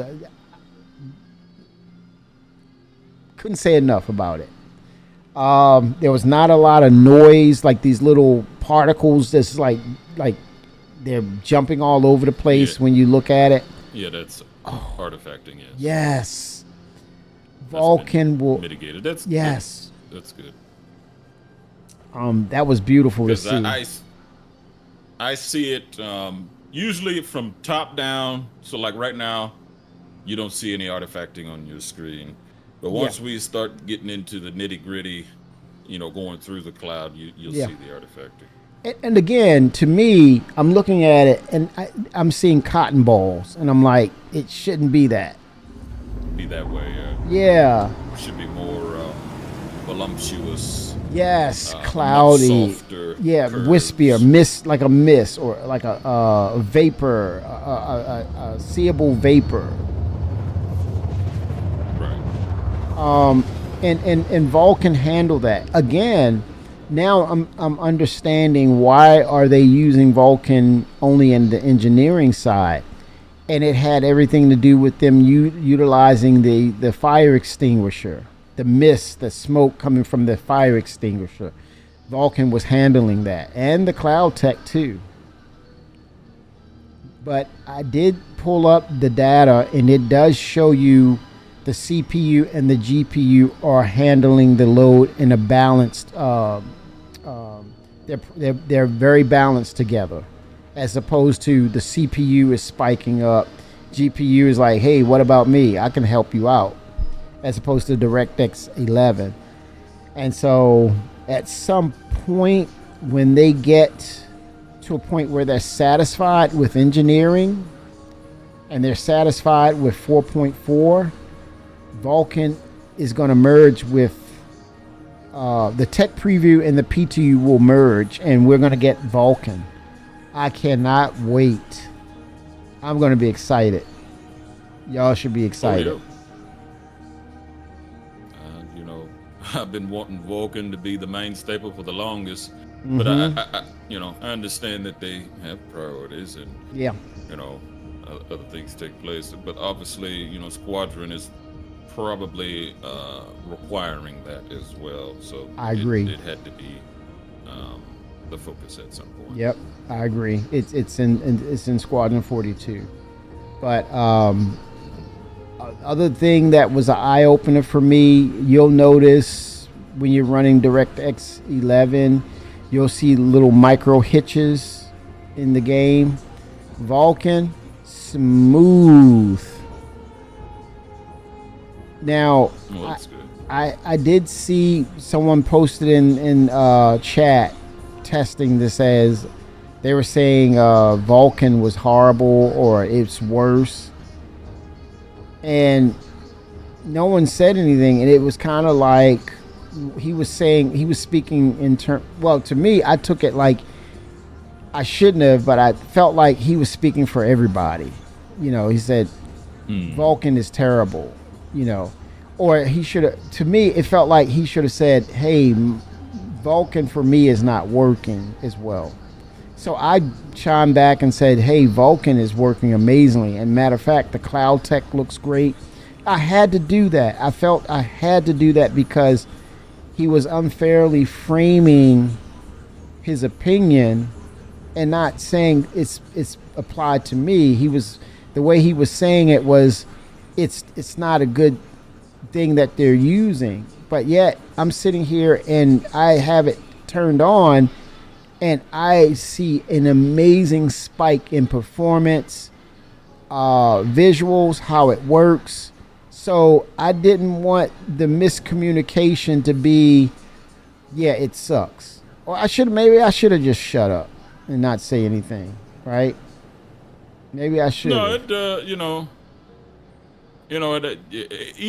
everybody's experience is going to vary from computer to computer, and it does it's good to relay your experience Correct. with a given feature, Yeah. to let people know that that's his His experience whatever only. system. Yeah. Right. It's isolated event. Yeah, I felt I had to say something because when I turned it on, man, it worked great. I'm telling you, I could not say enough about it. And I've been on CIG about that cloud tech, man. I'm not a fan of it. I get what they're doing, but to me, it was just, man, if it could just be a little better, Without a doubt, for sure. But Head to the engineer. Well, basically the tractor beam module. Oh, it's up here. Yeah, look on. You see on the mini map. Oh, Okay. you need something to drink, don't you? Yeah. Hold on, I got something for you. Vision getting blurred. I'm at 7%. I'm like, what was that? I'm squinting, man. Been lightheaded. I gotta take some provisions. I'll put it on the Okay, thank you. picnic table here.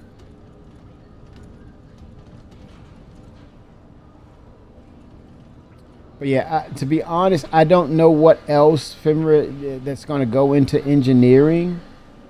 But yeah, the interfacing works. But what I can say is what they could do. I said this earlier. What they could do to update it is when you turn on your engine, your ship flight ready. You make it flight ready. Sometimes the coolers will be turned off. And you don't think twice or don't look at it, and you just fire up your engines, and you start to fly, and your systems are shut down. And you're like, wait a minute, what just happened? You have to go to the UI and notice if when you turn on your ship, if your cooler components are not on, you better have them turned on. If not, your ship will shut down because it's overheated like a CPU. Just like that. No questions. It'll just shut the hell down.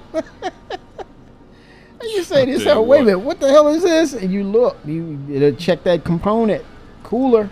Turn it on.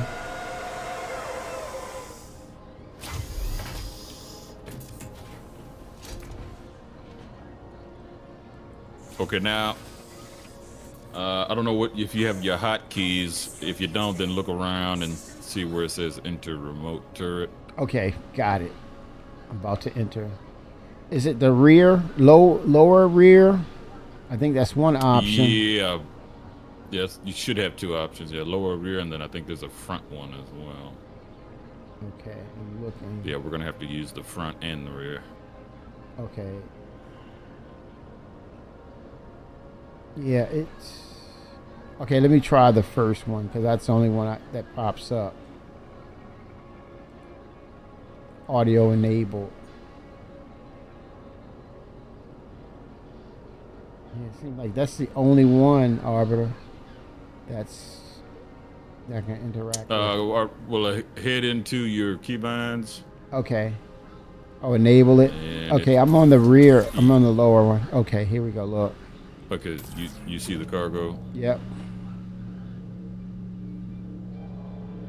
There you go. Should be able to reach the elevator. I'm wondering how I extend it with the mouse, I think. I got the joystick and the mouse going. Copy. Interesting. It says attach to cargo grid. I don't think it's on the grid.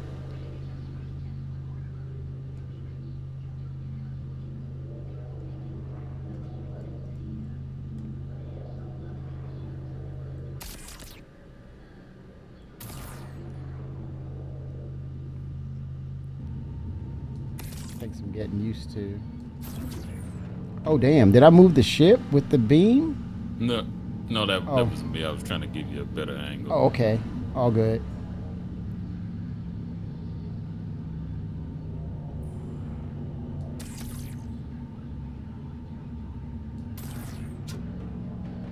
Is it some on the other side of the panel? Yes, you're gonna have to use the front one. So you're gonna have to set your Okay. keybinds here.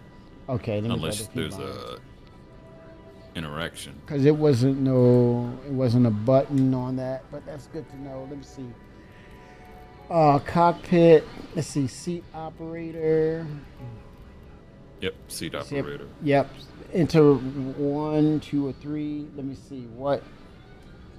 Okay, let me look real quick at my. I got a cheat sheet for my key bindings that I keep a PNG of. JPEG, where I can edit it with JPEG. Mm-hmm. Okay, pulling it up now. And chat, if you're into this and you're into control systems and keybinds and everything, I cannot stress enough of getting accustomed to doing that with your keyboard, control systems, understanding what's going on. Okay, I can see. I can put it on the right stick. One, two, and three. Okay, one I'm gonna set here. See, and then I have room for it.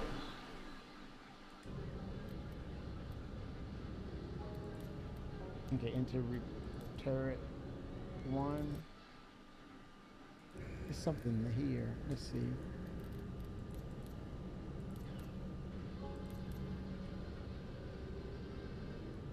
Okay, that's one, two, and make it intuitive so you'll remember.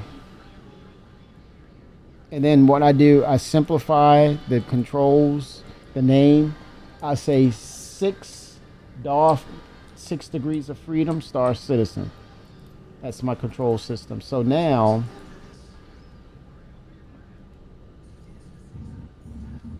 see, look, just like that, a press of the button, I'm in the remote too. And then 3 is pushed down. Look at that. Oh, snucky.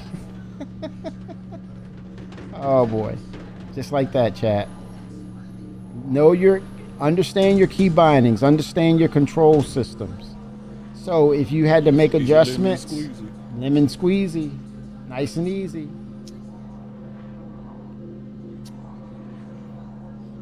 Ice and sugar, it goes down easy.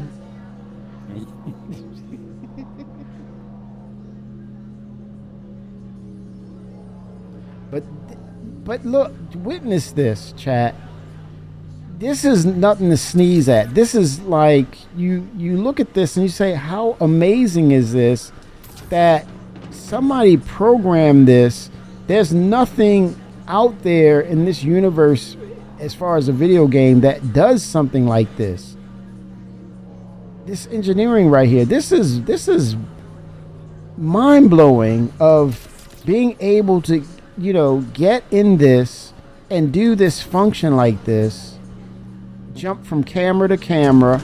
You have the functionality, and I'm not showing it as a good example of how to use it, but there it is. It still works. Yes, sir. I just say there's room for GTA. There's room for Star Citizen. But when it comes to the variety and the distinction, nothing comes close to this. I can confidently say I got it stated as fact. It's not an opinion. I've never seen anything like this before. Unless it was a freaking sci-fi movie. 100. Yeah, we have although there's no details on what it's going to be like, is the it's the MMO for what was that show that was on? I think it was on Netflix. Was it The Expanse? Show. I forgot the Expanse. Yeah, yes. They're coming with their own MMO as well. You know what though? To your point, Arbiter, and this is facts, y'all. One of the producers for The Expanse is a Star Citizen. So, not a coincidence. I don't know how many of you have not watched that series. I say to you, if you have not watched the series Expanse and you play Star Citizen, when this stream is over, you need to go ahead and literally go watch The Expanse. Because if you see what this is, you'll see the story of Star Citizen in the Expanse. I cannot make it up. Spy 107. Cannot make this up.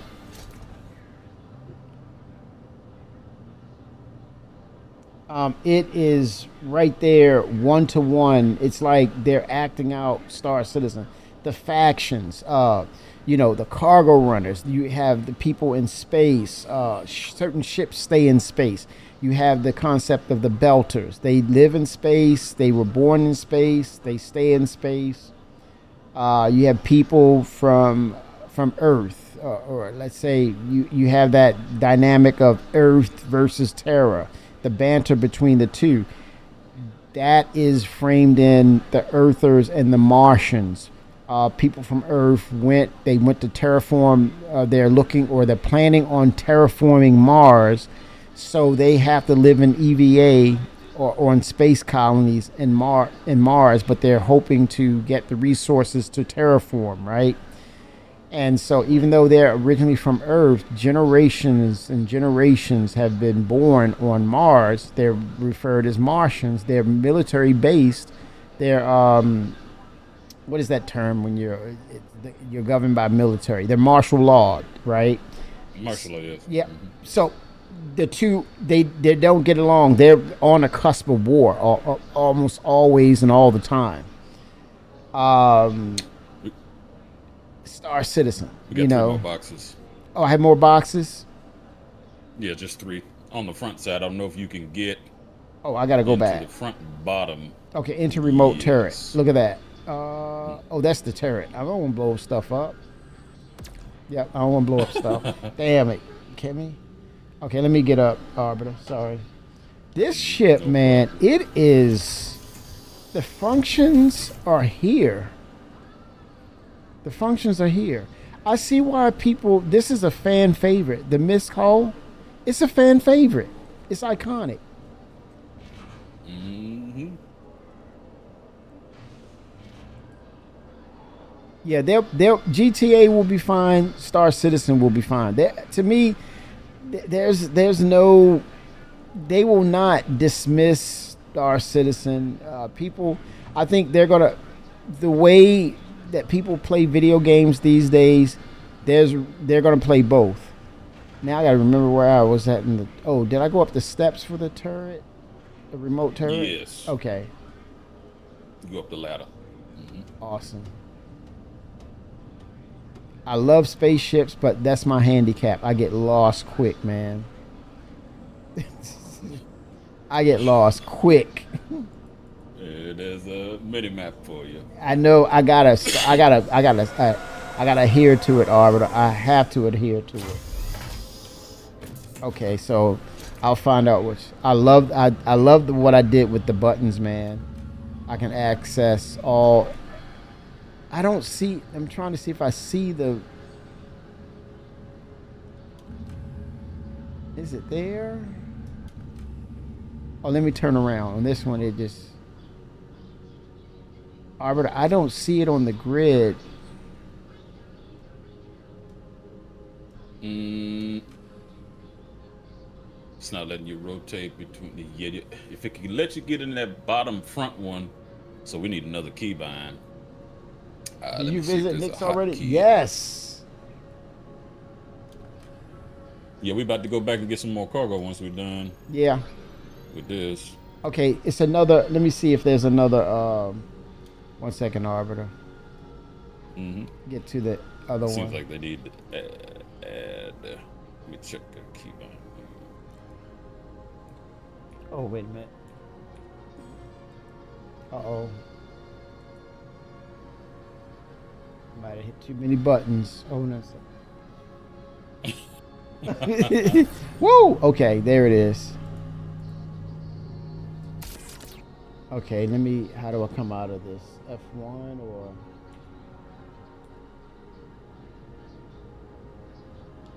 I didn't want to get up. But damn it, made me get up to get out of the remote.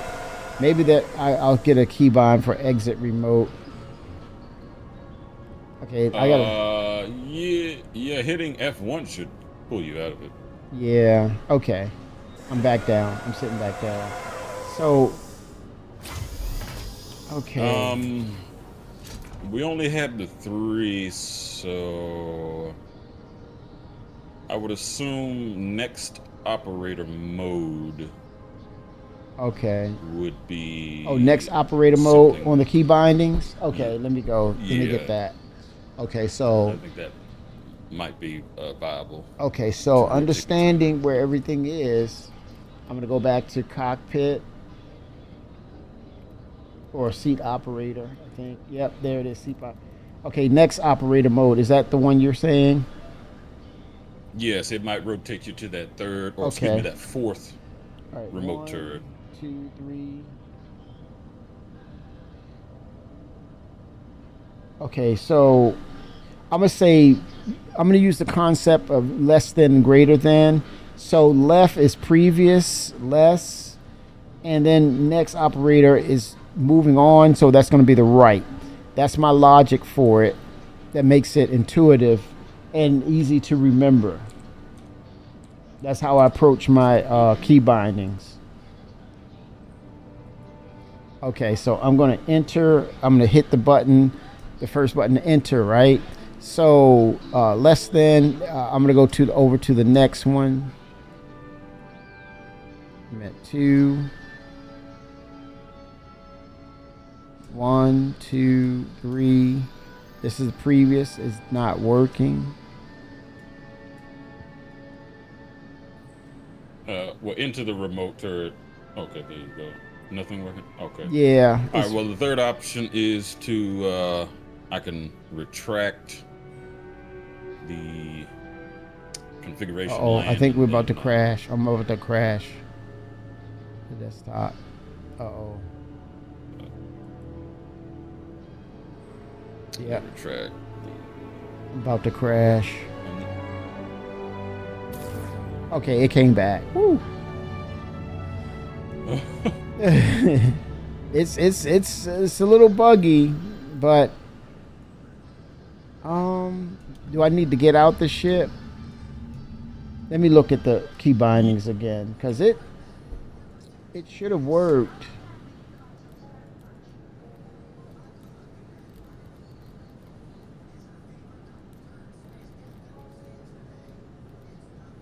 Next operating mode. There's no.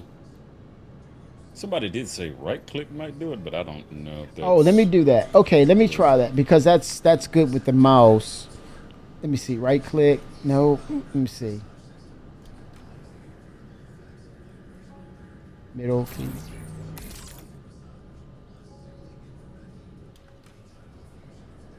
What did they say? Like, mouse button. Interesting. Yeah. I wonder if I could grab it behind the grid. That would be a nice gameplay if you can grab behind the grid. If there's nothing else in front, it makes sense. Yeah, it's Unless there's another. Let me see if there's another. Oh Lord. oh, be careful.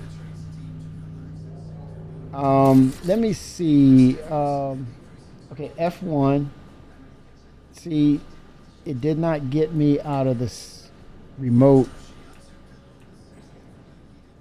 Maybe it's a bug going on.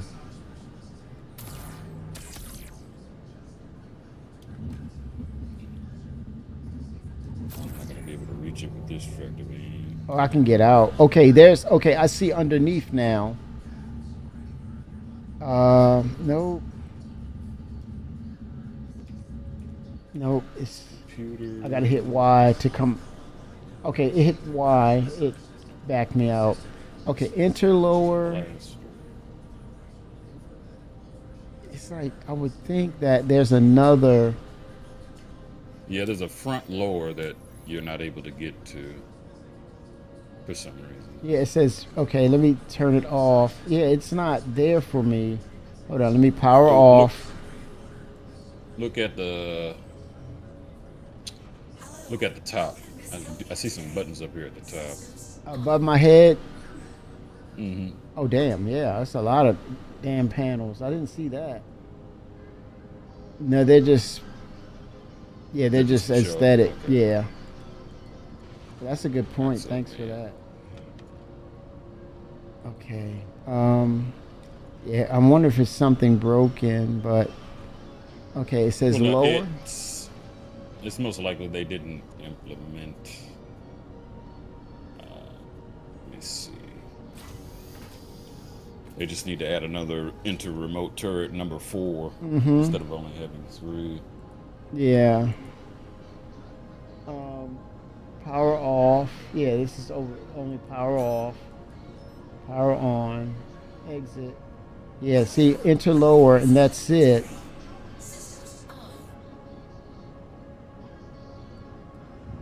Okay, let's see if I can get to the next one. Bad token. Button 10. Bad token. Exit. Oh, man. Yeah, it's... Yeah, they just need to. Yeah. Yeah, I have it ready now. If they, you know, it's not working. You want me? I can get out the ship and. Okay, I just gotta find the exit. Let me get to the map, and I'll get out and do it. Yep, I got a beam. Okay, let's see. Airlock, unmanned area, escape pods. Okay, let me see if I can jump out of there, not kill myself. Thought it was an airlock here. I might have to nose down a little bit. I'm running through the long hallway.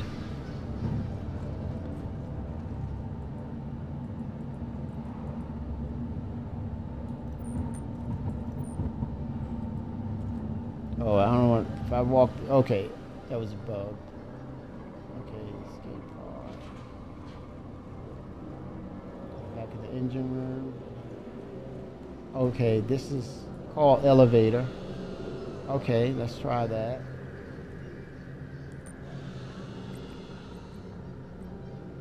Airlock. Oh, damn. Engineering.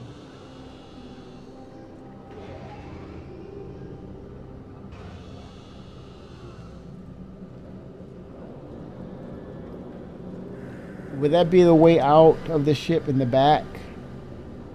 No, it would be in the front. Okay, go to the front. Okay, so Where you would go for the elevator, essentially, but there should be an airlock right before the elevator. okay, go to the airlock. It says on the elevator, airlock is at the top. Is that where I go? Yes. Okay, I'm at airlock access. There's a The door ladder. should be open. Okay. Okay, airlock here. I think. Well, that takes you to engineering. Oh shit! I'm gonna jump down. Oh gosh. Oh. I'm looking for. Okay. Oh snap! Oh my god!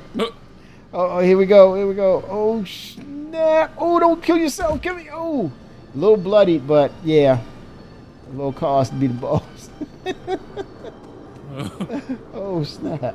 I'm Well, on the you ground. You went to the top one, okay. But you had to head to the front.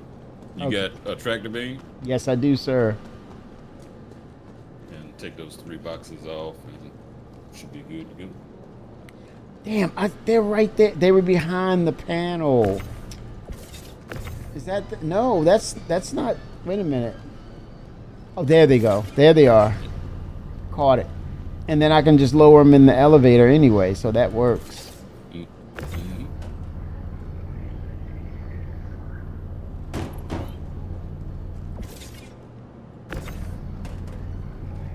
Gotta catch them all. All right, you should be able to interact with the cargo lift, and Okay. it should tell you the complete contract. when All trying to right. restore it. Okay, it sees it. Yep, contract orders confirming. Yep, here we go. Yes, the planetary, intergalactic planetary cargo. You get a message, Arbiter? Yes, yes. Okay, there it is. Yep, it was delayed. 12 or 12. Woohoo! Let me back this thing up. Okay, you have some room back there. Holy smokes. Try to nose down so I don't Okay. hit Woo! so hard. Get out. Okay, how do I get on board? Let's see. Well, no, you ain't gonna be able. I'm gonna have to store the ship. Okay, let me. The configuration. All right, I'm running to the elevator. Get out of the way. Oh, you trying to contract it? Yeah, the configuration is not contracting because I think it's damaged. Oh Oh, no, no. there it goes. Okay, there we go. Dude, look at that. That's some development right there. To do that and then close. That's insane. Mm-hmm. That's all math, y'all. That's all math. 100%. Holy Some smokes. serious geometry. Yes. All right. Alright, the elevator should be on the port side behind Okay. the rear. Not the rear, but landing gear in the front. Okay, port side, I'm already there.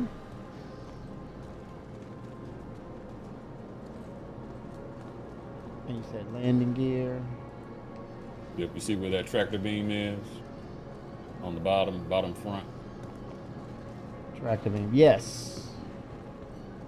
Yep, it should be Oh, right, I see the right panel. next to that. Yep. Very nice. There we go. It's interacting now. This is a hell of a ship, though, man. It's crazy. Mhm. Very impressive.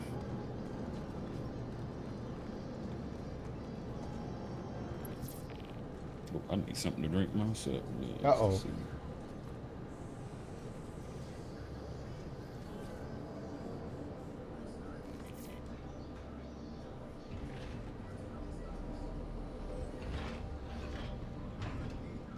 And you see the frames are clearly killing right now. So they just got to get that stuff together over there at the landing zone. It's just the landing zone. It's not in space itself is a major problem. Yeah, it's just Levski. It's a new location.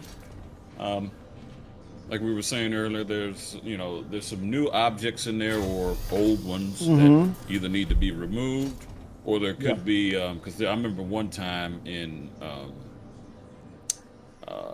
Arena Commander there was frames would tank after a certain amount of times because AI was just endlessly spawning in the station that you were fighting around. Yeah. So they just removed the ability for them to endlessly spawn and it fixed the frames. So I suspect that could be one of the issues at Levski, given that the location is fairly new. Yes. Something hidden. But they're getting there. They are getting there. So while I'm at it, Arbiter, I can update my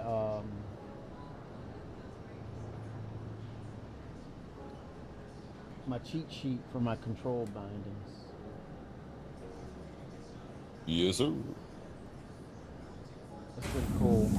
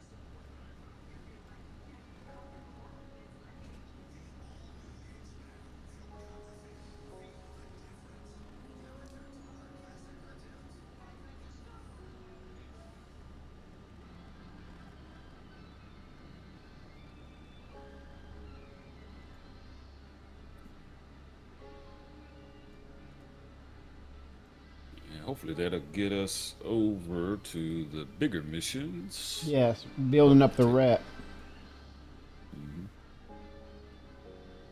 Check Building the rep. reputation while we exit. What is it? Lean Family Hauling. Okay, Yeah. so we're still a rookie, but that's fine. We can.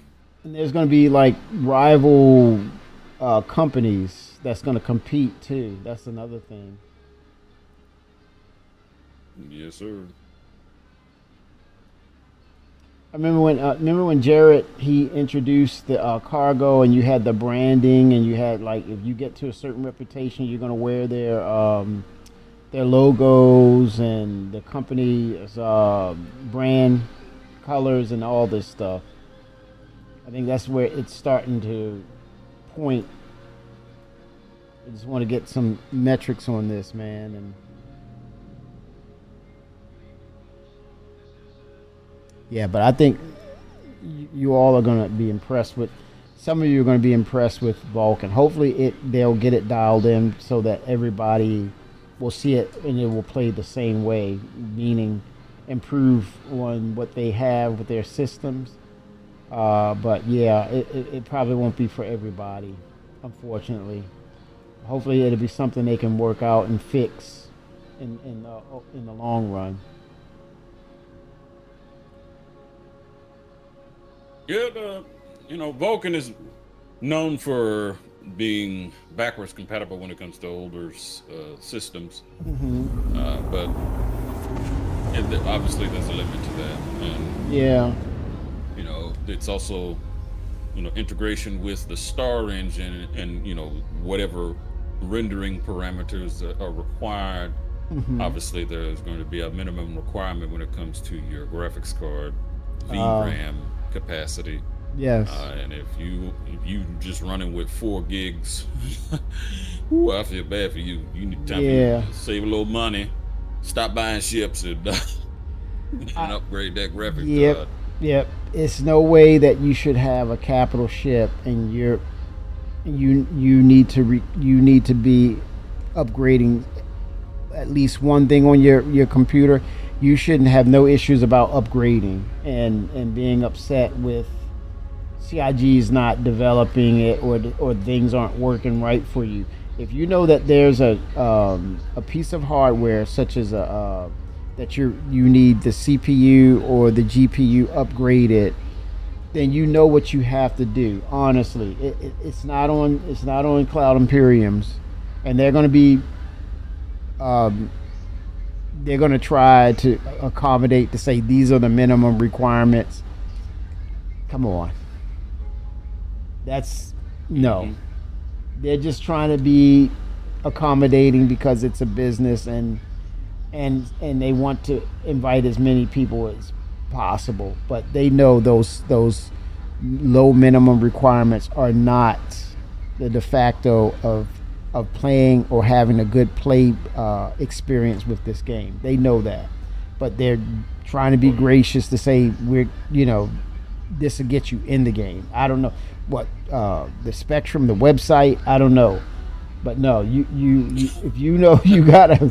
If you know your computer is 4 years old, you need to examine what you're running, do the research, and go ahead and upgrade. Not all at once. You have time now, but no, don't do that to yourself. You're not being fair to yourself because you know there's limitations to a lot of this stuff, and with what they're pushing, which is seeing these visuals, these mechanics, it takes a lot of computing power. And this is nothing new with Chris Roberts. It's always been this way with him.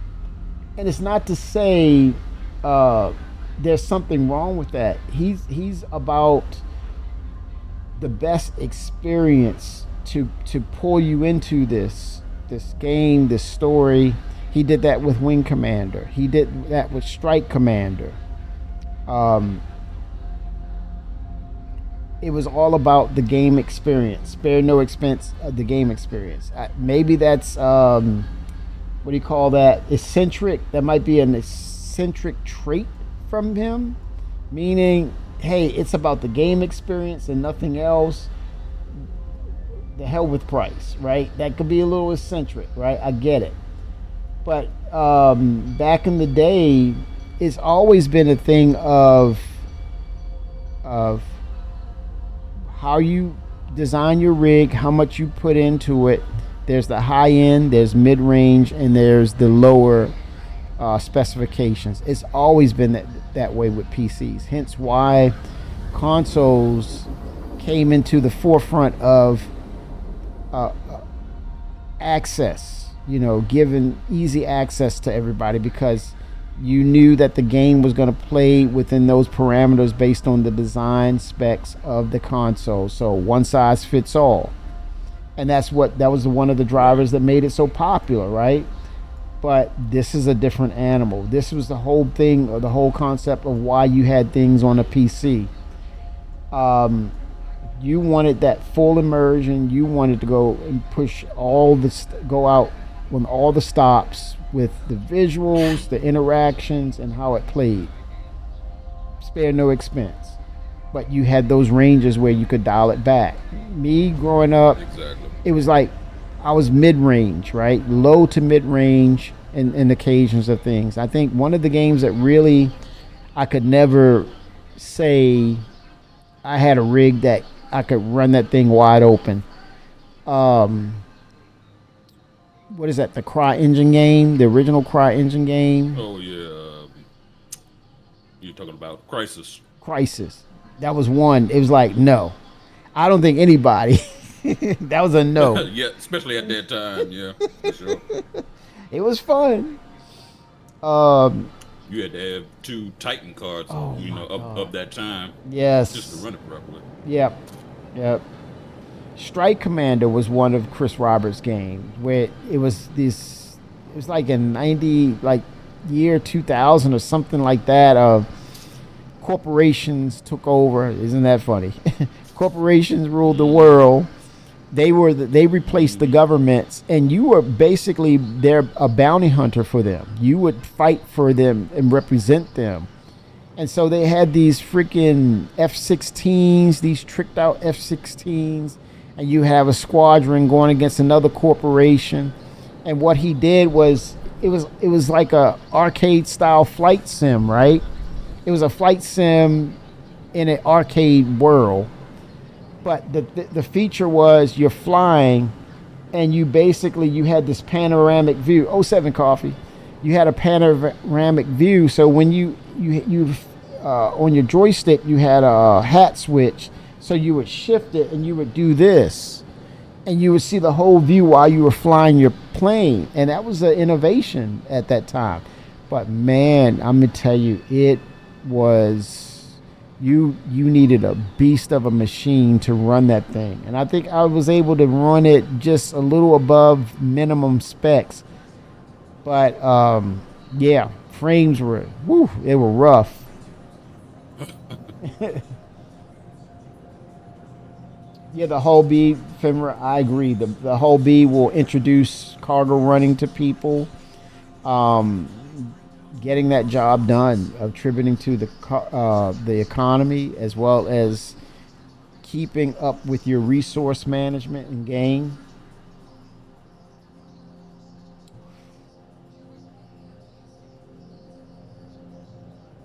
Yeah.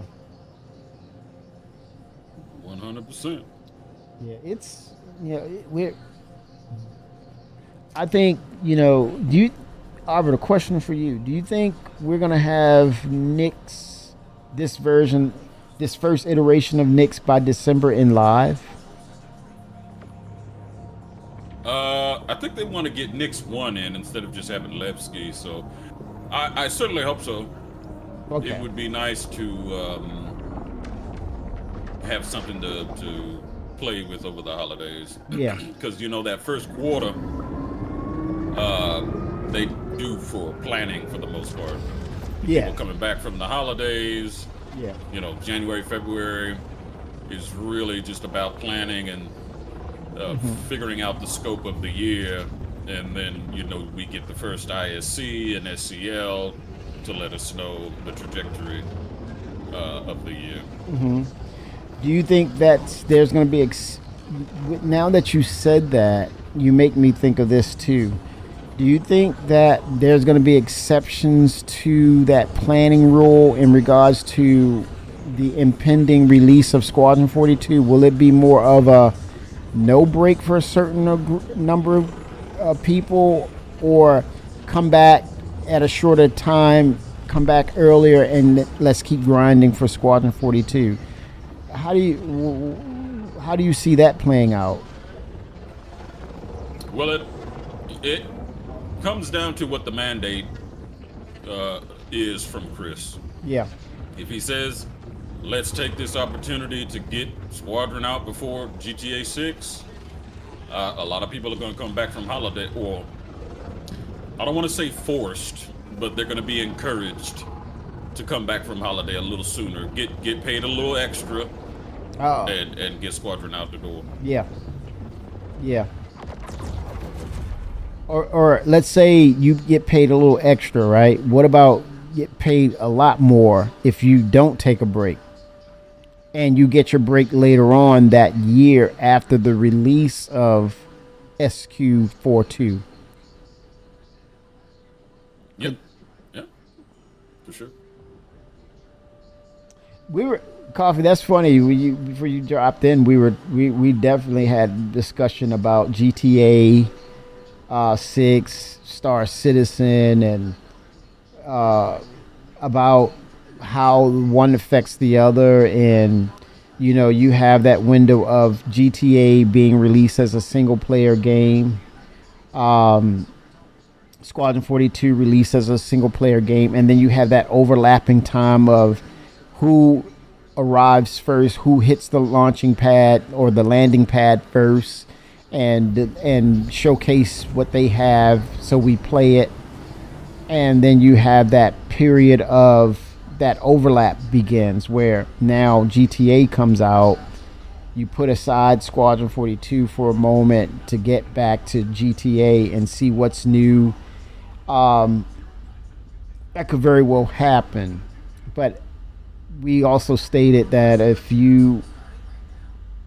what if you do have a release of Squadron 42 that the gameplay mechanics are spot on with the visuals, meaning obviously you've seen those splashes of those recent videos and theatrical demo showcasing the battles, and the gameplay will mirror those visuals. I would not be mad at someone if they said, okay, I'll jump into GTA right after I finish Squadron 42 because I can't put it down right now. I could see that as a possibility, as opposed to slamming down Squadron 42 and say, hey, it's all about GTA.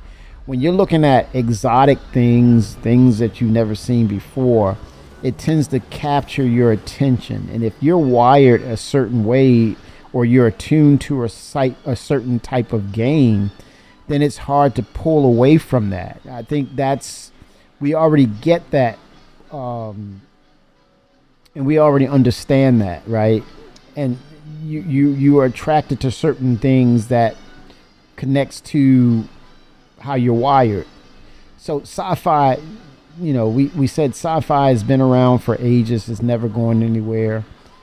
And then when you talk about after the single player experiences have been released, and you have the comparisons of, like, let's say the lion in that room is GTA and it takes a chomp out of Squadron 42 singular players experience. Now, there's nothing wrong with having conversation of Star Citizen 1.0. Now, they said, yeah, it's going to be a later date, but we see the framework that's coming into play. And if you put enough pieces or infrastructure in for 1.0, it tends to pull you in regardless. So you're looking at the frameworks of what 1.0 will bring to the table, as opposed to the MMO side of GTA. You've played that experience, and now you're getting the additional MMO side of it you're still in that same location, you're still on that island, you're still in that piece of plot of land. Only you get to chirp and hang out with friends and meet people, right?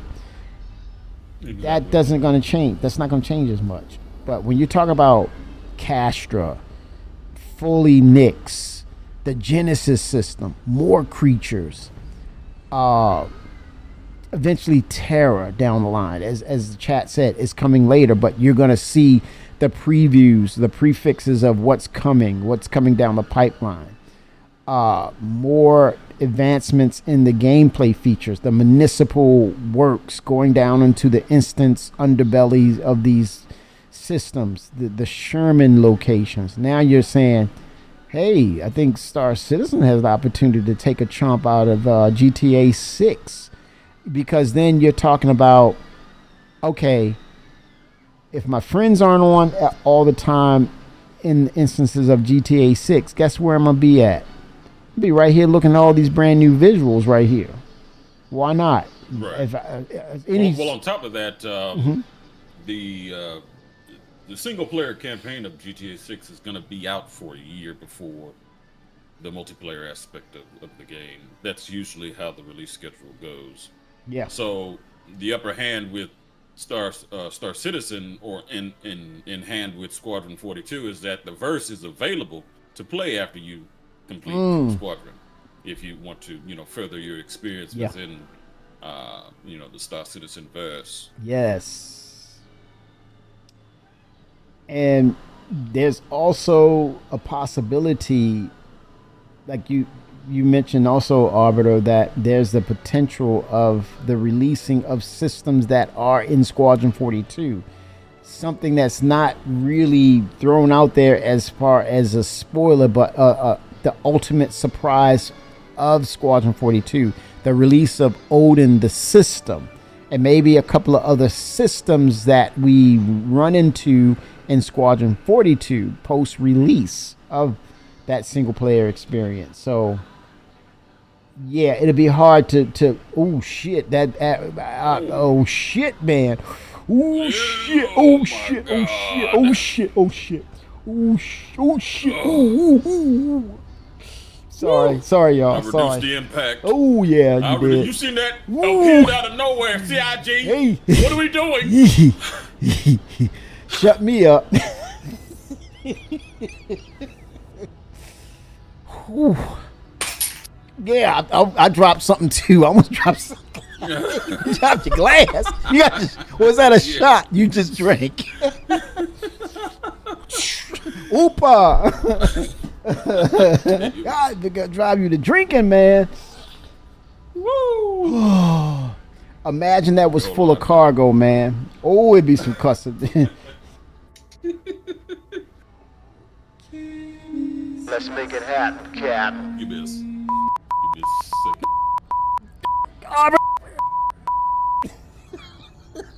People like, oh my God. Woo! Woo!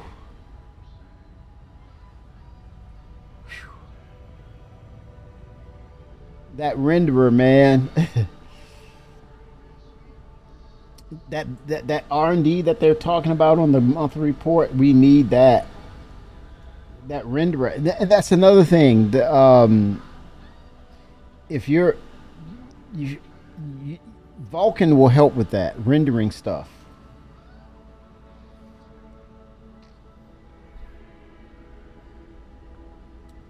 Woo! But yeah, I think they have a great opportunity on both ends. I think CIG will have the ability to continue to capture and capture the attention of backers with what they do on a daily basis, and that is continue to reiterate and improve upon what already exists in game, and they have that ability to not be static, but the opportunity to enhance what they have via building and creating new standardized gameplay mechanics, right? You have an opportunity to make new gameplay mechanics, and you're not adhering to someone else's engine. It's all about their imagination, what they can put down on pen and paper, what's in their minds, and leverage that into leverage it with their engineering teams and say, hey, can this work? Is this a possibility?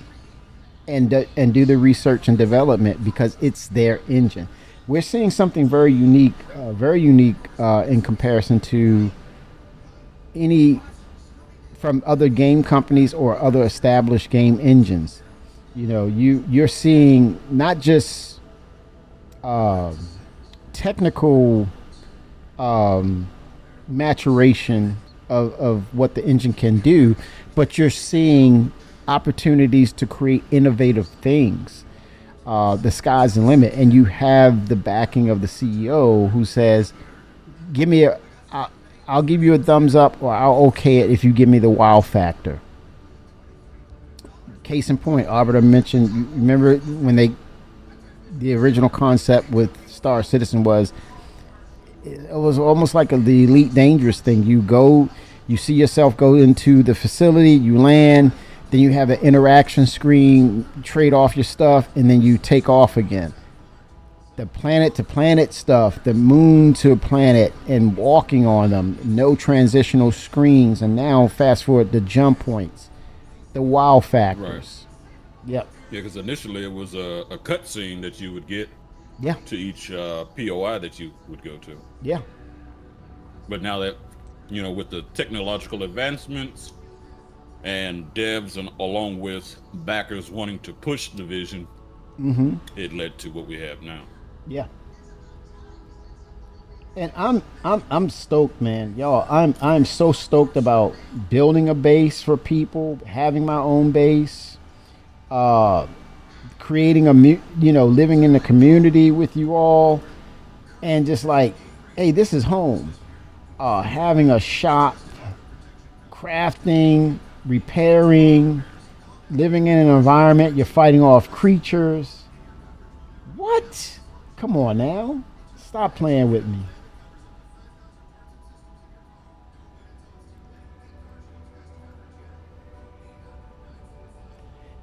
I'd personally say this is a retirement game for me, a retirement job game. If I'm not, you're like, this is what I do in my retirement time. This is my hobby. Point blank, easily. Yeah, without a doubt.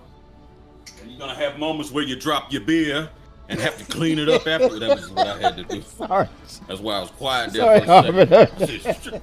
I saw that rock. I said, oh, shit. Hands on the joystick now. Evasive maneuvers. That's exactly what I did. Boosted backwards. Let's and make it happen, slowed the impact. My rear engine is damaged, but everything else is fine. Though, there are too many games. Even with this happening, too many times. Too many times. We have so many games on Steam, Epic, GOG that sits there that we supposedly own. And all of them have that one narrative. They're figured out. It's ride on rails. It's figured out. This, you better keep your head on a swivel. Even with the crazy stuff that happens, it keeps your brain in the dojo. Okay? Mm-hmm. Chris Roberts is the sensei, and it you want to call him Sifu? He's a Sifu, and you're in the dojo, baby. Keep the brain in the dojo. There's benefits to that, honestly.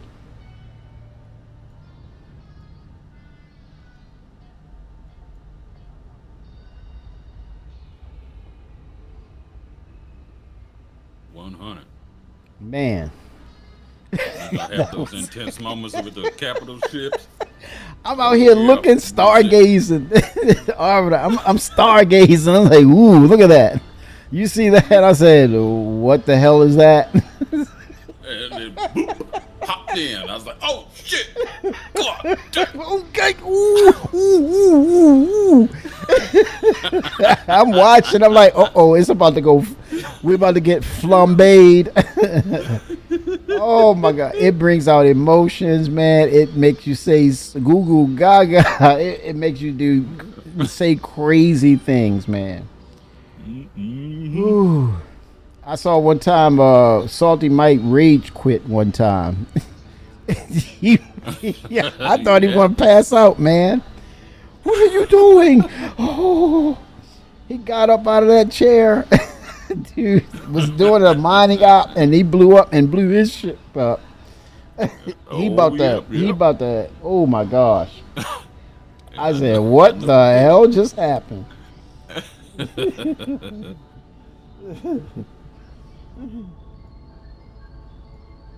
Crazy moments, man. Crazy moments. Making memories, man. Holy smokes. Every time. Every time.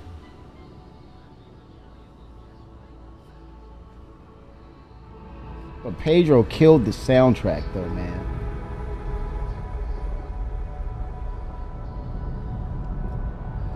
But again, we talked about asteroids. We've seen asteroids.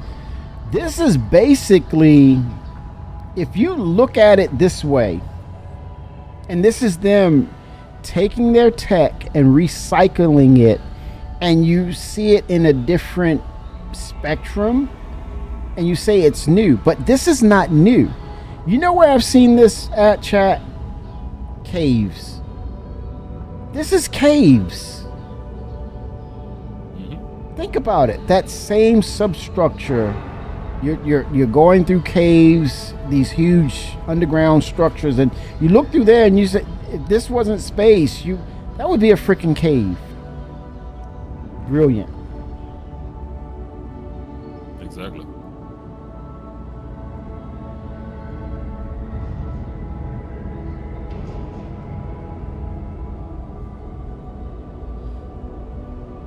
And at the end of the day, it's not about GTA 6. It's not about Star Citizen. But I can tell you definitively what it's really about. It's about Star Engine. Oh, yeah.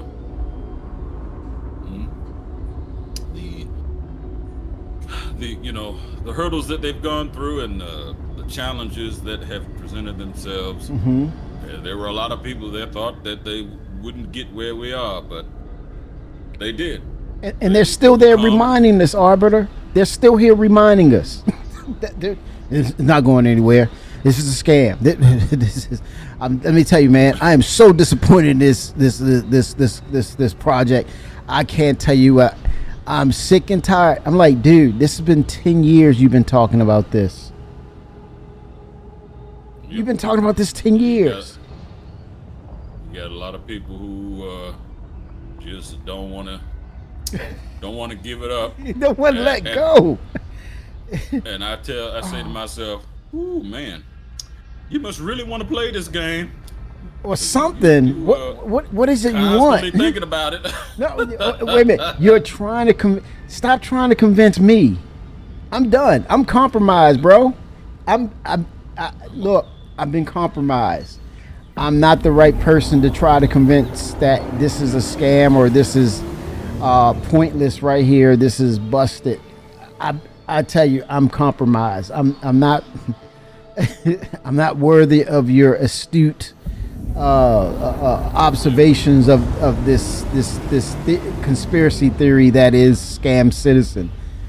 I've been compromised. Sorry, you're talking to the wrong person. They're still trying to convince me. Barking up the wrong tree. I'm telling you, I'm not worthy. I'm not worthy of your brilliant observations. I'm not. I'm not worthy. Not at all. I've been compromised. I've been hoodwinked and hook, line, and sinkered. I've been hoodwinked. I've been bamboozled. I've been Pied Pipered. I'm terrible, man. I'll tell you. I'm hooked. I'm no good to you. Can you just move on? That's it. God, 10 years. And then, a lot of studios take that amount of time, and this is at a much larger scale. So I have to commend CIG of,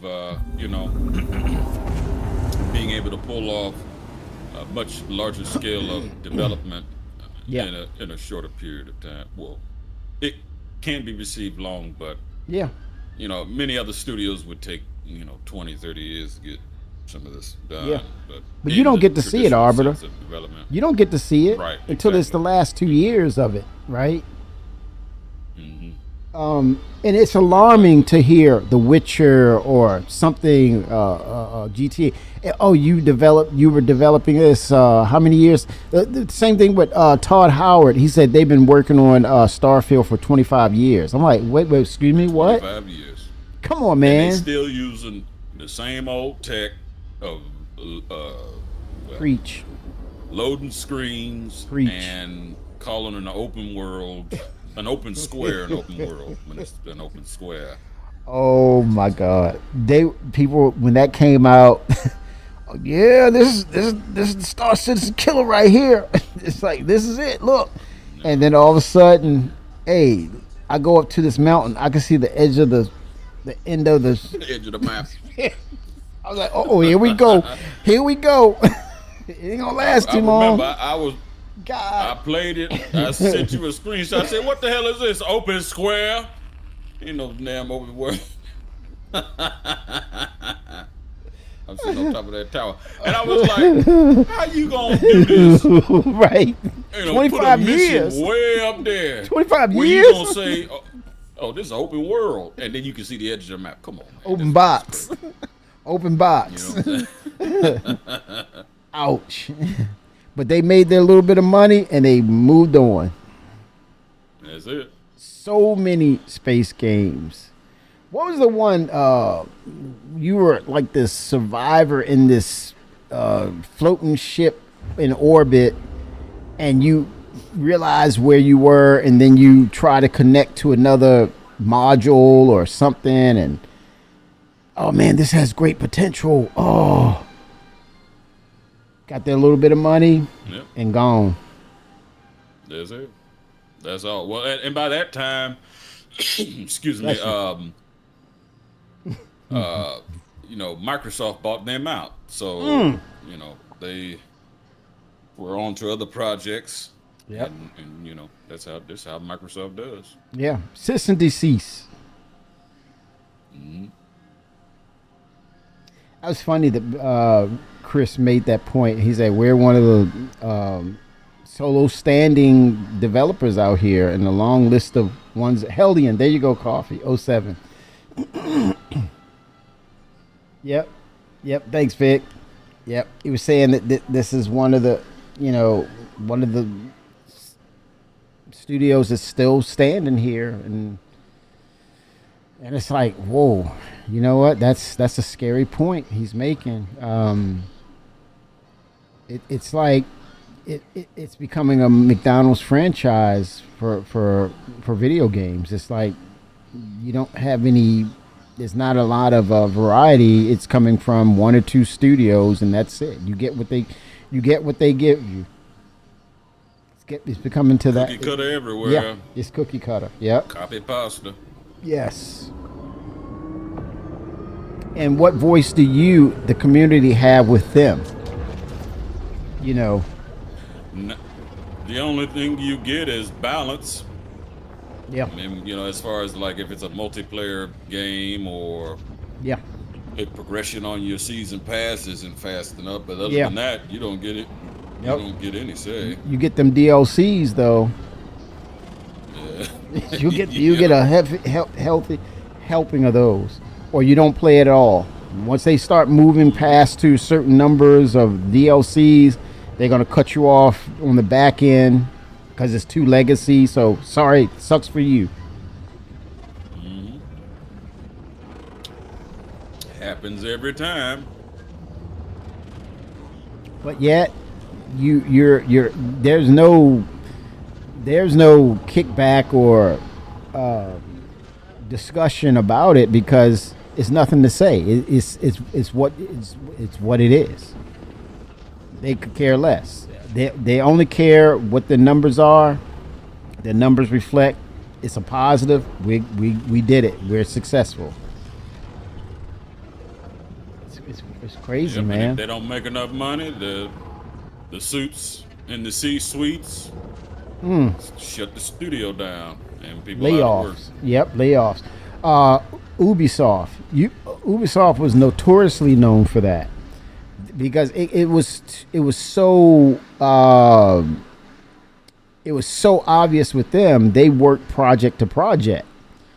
That project goes, you work. That project ended. So did your job. Yep.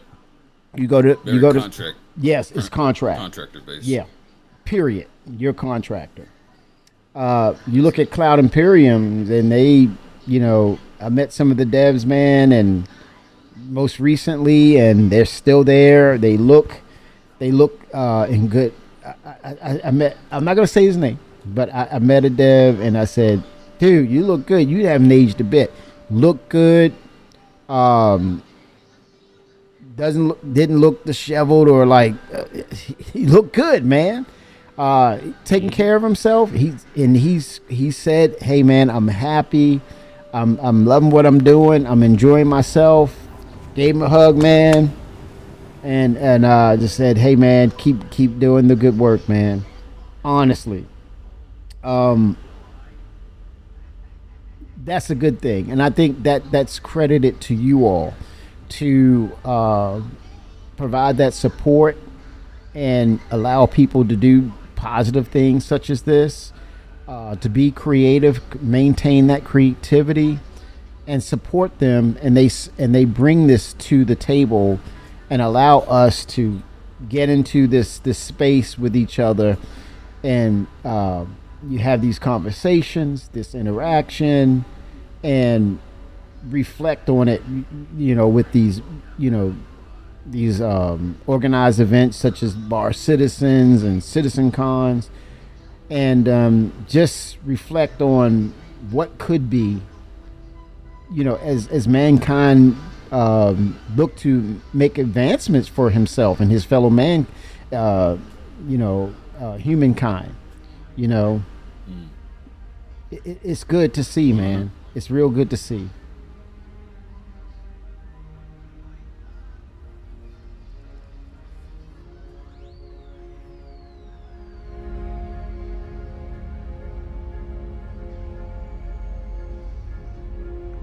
And what's crazy though, it's all over the place. I mean, it's like you have Bar Citizens in Spain, Italy, Europe, whether it's Germany, UK, now Taiwan. I'm like, It's a global franchise. it's global. And in order for it to be successful, it has to be. Yeah. Obviously everything within reason, but the more people you reach, which with the vision of living out your spaceman or woman dream, Yes. the better. Yep. Do you, question: is GTA, is that something accepted by China? Do they allow that? There are. I assume there's going to be a different version where it doesn't have as much gore, like blood stains and stuff like that. Yeah, But I anarchy do and all think that they, crazy stuff. Yeah. Yeah, they do allow it to a certain extent. Yeah.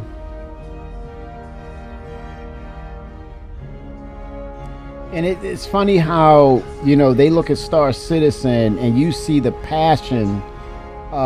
You've seen glimpses of that, those events, and it turns into a job fair. Because it's like, Right. holy smokes, man. Oh, yeah. What the hell? Jared is notorious for doing that. He'll No shame. an SCL or ISC and so, oh yeah, by the way, we're looking. Go to rsi.com and apply. Or actually, it's cig.com. Cloud Imperium Oh Games. my God, man! They had that But I'm freaking impatient. retribution, huh? Oh yeah.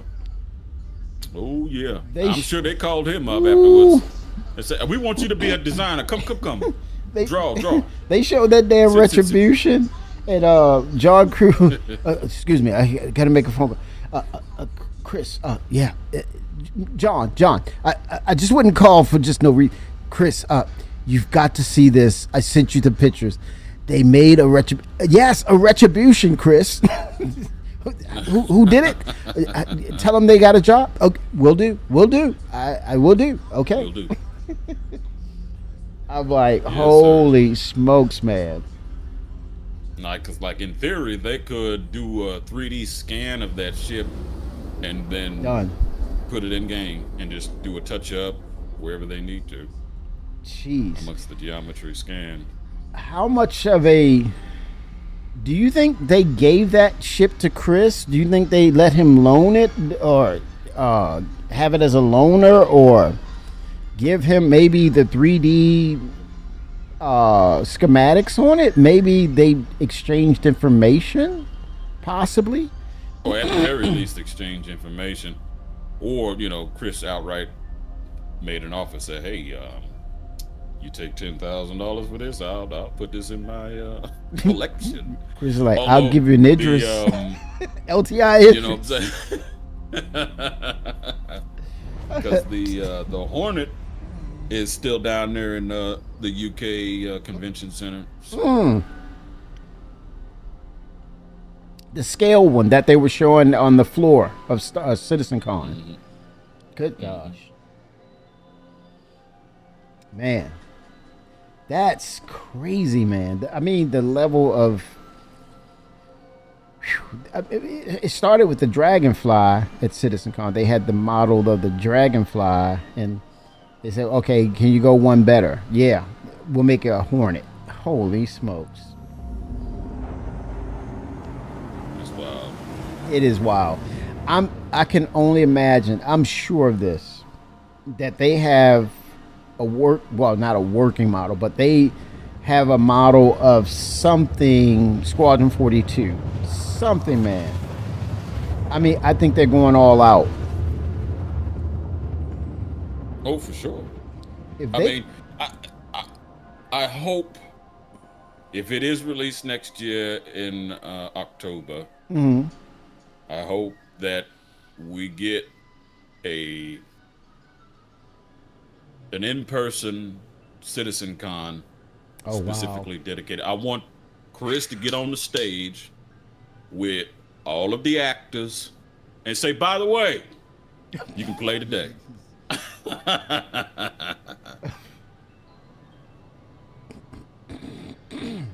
I hope he do it at the end of the event, because they will course. not watch Yeah, that. They will not watch that. Yeah, They will lose 10 people watching Twitch.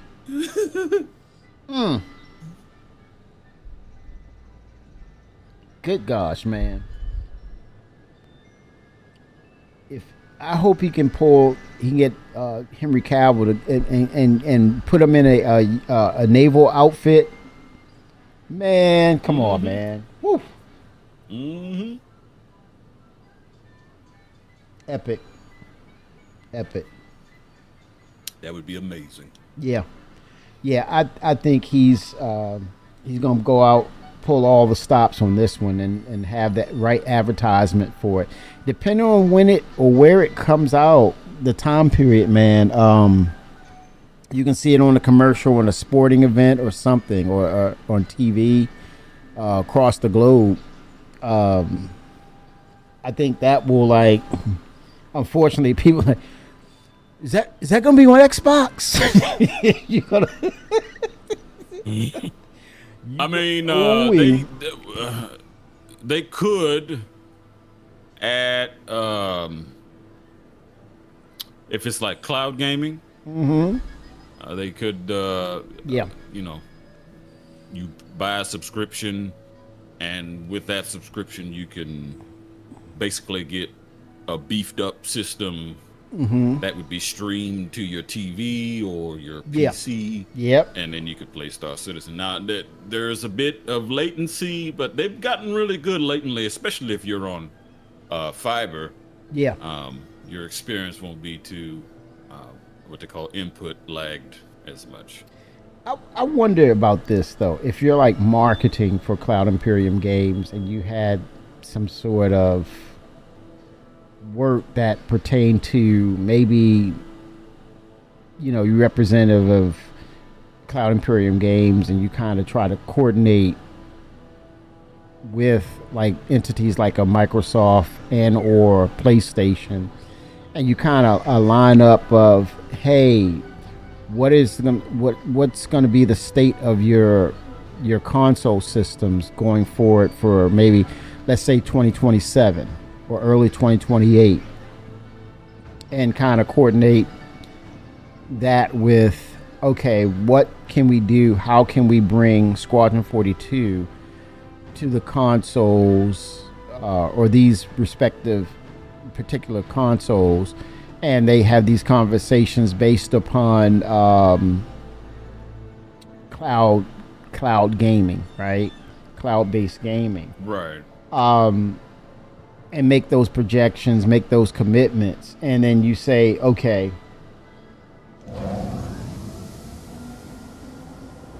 wait a minute, my mic sounded like what? Oh boy, here we go. Yikes. Uh-oh. Oh, well, I know it's different on YouTube. I don't know how it is on Twitch.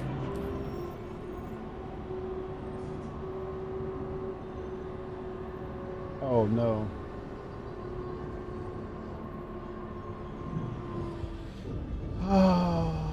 Yeah, I know the feeling. Audio has always been the bane of my existence. What's Every JK? time. What is JK? What he's saying? What's JK? Me, that joking. He's joking. He's messing with you. Because I was gonna say it sounds Twix. fine on Twitch. Twix over there. Really, Getting Twix? the damn. Really? Blood boiling. I'm going to talk to you later. Over there capping. Kappa. Yeah, capping, man. Come on, man. Twix. What? I'm ashamed of you, man. Nah, I'm ashamed of you, man. Oh my God. Twix, it's Saturday night, man. Come on, man. It's supposed to be stress free. It's Saturday, man. It's Star Citizen. Oh. I even forgot my train of thought, man. He redeemed the 30K. Yeah. You wish. Those no longer exist. That is Clive side, baby. You get one, that's on you. You can't handle the truth. Want the truth. Damn dirty K. Damn dirty K.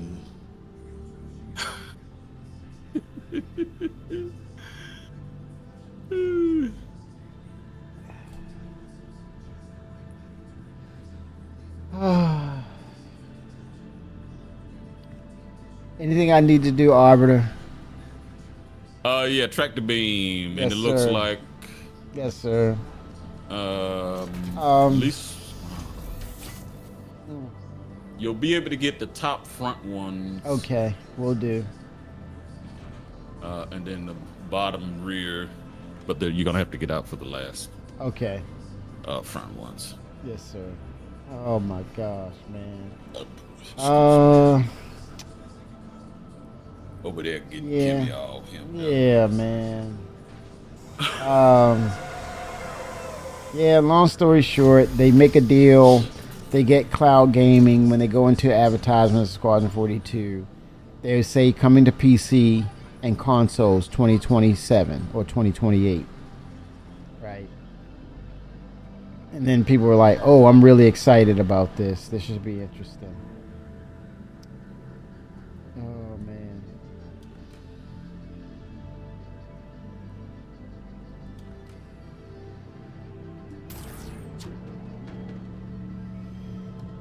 Oh man.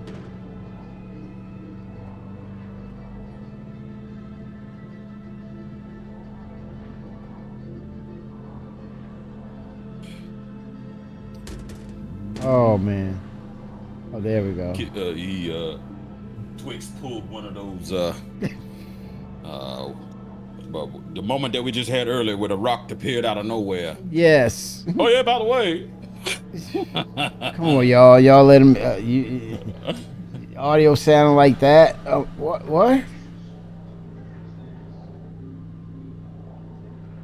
That shit scared the shit out of me. I said, oh. Oh man, that thing just it was a shadow. Big old Like, where's the light? Light is gone. Rock. They wanted me to come down a little bit. I'm gonna have to tilt to the side a little. Let me see if I can grab it from the.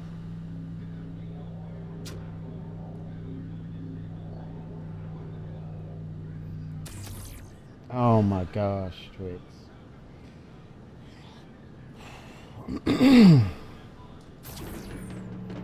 You know that's a sensitive subject, man. The audio is just, it's a humbler, man.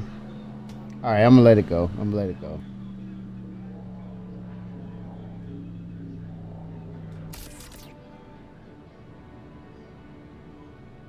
Yeah, I feel you on that. Oh wow, a little rough here.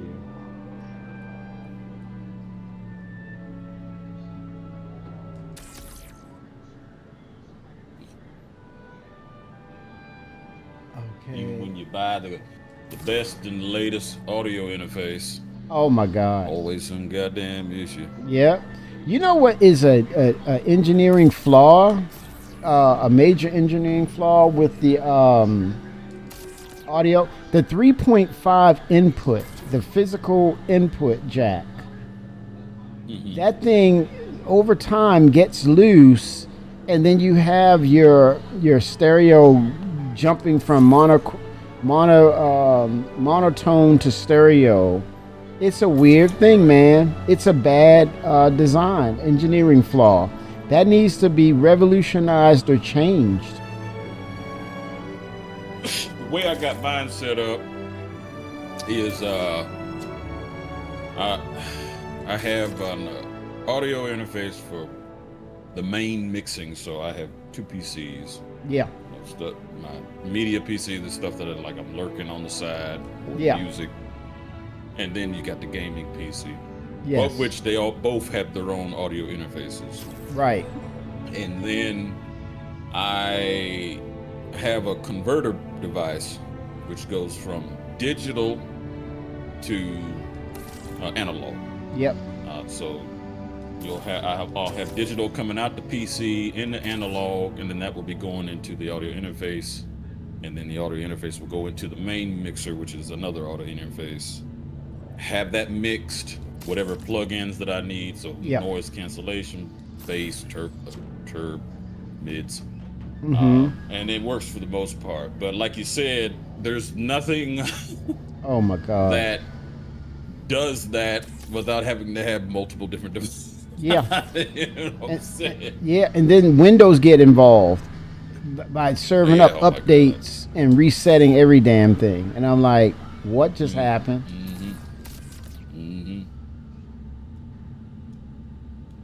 They should know better, man. I wonder. But what's weird about them, they could make a lot of more money if they gave a customized gamer version of their operating system.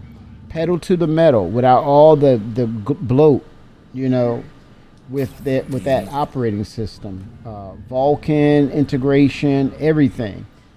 Streamlined, not all the unnecessary things. And I would think that would be another marketing plus for them. I don't get it. Maybe they're too big of a company to get that, to understand that concept. But it would work. Yeah, they certainly could. I mean, there's rumor that they're going to make a debloated version of Windows that's specifically meant for gaming. Yes. But I suspect they're probably going to hold off on that, at least on the Windows 11 Oh side no. of things. Oh no. We can't have it in then, Windows 11. Yeah. They'll put it like at Windows 12, Yes. which is rumored to be coming out sometime, or at least in beta sometime next year. Okay. Free beta, or I think they use the best way to advertise it is free beta, and then they go to. Well, that Right, would work right. though.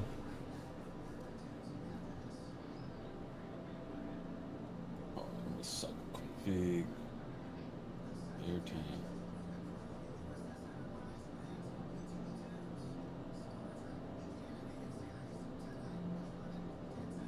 All right, I'm gonna tilt the airlock here so you can get out. All right. Get those last 3 boxes. Oh, I need to share the mission with you so you can turn it in. Okay.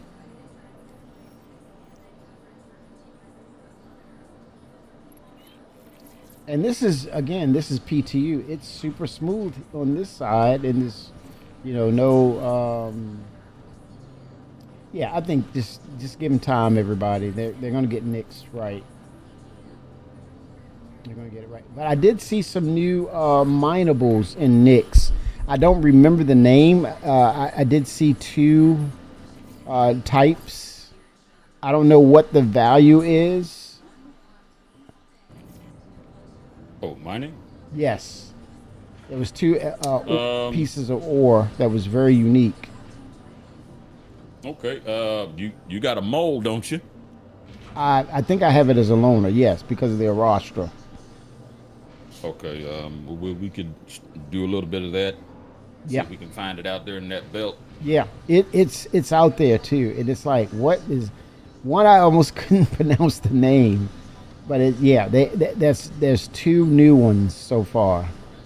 Not sure. I did try to what is it? Use the refinery for it.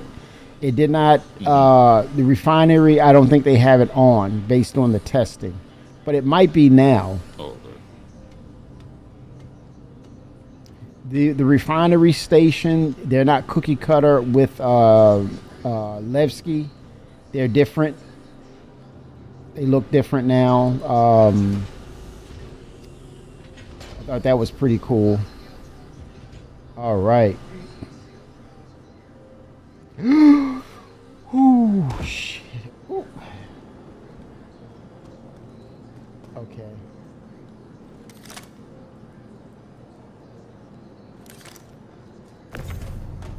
Oh, you jumped out? Oh, Yep. I see you. Okay. Oh, I see him. I see the 3. Oh, damn.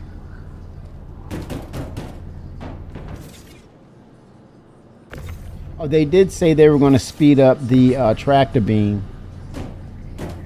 Yeah, I noticed that with the small one, and I said, about damn time. Well, you acting like this is motherfucking a premium or some shit on Atlas. I'm like, come on, bro. You didn't pay for this.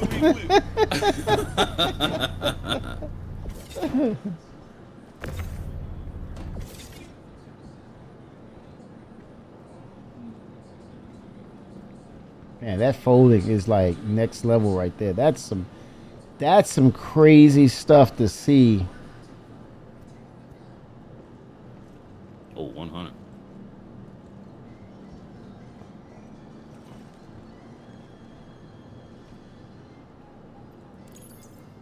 Here we go.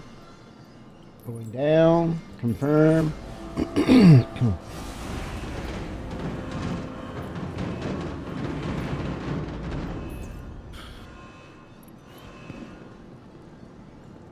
Distilled spirits. Wow. Let's see what reputation that put us at. That would be cool. Oh, we're a junior now, so we should have Oh, the that's large crazy. ones, but we'll check after we do a mining run. That's pretty cool.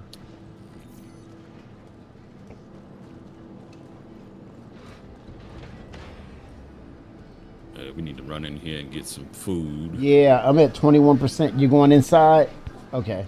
Yes, sir. And then you Frames need are to nice call. here. Yes, sir.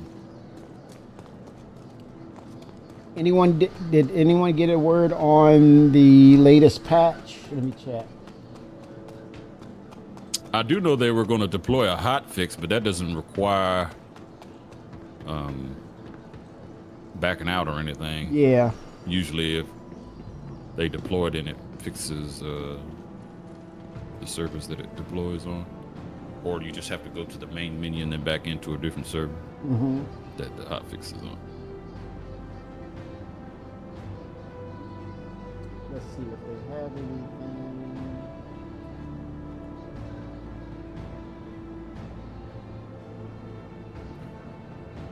I know I called this damn thing.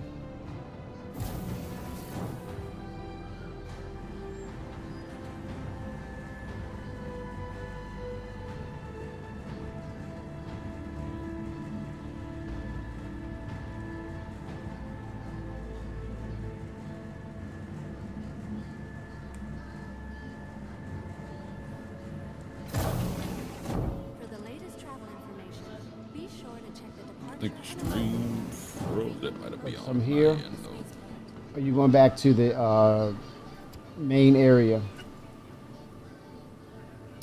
Main area probably has better because that stuff dehydrates you. Yeah, it's sugar.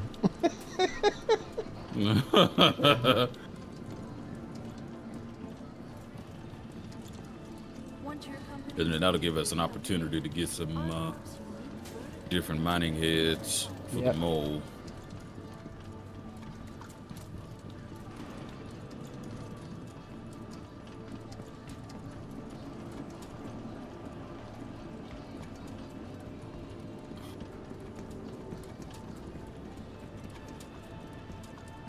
And IAE will be at Orson this year.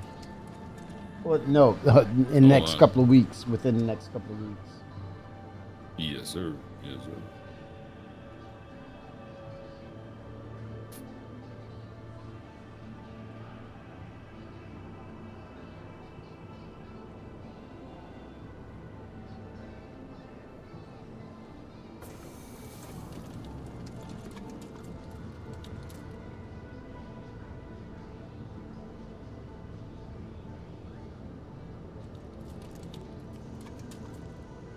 So Stand clear of the doors.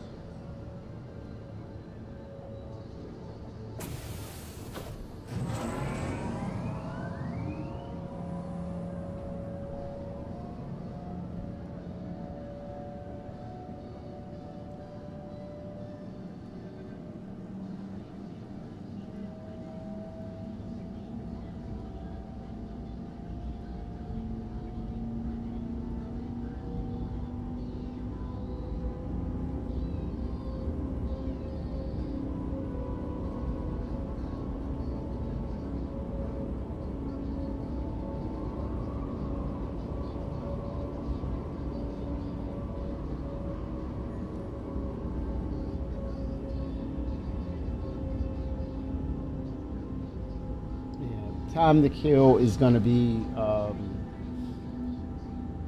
it's going to take a lot of time now when you talk about taking out certain parts or components of a ship.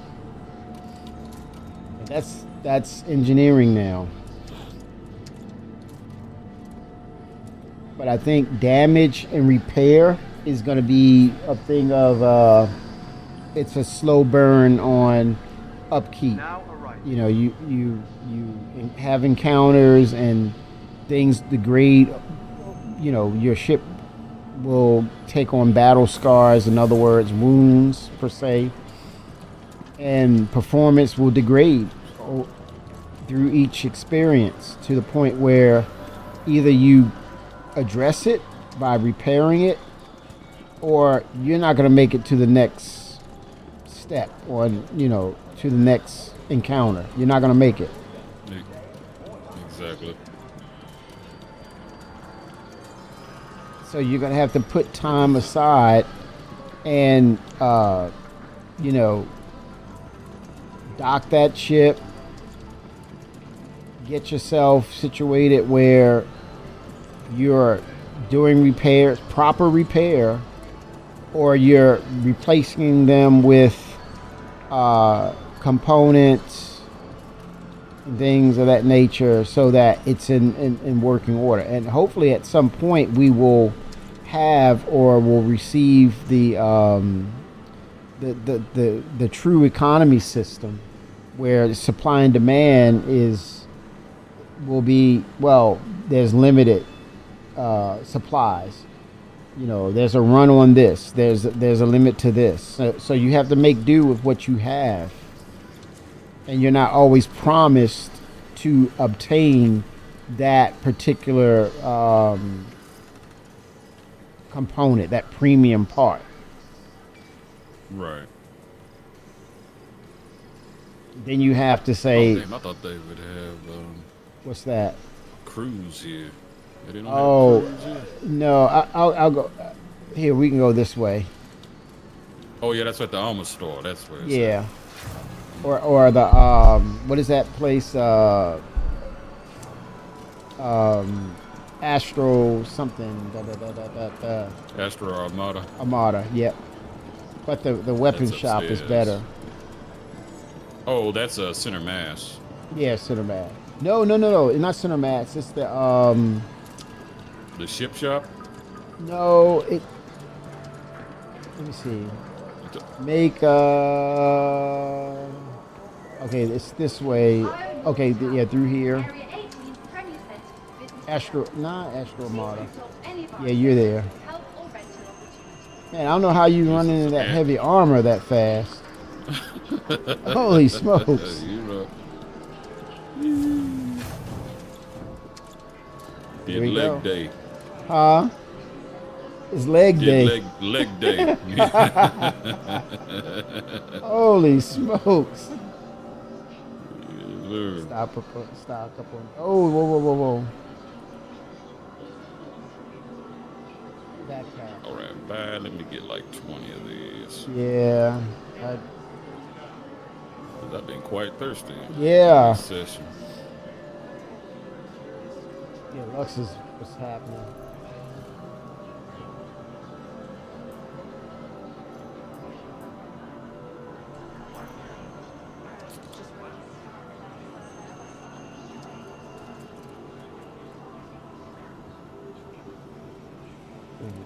Crapocola. Please consult any of our associates for help Yes, or sir. rental opportunities. I probably should get some food. Even though this does both of them, It does. it's good to have some food on there. Yeah, love Lux.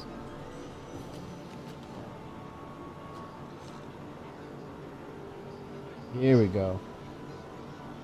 That's Yeah, the that ticket. cruise gives you Welcome to Iron North 2 buffs. Area 18, Yeah. Premier Centre, business Love it.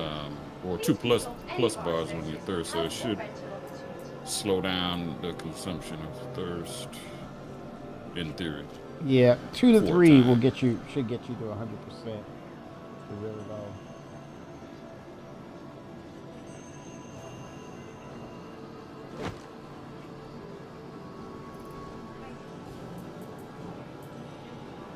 This is only PTU, everybody. So I don't usually do this. Throwing stuff behind the counter. It's PTU. Oh, I mean, it don't matter where you throw it in live anyways, because it don't disappear, Yeah. unfortunately. They need to have those actual disintegrators, and maybe you get a 1 UEC for doing it, right? For doing what's right. Throwing it in a disintegrator unit. You get 1 UEC from it, right? Incentivize it. Give people a reason to clean up after themselves. Yep. I say, hell, I'm not gonna throw it on the floor. I got 1 UEC. I get credit for that.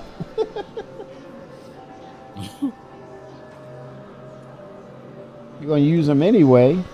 You're gonna consume them anyway. So I know, right?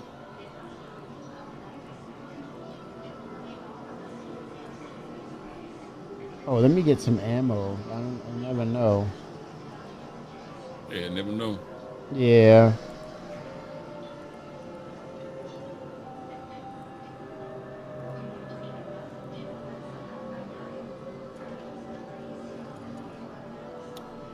Yeah, I got a pistol. I should probably get some ammo for. Yeah, but yeah, I saw that the NPCs were spot on. They were not playing around. They were not. They were on mark. Headshots. They were not missing their bullets. No, Their shots, they were rather. not wasting any ballistics.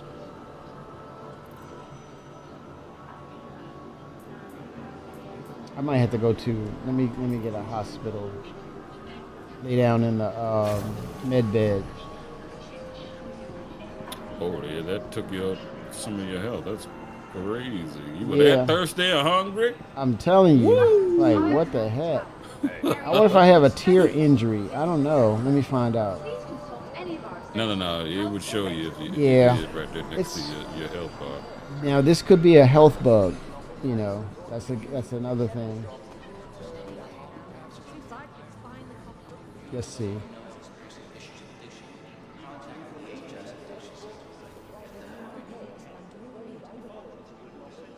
Floor 6 roof. Sometimes I just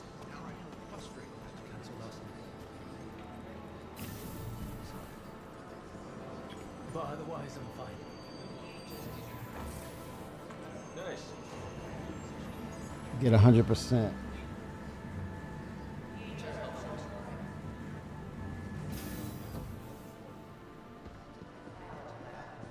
All right, let me take a look.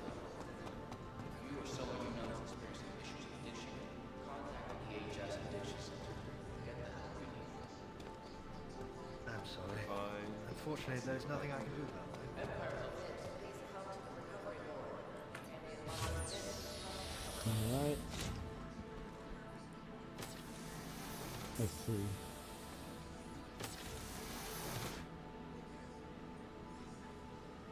There it is.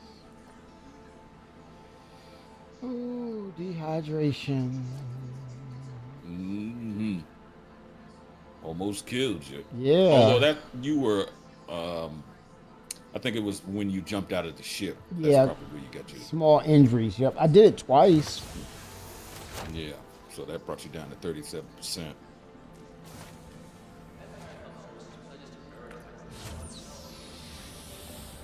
You good to go now? You don't need to do any Oh yeah. treatments.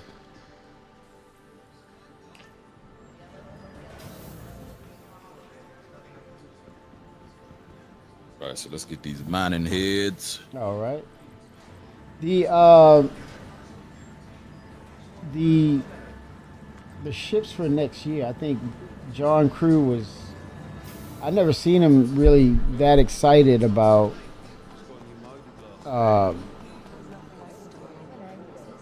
His what's on his production plate for 2026, but he was genuinely excited, man.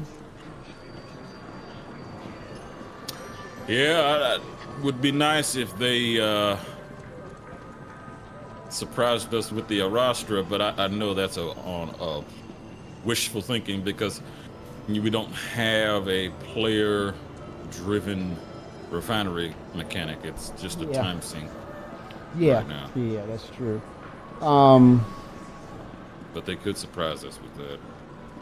Right, because it's all of 2026, but we know the pipeline. It's definitely the Pioneer they're working on. I think they're working on the BLD that Starlancer build. I don't know. I want to say they're working on the Galaxy. I want to say that, but I Very don't. much so. Yeah, I would think so because it's RSI. Mhm. They got to get the Legionnaire out, which is I think that's dependent on the Maelstrom system. That's got to be out next year. But definitely the Pioneer. They need that ship. Question is, Yep. end of what? End of 2026 for Pioneer? Well, it has to come out with base building regardless. Right. So whatever that is slated for, whether that is the launch of 1.0 Yeah. or I would assume with the additional systems coming online, although granted, Nix is a 4.0 patch, so they may not go to like a 5.0 type thing. Yeah. So it may be within the 4.0 branch, but we'll see. Yeah, that's a good. That's But I think- that's interesting. But I think that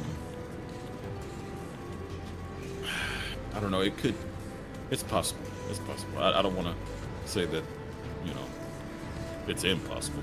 Yeah. Anything's possible at the end of the day. I think the groundwork for base building, which is needed immediately, I think it relies on that small survey, that floating survey that you push, that handheld thing that you can put onto a ship. And I think it's more of if it's tech debt related or what's the best approach to base building with minimal tech debt, it would be that small structure or small habs just to kind of get people out there to see if things are working, right? And then fix accordingly, and then you scale up. Right. You have that little truck that's supposed to be part of the base building gameplay too.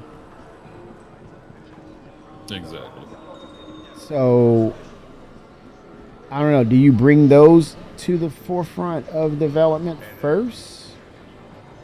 You bring that out, and then once the Pioneer is ready, you have the groundwork for where you trying to go, Arbiter. Okay. I was coming back to get you. I Oh, saw okay. you went the wrong Yeah, direction. I was like, I was trying to follow you, and I was like, wait a minute, where did he go?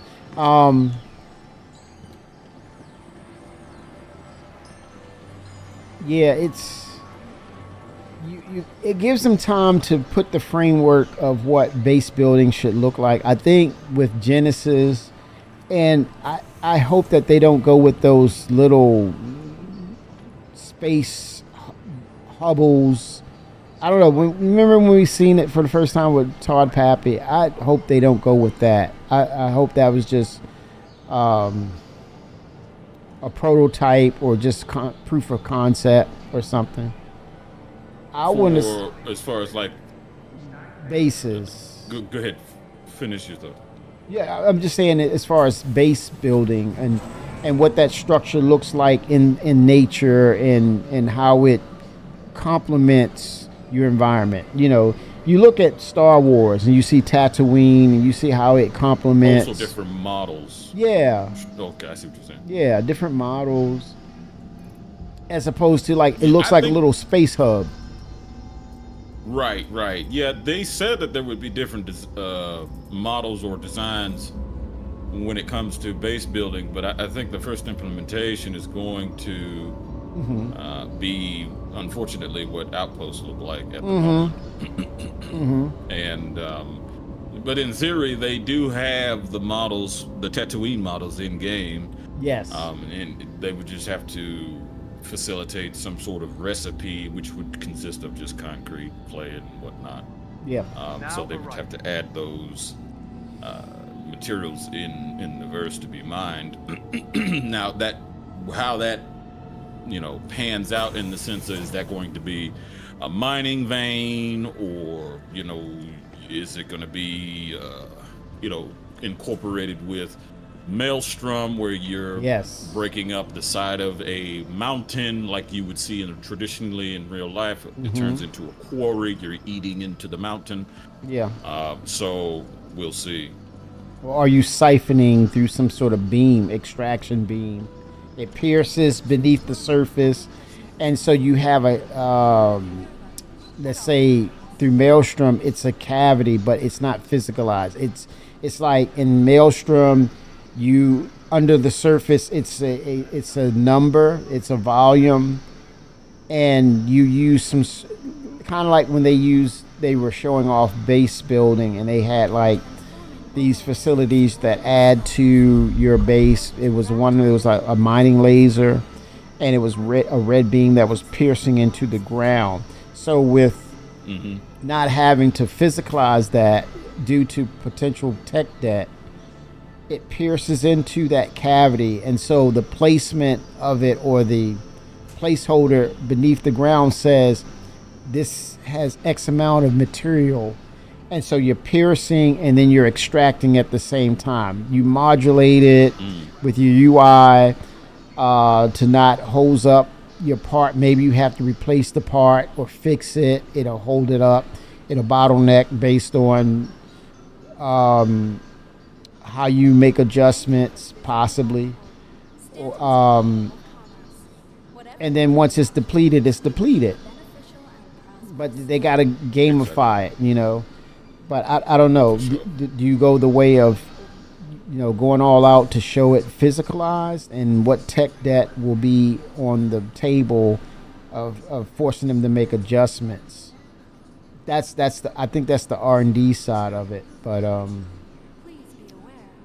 because you have to take that and be a framework for everything else. What about the asteroids? Like they said, the rock cracker, where you break it and it's hollow, and then you can extract the things inside of it. So you're saying the framework is it's already a construct. So you're doing something negative. In other words, it's negative space inside. So it's the opposite of tech debt. You pepper in the little artifacts that are of value, and you go to work with that, just like no different than the rocks being on the ground, but you encase them inside this huge asteroid, which is hollow, which means empty space doesn't correlate to tech debt. But so you have a gameplay feature, you break it, you enter, and then you have your artifacts in there, then you start that process over again. So it's tech debt friendly. Well, I think that's doable with the current tech that we have. Now, I don't know firsthand on what's available in the sense of stuff that we haven't seen. Yeah. But from what we have seen, that idea is doable. I mean, Yeah. we have the ability to cut panels and, you know, obviously shatter rocks and things of that nature. So Yes. you can put it. It should be easy to put a gem or an artifact inside Yes. a Yeah. rock that's breakable. Yes. Yep. I agree. It's just space. You're now you're containing that space in an object that is, through the usage of Maelstrom, as you stated, it can fracture, and it's removed. In other words, you fracture it, if it's open, that piece is gone. You have a gameplay of you break it's gone. Now you have the open, the negative space that will hold those placeholders for those artifacts, which is ore and minerals. Right. Tech debt friendly. We wish you a beneficial and prosperous day. Call in the mole. Okay. Welcome to the ASOP vehicle So retrieval I system. think there's possibilities, man. I think Vehicle selected. Your vehicle has been delivered to the following location. they can figure it out, and I think they have opportunities to be creative at the same time. And I think we have these conversations, but they've been having those conversations years ahead. They've been researching, developing, and I think now you have somebody on the team that can say, okay, what do we need to do to put this in engine? What does that look like? Okay, it looks like this. Now, what's the tech that would be what type of tech debt would we have to pay for this? Is it Right, what's sustainable? needed, Yeah, for the if anything. yep. Unlock your ports. Okay. Be good to do it remotely from the Mobiglass. Too bad that's not a thing. Yeah, that would be cool though. once you connect to your ship, you're in proximity. You should have that ability to do basic, lock, open, port unlock. 900 years into the future. You gotta have that. We got Bluetooth, damn it. You know what I'm saying? And hell, they got even, what they call the key fobs. You don't See? even need to pull the key out. You just get next to it. Yes. The door unlocks. Yep. Yep. It recognizes the signal. It projects that signal. It's like, accept it. It's ready. This is not okay. They fixed the clipping through the floor on the mining heads. That's Oh, nice. really? Oh, you talking about on the freight elevator? Yeah, it sits on top now. Yeah. That's good. That's good. Yeah. And of course, you knew the Fuel oil. containers, right? Yes, that was last patch. Or Yeah. not like recently, but you know what I mean. Before 4.1. Has a little Think of feet. the 4.0 thing. Yeah, put the little stub feet under it to make it stand on the grid.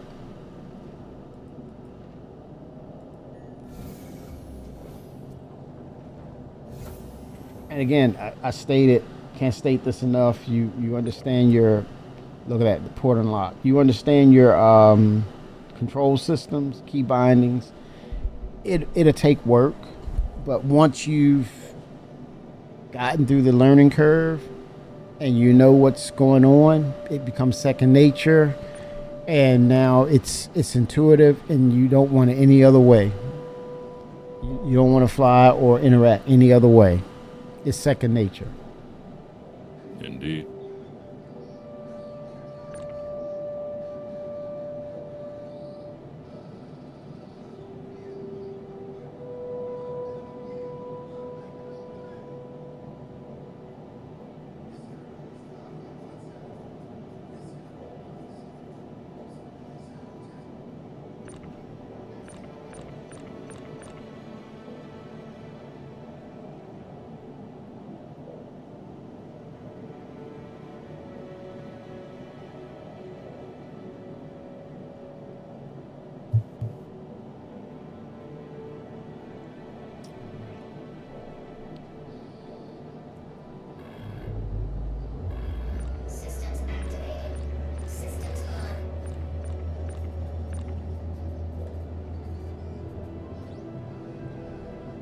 See, I'm looking at my cooler chat. This is exact example. This is a spot on example. The ship is on. I'm looking at my station, and there's the cooler. It's off. Once we get engineering, and you notice, you got to go to your UI and look at this. Turn it on. Right there. It's on now. And I think they had life support system was working too. You can turn that on in engineering. That's the heart is life support. Yep. So when we get eventually engineering to PTU, always, whatever the case, you got to make sure these things are on. If it's not on and you go to fly, ship will cut off once it gets to a temperature. And these are little temperature thermometers here. And it'll turn red when it's overheating. Those little lines on the right-hand side of the UI. They're active in engineering now.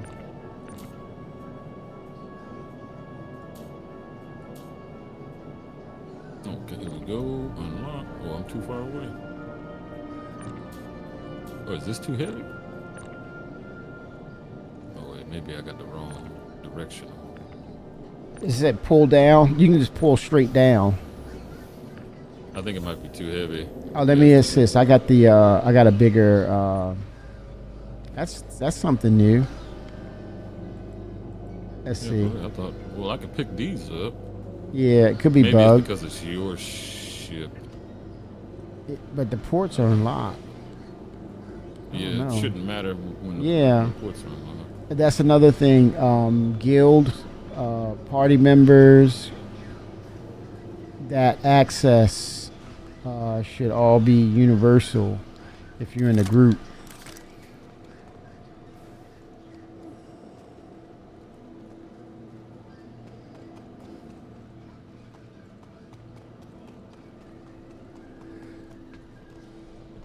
you can't grab it, then This you one? just take these heads and This they the won't let you one? grab it.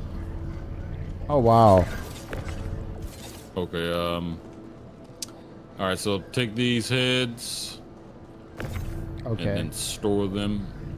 That's And all then we'll right. store the ship, and then you'll use the ship customized. Oh yeah, the move it there. Let me see again. Yeah, it's like it's not even there. Yeah, it doesn't. It's not Yeah, a. so Yeah, it's bugged. You can't interact with it. you just store the ship and then store those Yep. heads. All right. Here we go.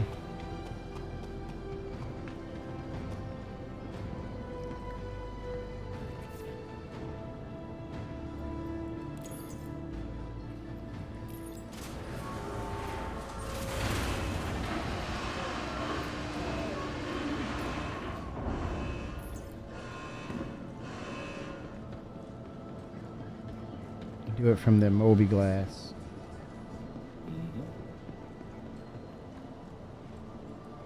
Welcome to the ASOC Vehicle Retrieval System.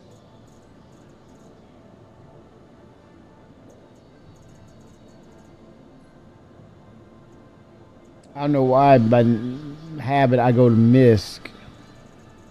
It's Argo mode. I don't know Well, you why. be using that prospector Yes. primarily.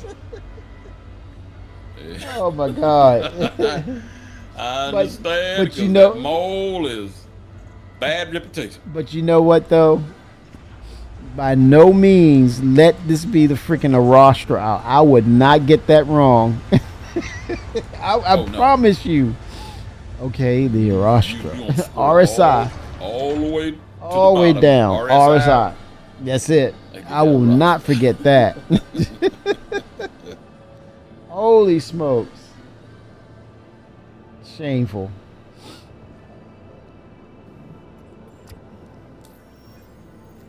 All right, so vehicles. Here we go. Yeah, I want to see a variety of workbenches, and when you do your workbench to fix things, man, I want to see that, you know, have a variety of what you're using. That's going to be nice. Hopefully they'll do that. Utility. That's something, you know, to be honest, it's going to have to be mandatory. Yeah. Why is it grayed out? Do you see that? Oh, you mean to tell me? That must be a bug then. I guess we'll just take the stock ones. Oh crap. That's weird, man. Again, Bug. again, that's one of those ships, man. Vehicle Retrieval System. It could be a nice ship if they just go ahead and give it the love that it Pass needs. on it. Yeah, a serious goal pass. Make those two side turrets, laser turrets, remote. You sit in the chair, you go into remote. Use those extensions to allow it to, you know, have the elbow or the radius to move, you know, left, right, to extend, and even to some extent extend further out if there's something a little further out, potentially. Absolutely. It just makes all the sense in the world. You don't need to be exposed to elements like that with that ship if you want to mine in space and things of that nature. You shouldn't be limited to say I got to stay in atmosphere, and you're exposing people to elements they shouldn't be exposed to. That don't make sense. And then they're talking about at the same time you're going to move away from heavy armor and sitting down at the same time. So which Right. what is it going to be? Which one are you gonna do? Exactly. Because there's enough space in the cockpit to, you know, make those two side turrets and remote and then put captain chairs Yeah, for you to use them. yeah, you're protected. Yep. Yep, stay out of those elements. They're already talking about wanting to bring the solar flares back to Pyro. Even the fan base, the community. Hey, when is that coming? When are you going to bring that back? Right. So I mean, And, I mean that's the whole lore behind the star itself. So yeah, X-rays and solar flares, immense and intense solar flares. Being exposed to that.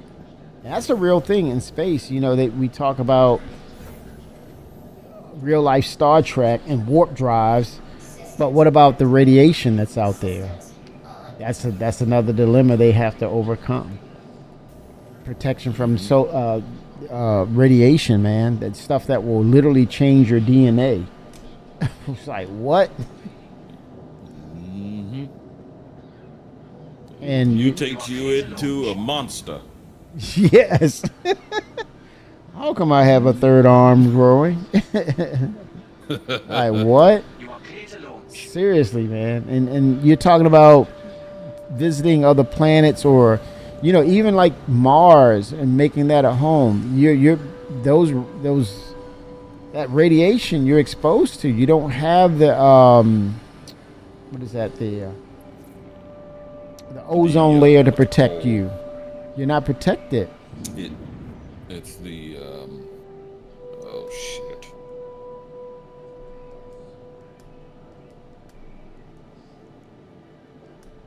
It's a magnetic something. Magnetic fields. Yes, magnetic field. Yep. That'll tear you up, man. The activity of the molten core creates a magnetic field around Earth that protects us from radiation. Yes. And ironically, the facilitation of that process requires radiation because there's a lot of uranium and plutonium at the core of our iron core of Earth, which provides that field. Jeez. Yep. Hence how the compass works. That's right. Jeez, man. Yep. It's a process.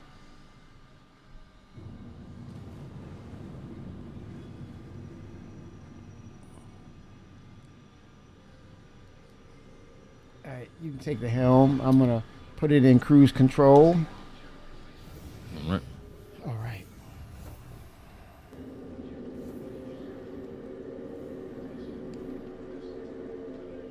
You would think this area right here, it does some refining or some sort of. Why do we have this in the mole if it doesn't have refining?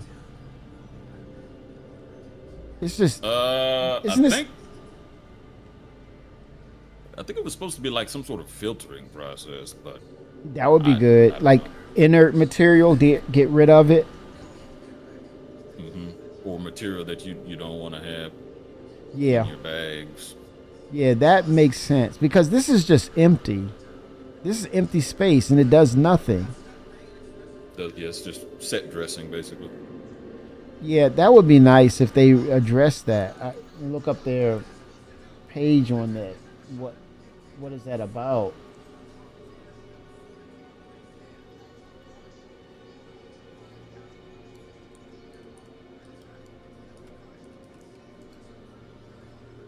Let's see. What are its?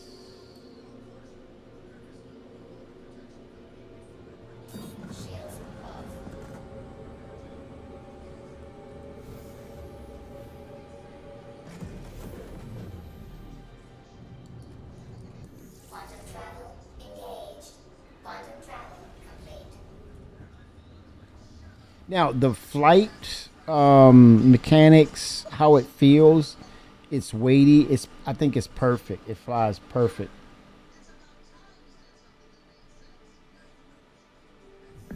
Oh yeah, for sure. The mole is pretty nimble now. Yeah. I don't see anything else about.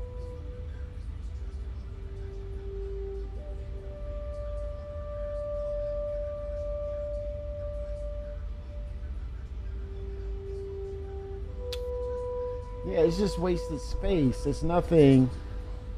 Yep, there's nothing in the brochure. Nothing. I'm looking at it right now.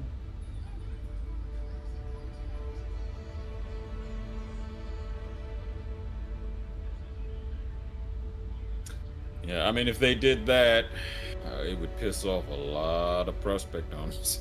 Oh, you think so? Yeah, because the filter. prospector was supposed to have a filtering capability. Holy They smokes. reneged on that. Yeah. That space there, they got to come up with something that's wasted space. Yeah, I would say, definitely wasted okay, space. if that's the case, Arbiter. Let's say that's the thing. Well, why not a storage area for your modules, like your what do you call it, your stampedes, and you go in there and you grab what you need. What about that? Yeah, at the very least, that would be good, and then also a place to hang extra mining heads. Although that would require a bit more of a. Well, the elevator should go all the way to the top instead of just Good. that bottom part. Yeah. Yep. It should be more of a platform, like a cargo grade platform per se, where you can adjust it and give it that space to allow you to move those mining, those laser heads to be mounted. Maybe mount them on one side of the wall for 3 different attachments, right? 3 mountable, like it's a cargo grid. They'll snap in place, right? So you have, so then you can change out those 3 as needed. And the other side of that wall will be your, you can store your stampedes and all those other those modules that you want to add to the laser mining head. So you're in the field, you can make those adjustments. I think that would really highlight and bring back attention to the mole for its potential, or what it can be. And like I said, fix those remote turrets on the side. That would probably, hell, man, I might look at that and say, that's not too shabby. I wonder. I mean, wow.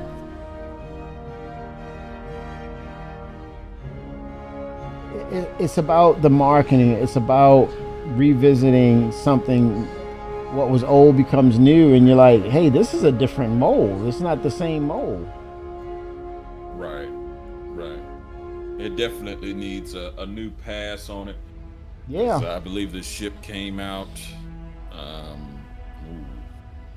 somewhere in 2017, maybe 2018. Yep. And it still needs a gold pass because we have. I'm going to look at it now. The refueling mechanic that is going to be physicalized. Yeah. So you have all this. All this space, and it does nothing. Yeah, it's just eye candy. What is it? Vacuum seal. It's like, okay, what?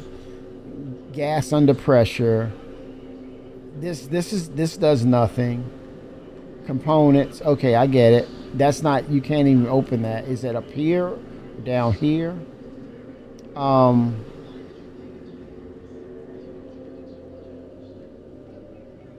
Yeah, even if this, like, you strip this out on one side and you keep this to say, hey, this is functionality for the mole. I don't know. These are collectors, I guess. They're saying that's why it's there.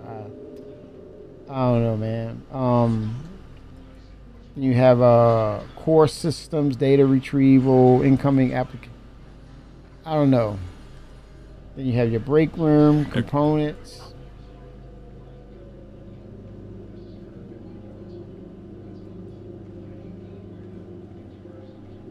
Okay, you have your bunks, which makes sense. Shower. Okay, I'm okay with that. I guess the argument would be that that facilitates the extraction of the ore into the bags. Correct. Yeah. But I don't know I don't know why you would need. Yeah, I'm two sure sides. Seattle's like, well, we've been through this process before. Blah blah blah. Yep, yep. We did the whole, argument. But, Yeah. And this is I kind of think like, it's just. ugh, You're still right on it being a waste of space because yeah, it shouldn't. If the extraction hose on the mining head is this, oh, 6 inches in circumference, it shouldn't take a big, massive ass, right. Well, Arbiter, look, vacuum pump basically to put it in there. right. But look back here, though. Let's say, okay, they won the argument for that up there, right? Those extractors and whatever it pulls into the tanks. Okay, granted, that's fine. Now, what about right here where you can expand this elevator, right? Even maybe bring it out to this extent, right?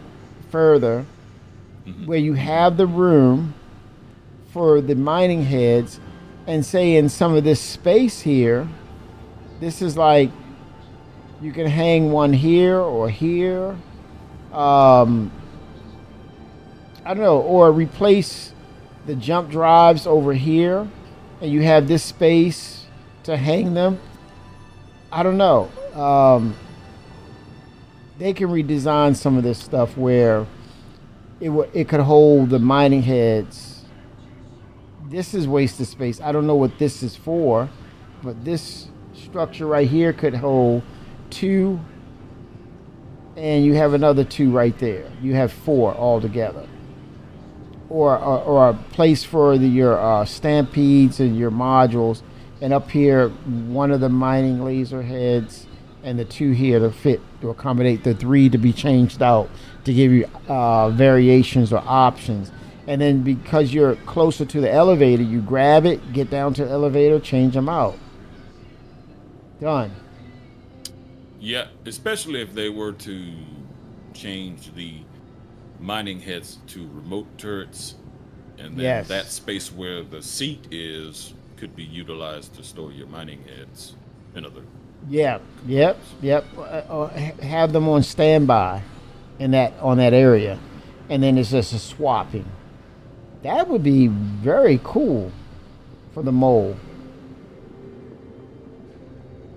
Yes, a well-needed update.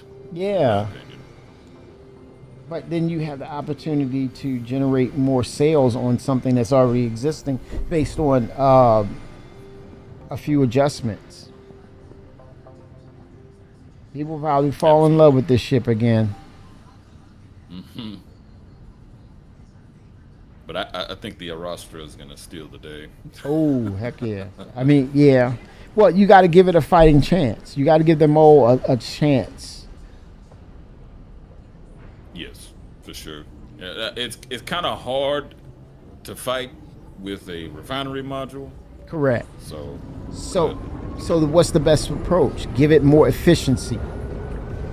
Give it efficiency in what it does with that small crew, so they're outfitted to be able to make the adjustments while they're out there when they find minables where they have to change out those mining heads on the fly, especially if they go out to certain distances once you have a number of systems placed in the game. So you want to be, if you're out there, you fix it right there while on site, and then take care of business and come back. That way it's not so much of a pressing thing, because you can be independent and you don't have to rely on too many things, and you get the job done. Whereas with the Arostra, it's moving volume, so you want to be efficient when you can make those comparisons with other ships like that, because like you said, it's always going to steal the day from it when you look at what it does. 2 large refineries built into that thing, 500 and something, possibly 564 of cargo containment. Man, it's gonna be hard to beat. yeah. Let's see. Last time I checked, it was 564. Let me see.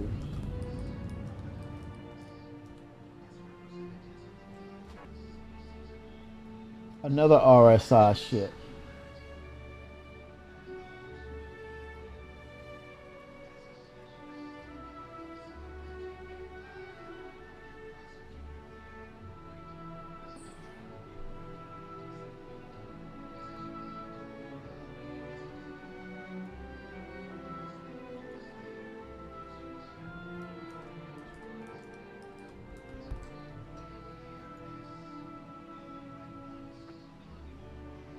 Man, you can. Capacity is 2 to 5. 576 SCU.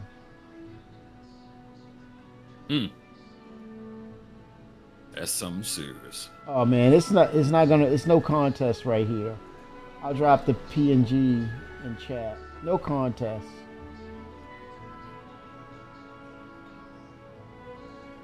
Not at all.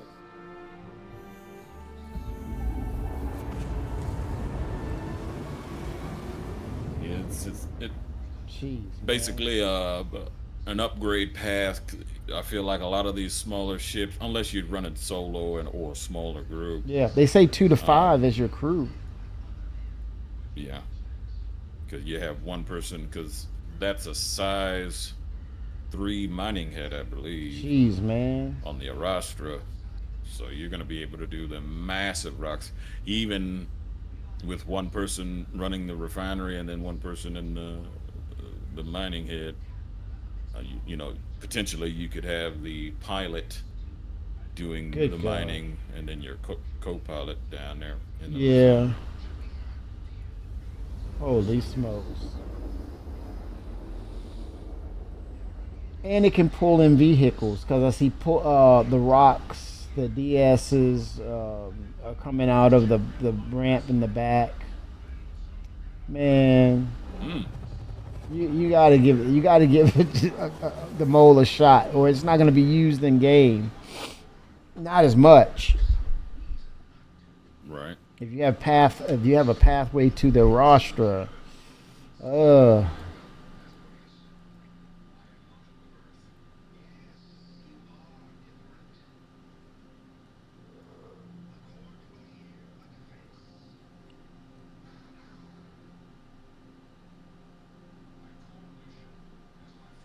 three size 3 remote turrets. And then for actual turrets, 4 size 3s. What? 8 size 1 missiles. 2 S5 that's pilot controlled. 4 size 3 missiles. Man, this is... Oh boy.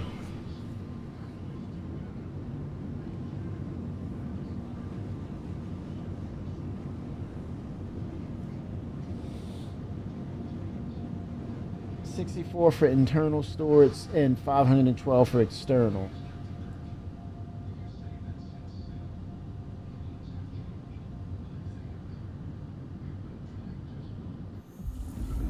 $116 meters long, 60 meters wide.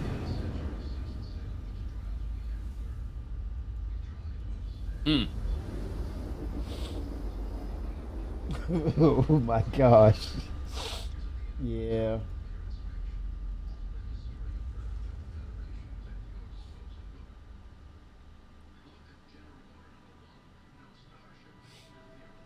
That's beautiful, man. A marvelous ship to see.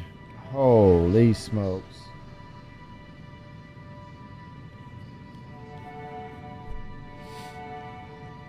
We were looking at CitizenCon Direct in October, and here it is, November, about a month or so later. This is what they were showing us.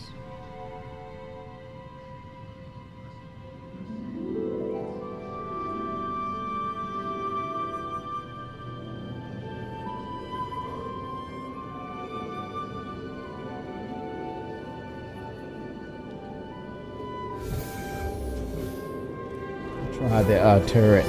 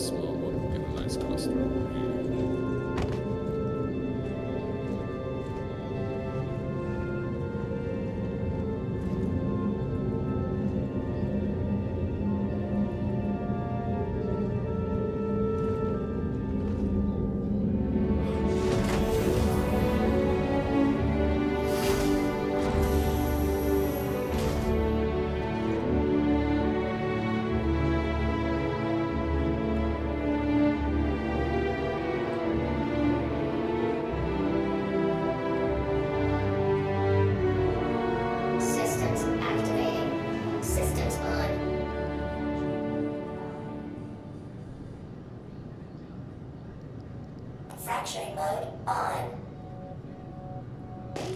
Mining mode on. Got something right in front of us, Arbiter. Yes, sir. We're about 6 clicks out. Nice. Fracturing mode on. Mining mode on. Mining mode off.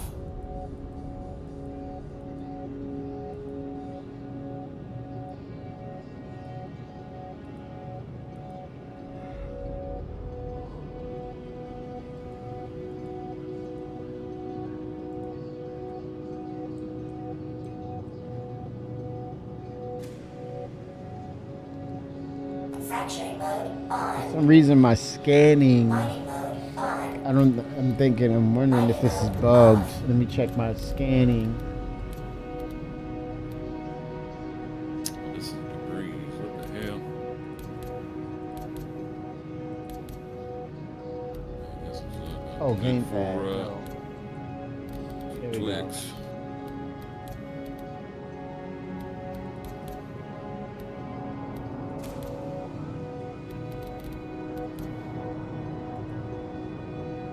Yeah, that's broken. The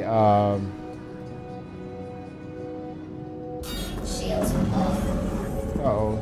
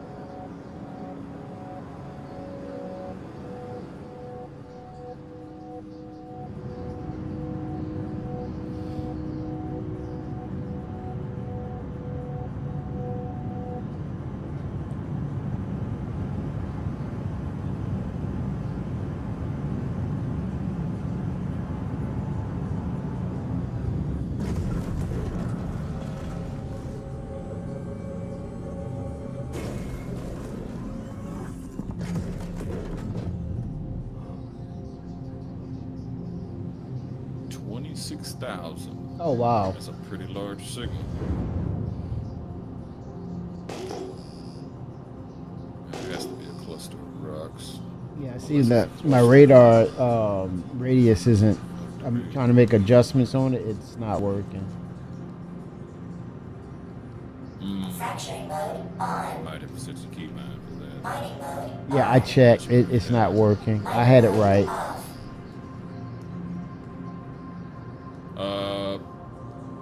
Maybe you have to turn it on in that seat. I don't know. I'll turn it off and let me see. My key bindings don't work for the turret. Let's try. Power off. Power on. Systems activating. Systems on.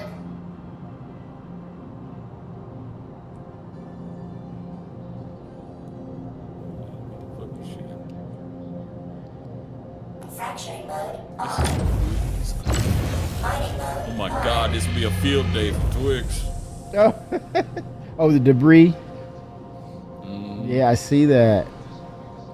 Well, I think that's gonna be a thing when people trying to move around cargo and the Vandal attack. Oh my gosh, and destroy ships.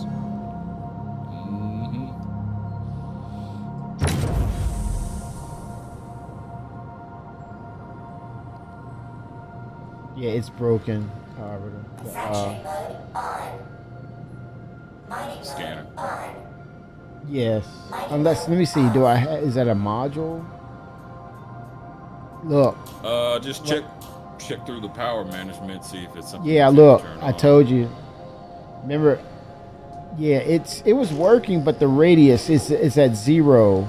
Fracturing I wanted to set it to 90. That's not working. That's a bug. mining mode Yeah, I have it on. Yeah, that's a bug. off.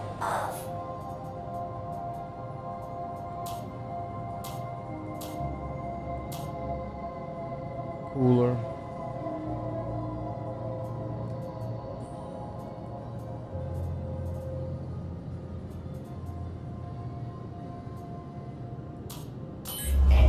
Oh damn! Are you- My bad. My bad. Are Oh. you in scan mode? Yes, I am. I have the symbol, Okay. and yeah, when you make adjustments to your radius, if it's 0 to 90, wide radius, it won't respond to anything. Okay, I see the asteroids. Yeah, it's bugged. Fracturing mode on. Mining mode Let's see what we got here. I'll let you do the scanning. Okay. You on the nose or you on the side? I'm directly in front of it. It looks like it's distractible. off. Mining mode on. Fracturing mode on.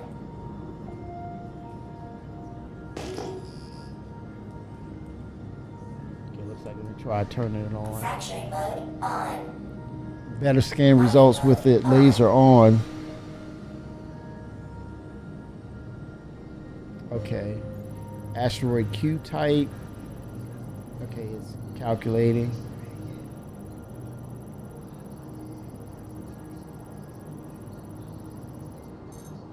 Terranite quartz inert material, easy.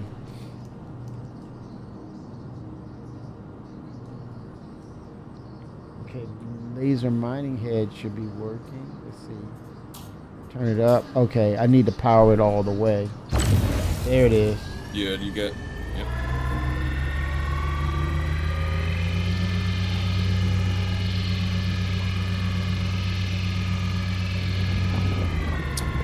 You right back. Restroom break.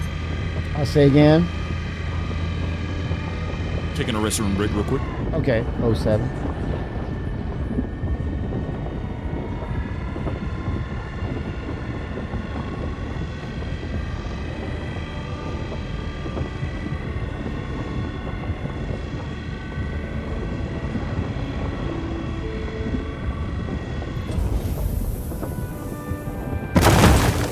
Some desync, but not bad. Extraction mode on.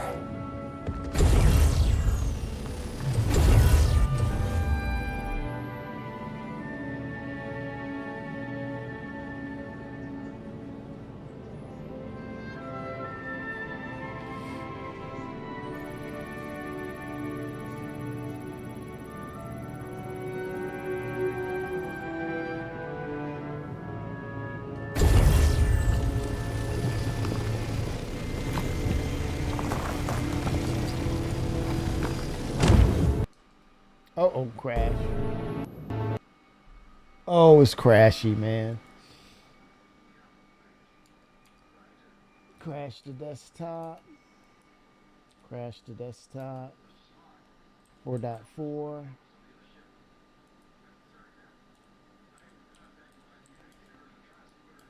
PTU. Still crashy.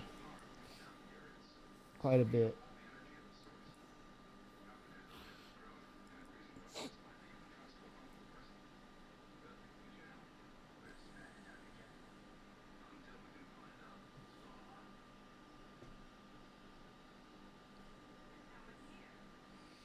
Okay, let's see. Persistence should get us back. Oh in. damn. Yeah, CDD. I already got to thank you for your submission. Yeah, I don't. I wonder what's going on. What's causing that? It'd be nice to have a post-mortem of hey, what was some of the complex issues you had to figure out with this. Is it the additional system that we're looking at that they're now having to balance more between the servers? Does it mean they've added servers? Are they playing nice with server meshing static amongst themselves? They got to maybe organize that, figure that out because they've added an additional server within static server meshing. I don't know, or the two servers. Yeah, probably a combination of back-end servers getting clogged up. Too much information coming in. Yeah, especially with the new and old information that's Right. it's got to filter in and then also communicate with the other servers, or maybe adjustments of what territory is what. You know, you got space, that's a server, and then you got the landing zone, it's its own server. Right. It's interesting stuff though, but they got to make it work where it all ties in. Okay, I'm back to where I was, Arbiter. Systems activating. Copy, Systems loading. on.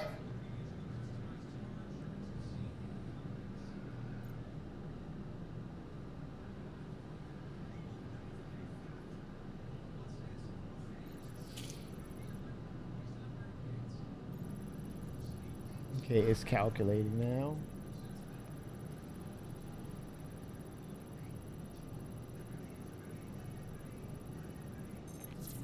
Okay, Terra Knight.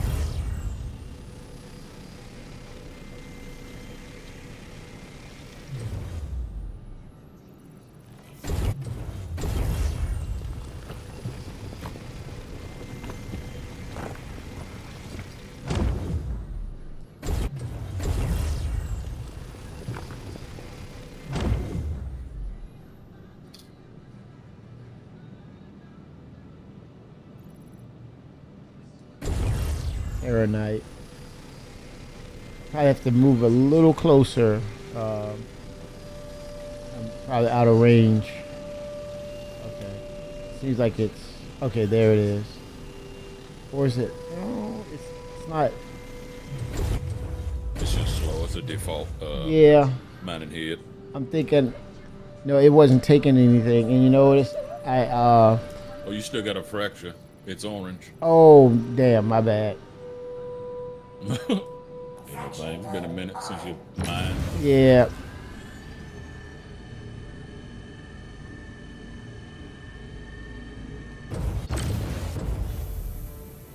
See if we get a reading on it.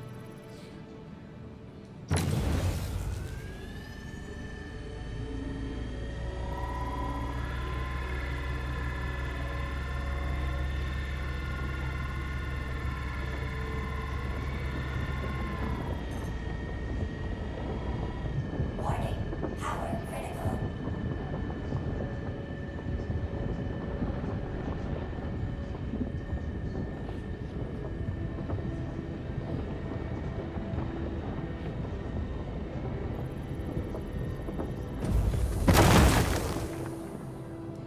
Extraction mode on.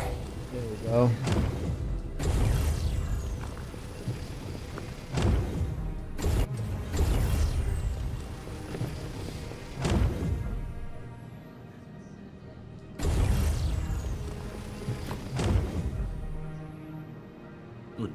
Extraction mode on. That debris is moving. Well, in the back, yeah, they remember they said dynamic asteroids. Oh, shit. Me tripping. I was like, am I moving? He's like, wait a minute, what is this? What beer is this again? I dropped it, but damn, what's going on here? Am I good? Wait a minute, hold up. Let me look at the label. Thought I was losing my mind. The hell is this? Put something in there. Oh no, you were like, hey man, what's going on out there? I'm staring, I'm like, ain't no way in the hell that thing is moving out there. That's background. Wait a minute, what?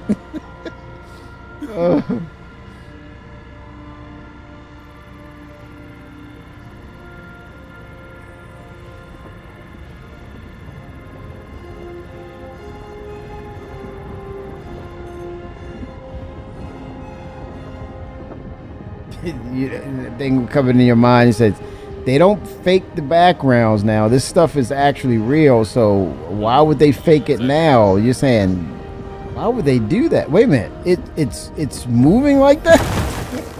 Yep. Extraction mode on. Yeah, it's crazy, Well, that man. means if they can do that, Orbit. that means they can. Planets. You took the words right out of my mouth. I know where we're going, man. I'm right in sync with you. Do you know they said they're going to do that, right? Yes, yeah, they said if it was Yeah. feasible in the sense of server structure, Yeah. infrastructure, they would do it. It changes your dynamic though, because you're talking about you're able to fly around with the new quantum system. Now it takes you have to journey further out because you didn't anticipate. Well, hell, the planet is on the other side, or it's in that corner of that solar system, as opposed to it's closer to your jump point now, and you're in pursuit by potential pirates or the authorities, and you have to really go and make that run, and that's life and death right there. That's right. It's unpredictable. You might have a situation where you have limited fuel, and you jump in and like, I gotta stop here first because I didn't realize it was gonna be that far. I'm not gonna make it.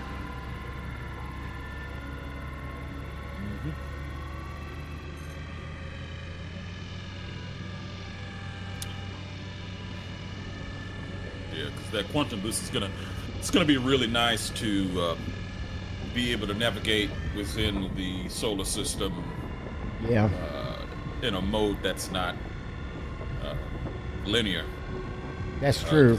Right Yeah. now, we move in a singular trajectory Yeah. rather than a dynamic one where you can potentially do a donut or a figure eight. And whatnot. Yeah.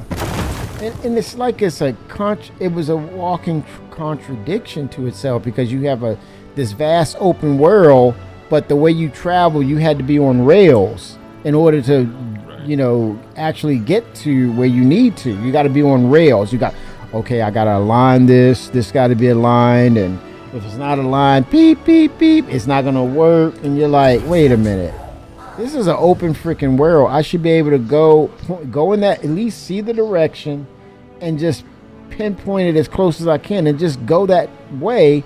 And once I'm close enough, I'll have the clarity. I'll filter all these other things that's in the way. So in some instances, you have these objects, you can't even get there because it's obstructed. I'm like, what?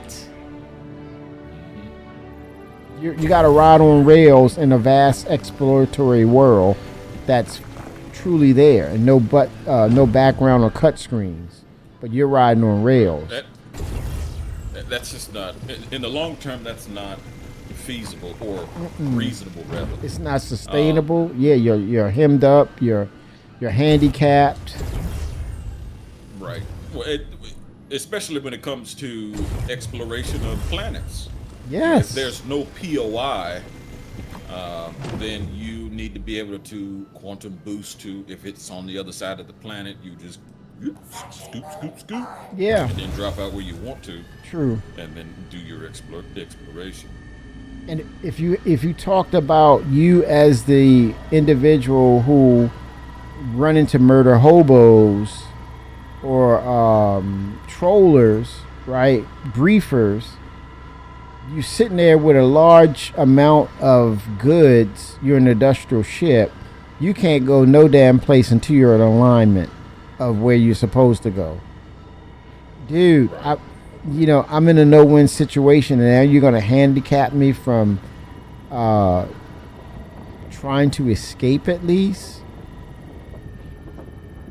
Yeah, that's not fun, especially with the the different modes, because you used to be able to run. Well, technically you still can run, but if your max speed is at the same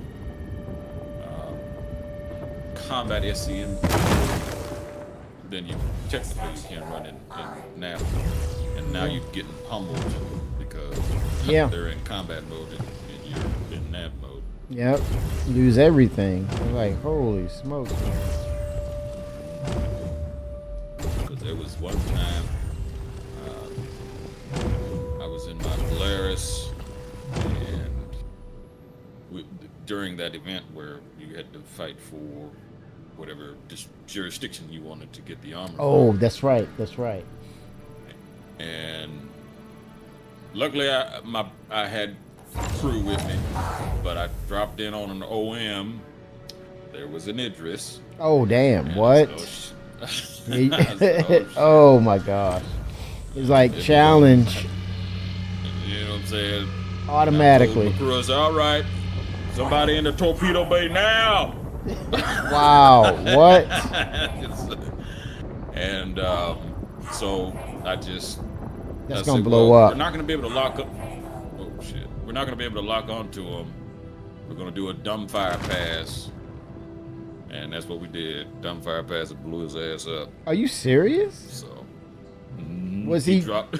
Did he try to attack? But Was he gonna? His intent was to attack you? Oh, yeah, he hit me with that giant ass beam. I said, Oh, full heck speed, no! Wow. What? And that's an automatic thing when you see capital ship and another capital ship. They're facing each other. And it's like, yep, you know what it is. It's gonna happen. Holy smokes! It's game on. Everybody was trying to steal my cargo. I said, no, not today, motherfucker. Excuse my French, but Oh, they probably were scanning you. They probably were scanning you and realized you had cargo. I was stacked. Oh fully my loaded. gosh, man! You went to fight for this, son, bitch. I tell you what. Wow. That's insane. And again, more ships are coming in. That's right. Well, I learned my lesson. I never went back to an OM. I jumped in on a random location. Ah. And then jumped to New Babbage. Holy smokes. But yeah, that's an easy way for them to find you on the way in. It's typically most people don't pay attention, which I'm a part of that category. I just didn't expect anyone to be at the OM. I just said, yeah, I'll take it. Holy That's smokes. The route that the nav system gave me, and fell right into a trap. Yeah, that level of randomness, you know, good or bad, you can't take that away from the unpredictability with Star Citizen. You sometimes you get drawn in with routine, and then you realize, wait a minute, I'm in Star Citizen. What's the likelihood of this happening to me? And you realize, hey, it's happening. And you're like, oh crap, I got to make adjustments real fast because this was not predicted. Exactly. An element of surprise. Exactly. And it's hard for a video game to do that. I mean, on the MMO side, you can do that, but even then, you see where there's video games and it's scripted, it's very routine. I would have to say, World of Warcraft, very unique game. It's been a staple, but to me, I would say you have to wait for them to create you new content, because it becomes mundane or it becomes repetitive after so many hours of playing it, and you realize, whoa, it's not much that's going to change with this. But these encounters here in this game, it's like, you better be ready. You never know. And you say to yourself, I didn't see that one coming. I didn't see that happening. Yet here we are. Yeah, right. Exactly. Given, to a certain extent, on the repetitive nature, every game, even with the random encounters that you may have with PvP, you're still doing PvP. It's the same thing. Yep. Okay. Exactly. So now, granted, there's a different,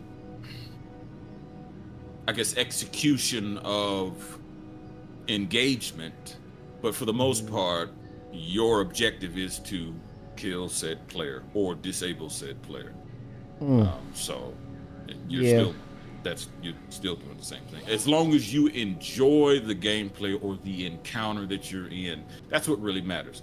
The repetitive nature, life is repetitive by nature. That's you true. get up, take a shower, eat, fuck, piss, shit, and rinse and repeat. You know, so yeah, I think a lot of people harp on that repetitive nature too much, not realizing as a human being, that's your nature, is to repeat. Yeah, it's a routine. That's what you call life, or people are comfortable with that routine and saying, hey, some people don't want. You ever watch Big Bang Theory? You have where Sheldon doesn't want to come outside of that norm of things that are procedurally done or done on a repetitive nature. Exactly, on this day, this is Wednesday laundry day, this is Thursday Chinese, Friday is pizza night, and he does not get out of that pattern. He wants to keep that pattern because it's unpredictability. He doesn't like that.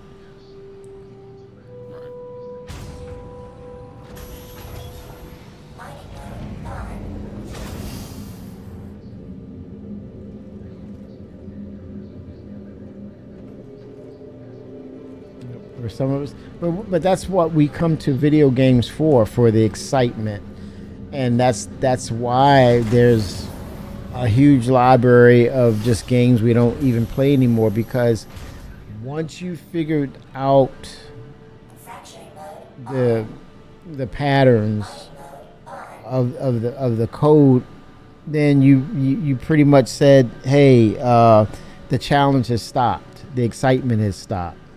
I got this figured out. What's the point of me playing it again or continuing to play? Right, and that's where it boils down to, do you like the repetitive nature that is being offered?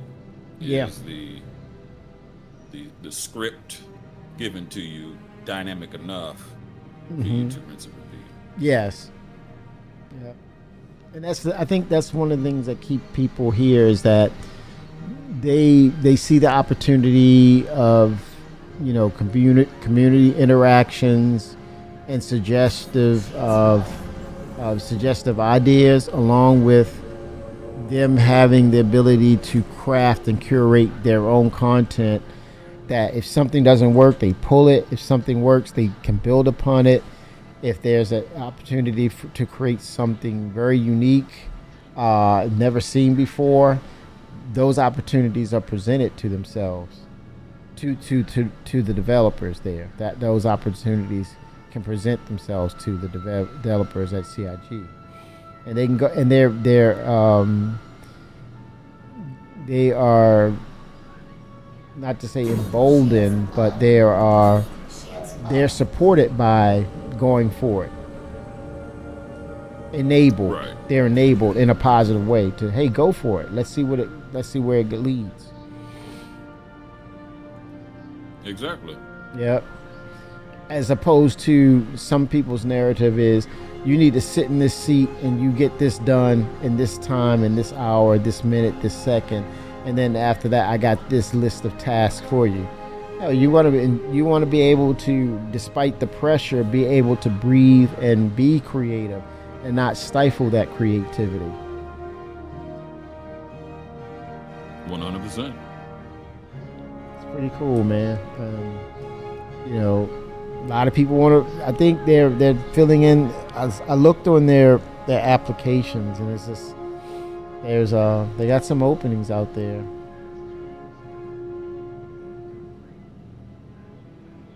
Gives you a good idea of what they're looking for, what they're pursuing, what they're attempting to work on. Yeah, the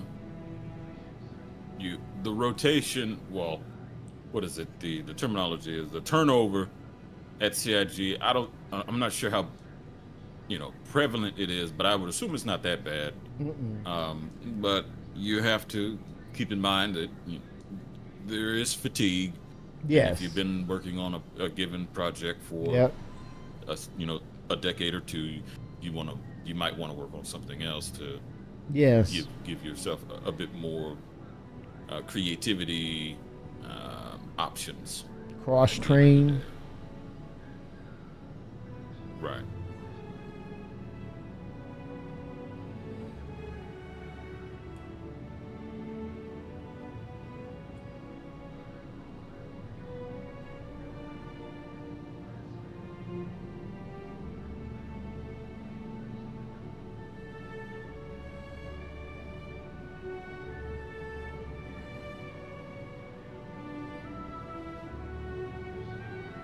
Let's see, ooh, 7400. This is probably debris, but we'll check it. Okay.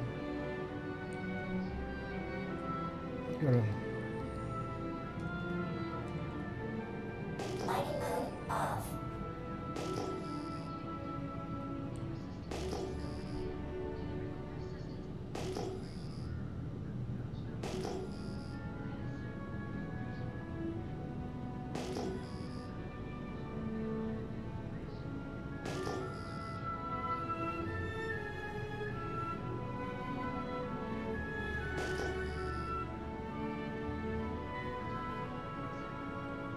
That's cool to see that large asteroid rotating like that. Yeah, very dynamic. Provides an element of. Oh, damn. Uh-oh. Here we go. Here we go. I tell you what, fun detected. Yep. Oh my gosh.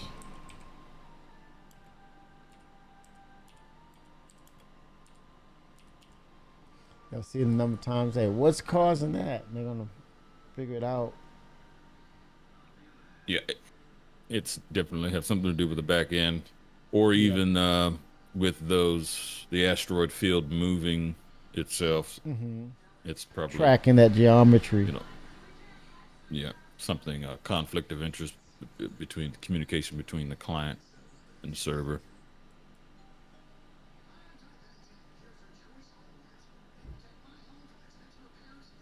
But they did say that we're gonna get a patch, man. It's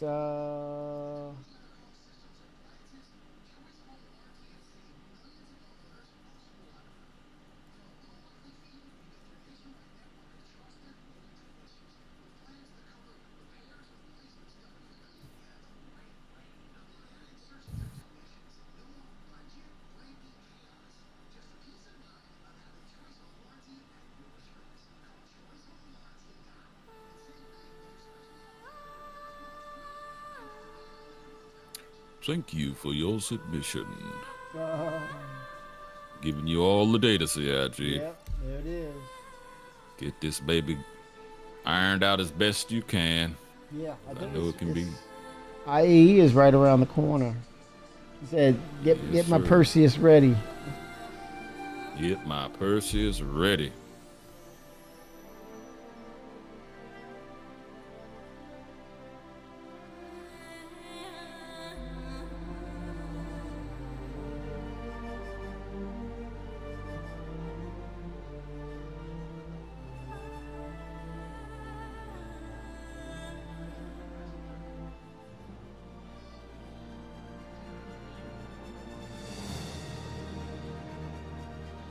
Yeah, I can't wait.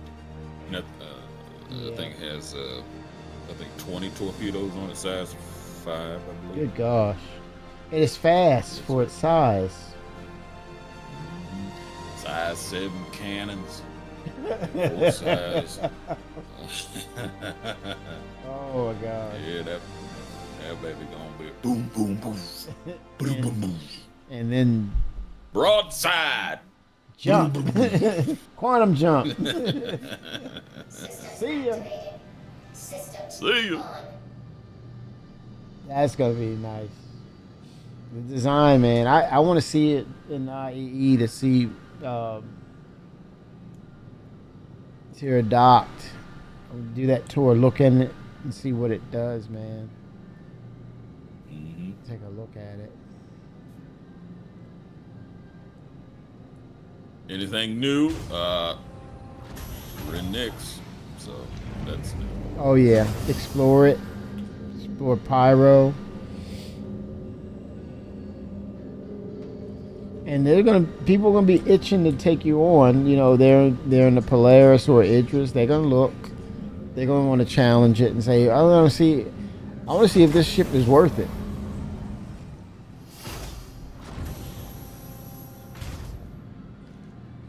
They're gonna take their shots. Yes, sir.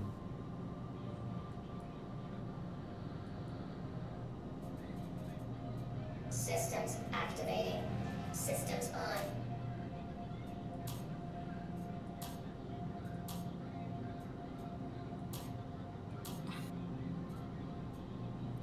Yeah, execution is key. Oh yeah. Especially with the Perseus, because that's technically is supposed to be a capital ship destroyer. Yes. But although the what was it called? The Ares was supposed to be. Oh yeah. I think it's capital. going to do some damage because the guns that it carry. Right. I think. Inferno and that is was- that it? Inferno. Yeah, the Inferno and Ion. Ion. I Yeah. can't remember what size they had on there. Was but I they think it 6 or size- 7s? Yeah, I think size 6. Crazy. Yeah. And then you had the Eclipse. That was another one, and then the Retaliator was another one that had that capability. And then the torpedoes yeah, move so damn slow. yeah, Kind of hard to yeah. make that a counter unless you. They got to make some adjustments know. to it. It would be nice to have like remote control over torpedoes, Oh wow, and guiding them in in. this case, you Wow. would fly them in, and if you see Ares is 7. you know, then- Coffee said it's 7. shoot. Oh, size 7. Okay. Play with Kobe So said they- anything new came out yet. As far as patch is concerned, we're waiting on the patch to see. They said, I think they're going to really take their time on it to get some things, unless they found some things that's going to take a little longer, which is good. But yeah, I could see this thing dropping. They can drop a patch at any time. It's, if not tonight, definitely Sunday.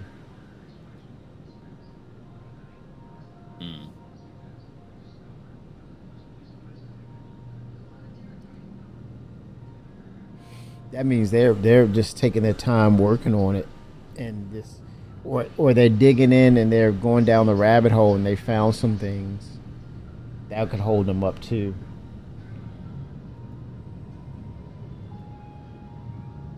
It is the weekend, and then you do have a holiday coming up on Yeah. Tuesday, I believe. With veterans, right?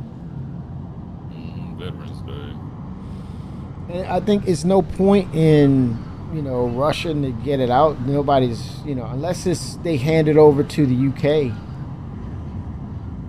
Yeah, Well, this everything the is mole. based in the UK for the most part. Yeah. I see the I mole. think the server tech is in, well, not server tech, but the infrastructure is in Austin. Okay. Oh yeah, the server infrastructure with Ahmed and Mike Jones. Right. Yeah.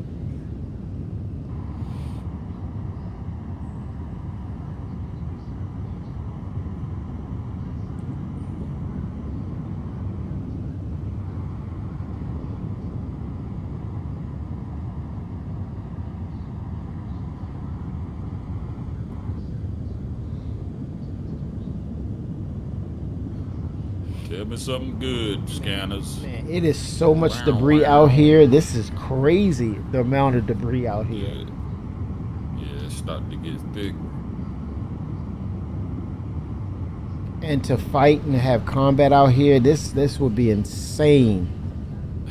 Better take it slow. Yeah, I mean, you're better off trying to run and you're going in one direction and you see ahead of you as opposed to,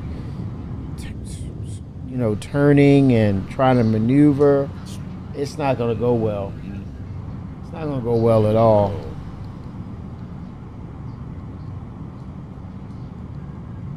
There's a shit ton of debris out here. Yep. I know where Twix is gonna be. Yep. Salvage. Yeah, The all night question long. is, salvage or mining? That's going to be the thing.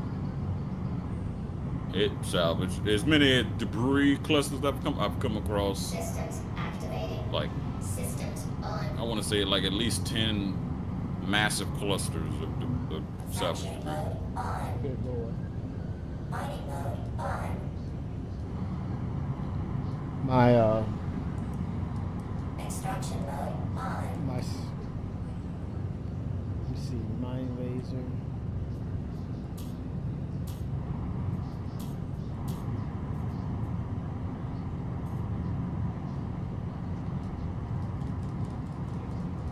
Give me something good, something good. Oh, these signals are too small for the neurons.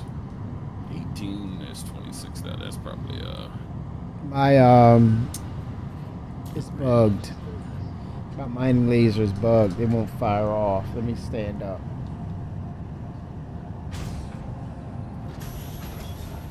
Mining mode on. Shields on. what is this debris? This has got to be debris. Oh no, it's asteroid.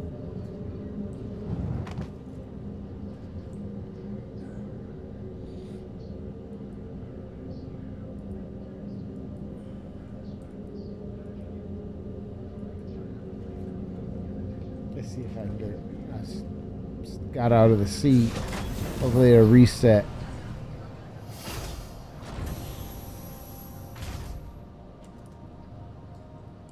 Fracturing mode on. There we go.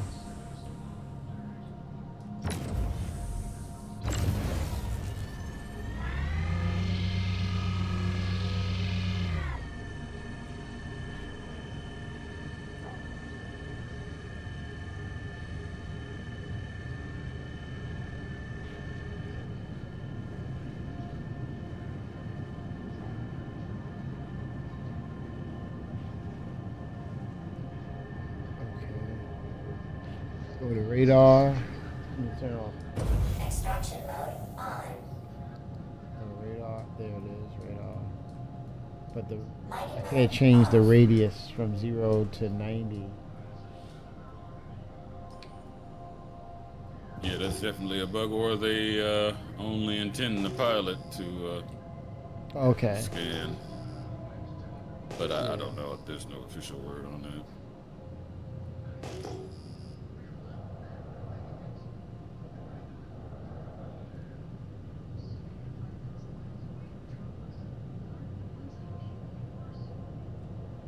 Let's see what we got here. Extraction mode on. Mining mode on. Fracturing mode on.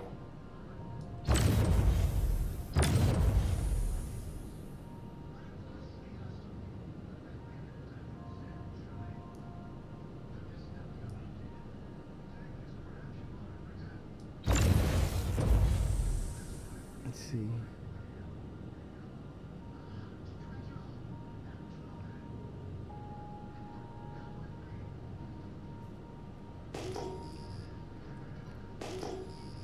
Oh, there we go.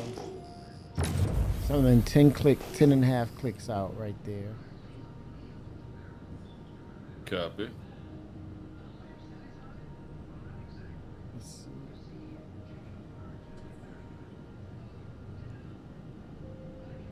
Is that you don't see the asteroid below you? Oh, right there. Woo! Did not see it. Okay. Let's see what I got here. Hopefully this is a new type that pops up. Okay, it's analyzing. I don't even know what the name would be. Yeah, I don't remember. Nope, it's barrel, aluminum, and inert. Man, you don't want that. Yeah. There's one starboard side that's 10 and a half kilometers. The one in front of us is 18.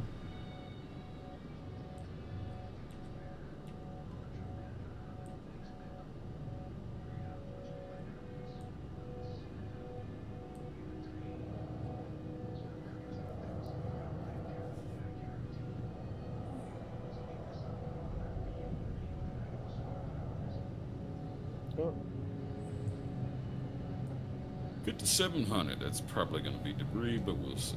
Oh, scrap. Anytime. Ship scrap. Yeah. Usually even numbers are debris, but odd numbers tend to be asteroids.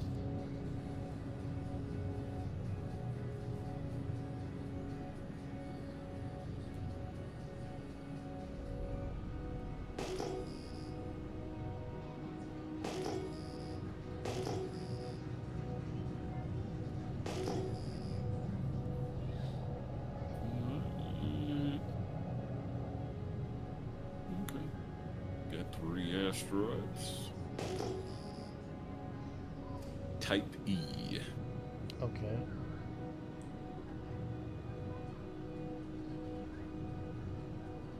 Oh, excuse me. This one Is it right in seems front quite of us? large. Dead ahead. Okay, is that 8.6 kilometers? No, it's literally a dead ahead. Okay, let me see if I'm pointing in the right way. Right direction. Look towards the star. Okay. Yep. Oh shoot. I'm like right up on it, man. Oh my god. Let's see.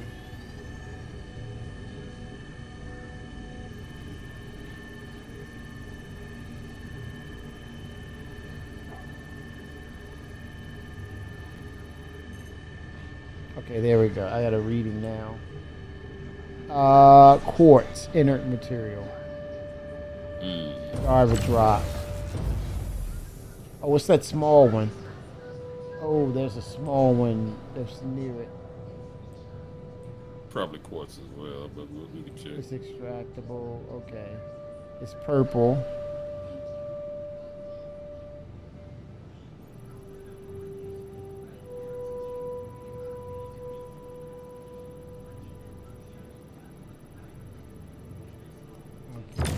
Quartz, the same thing.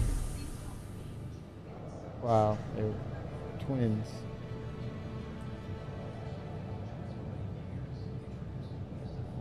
Yep, usually whatever the first one is going to be Yeah, they're twins. what's the surrounding rocks Yeah. are going to be.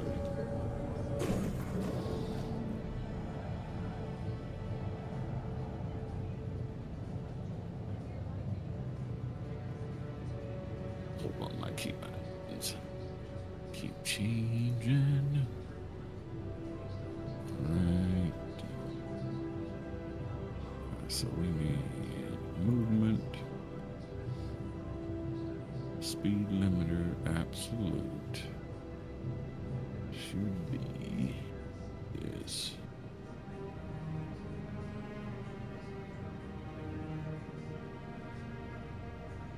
Okay.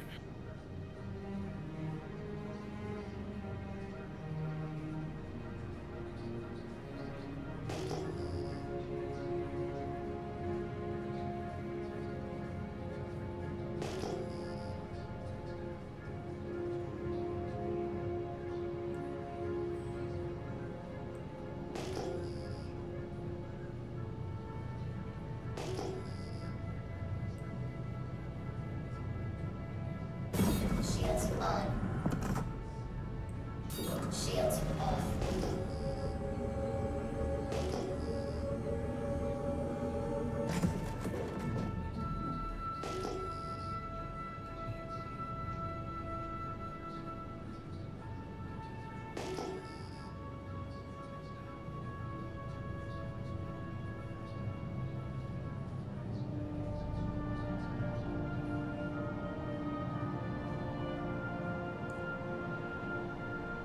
Uh-oh.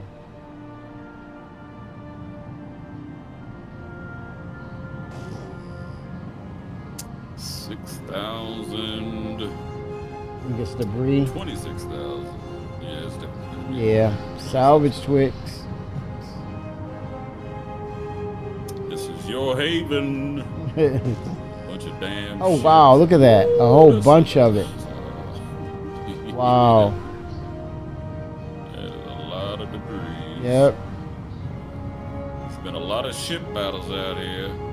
Yep. I agree. Gonna be a lot of soft death ships. But I wondered, will you get crime statted if you're going in on a ship that's not pirate? I think this is technically not fully lawless, but anything outside of the Levski zone is pretty much every man for themselves. Pretty much, especially when the Vandal come into play. Mm-hmm.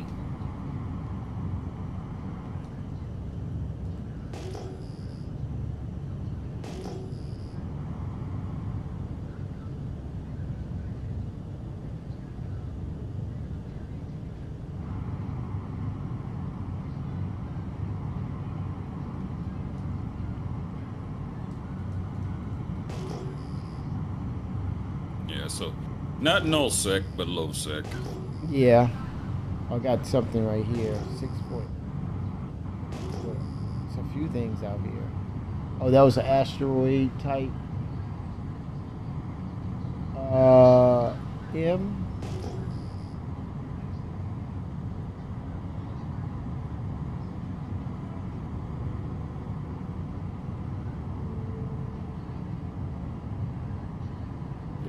Cluster is singular asteroids, but I guess I can't be too big.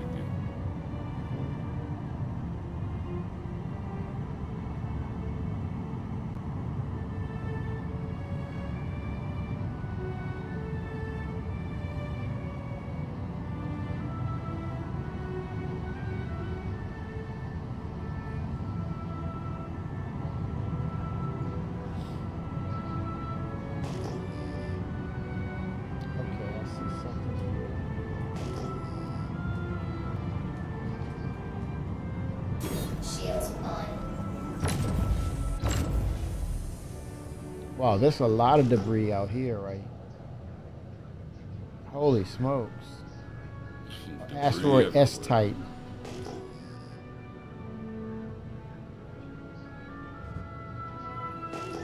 It's like a small rock, but Yeah. check it. Let me see if it has a distinct name to it.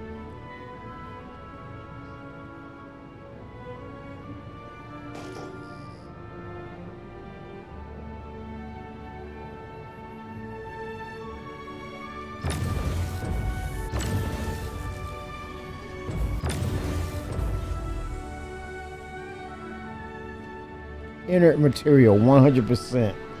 Holy smokes. Oh my. Wow. That's something that was like 5,500. Yeah. Shields off.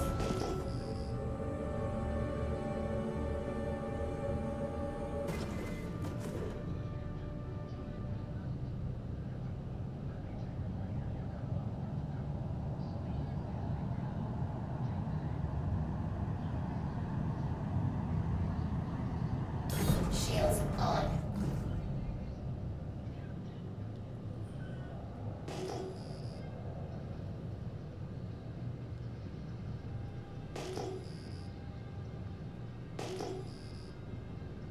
Yeah, a lot of debris. Like, take more than 10 clicks out.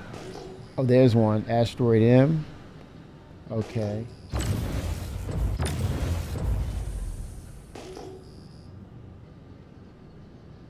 Um.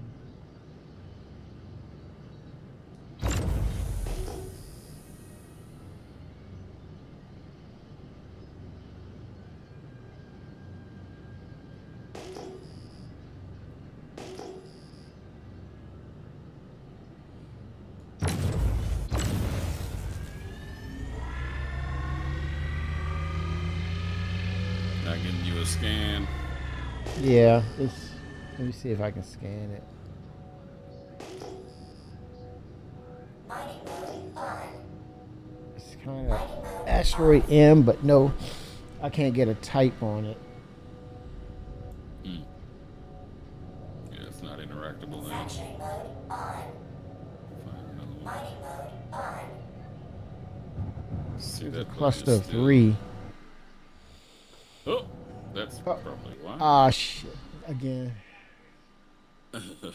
Yeah. Arbiter, I think I'm cooked. Yeah, I'm on fumes, man. I'm right there with you. Yeah.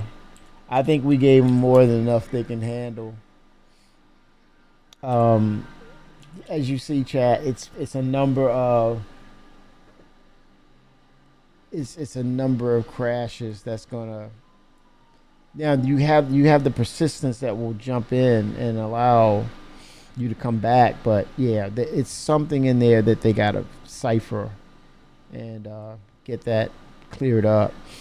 Hence, I think they're gonna just go ahead and wait until tomorrow probably to drop a major patch, or not. They could probably wait for Monday because it's up for the weekend. They might bring it down, take it down. I think the tech preview is coming down from the weekend for engineering, but I think you all would be. I think you'll be excited about engineering. I think you, for most part, I can say if your system is compliant to work with Vulkan, I think you're going to see a marked improvement with options. It has all the noted options of regular Vulkan, DLSS, and performance choices. You're going to see a marked improvement in the cloud tech by them utilizing the natively Vulkan to get that in line with a lot of noise in the features and the visuals. I was really impressed. But yeah, everything is, they're placing the engineering parts, components into the ship. But I think with that said, they need to, like, for example, you turn on your ship, it should be at a default level of 50% across the board function of all your components on. In some cases, you'll turn on the ship, don't realize that the coolers are not on, you'll fly a ship, it turns off, and you're like, what happened? So yeah, things like that. They got to have a load balance with the engineering so you can fly it, and then when you need to make those adjustments, you're able to. But based on the component types, they could be maxed, or they have limitations. That's another thing too. A lot of things for them to do and get put back on, get on track with this new functionality with ships. But solo, multi-crew ships, engineering, it's going to be a wake-up call. Hold on to the ship if you really love it, and hope that the cavalry will come with the server blades that'll help, alleviate having to check on certain things. But eventually NPCs, and there's no substitute for actual players. So it's going to be a wake-up call, because engineering is coming, and it's around the corner, and it's going to be some dramatic changes. So get ready. Arbiter 07, Yes, man. sir. Chat, everyone, 07. thank you. I fought in there, man. We were putting in the work, get this stuff tested. But everyone, thank you so much. 07. I might take me a little nap. Good night, Arbiter. Take a little nap. See about getting into this a little bit tomorrow too. We'll see what they do with this patch, y'all. Thank you, Coffee. Always a pleasure. 07, everyone. Later, y'all.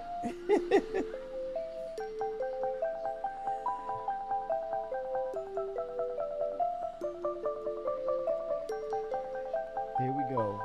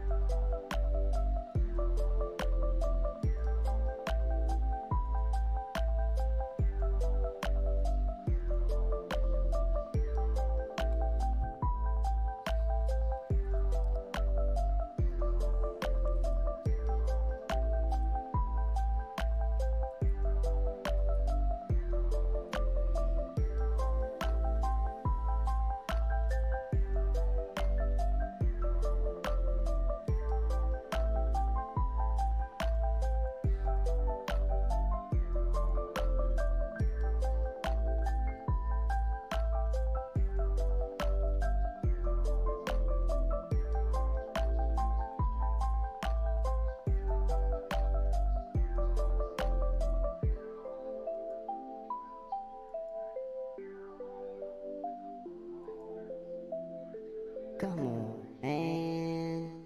It's about that bottom line, baby.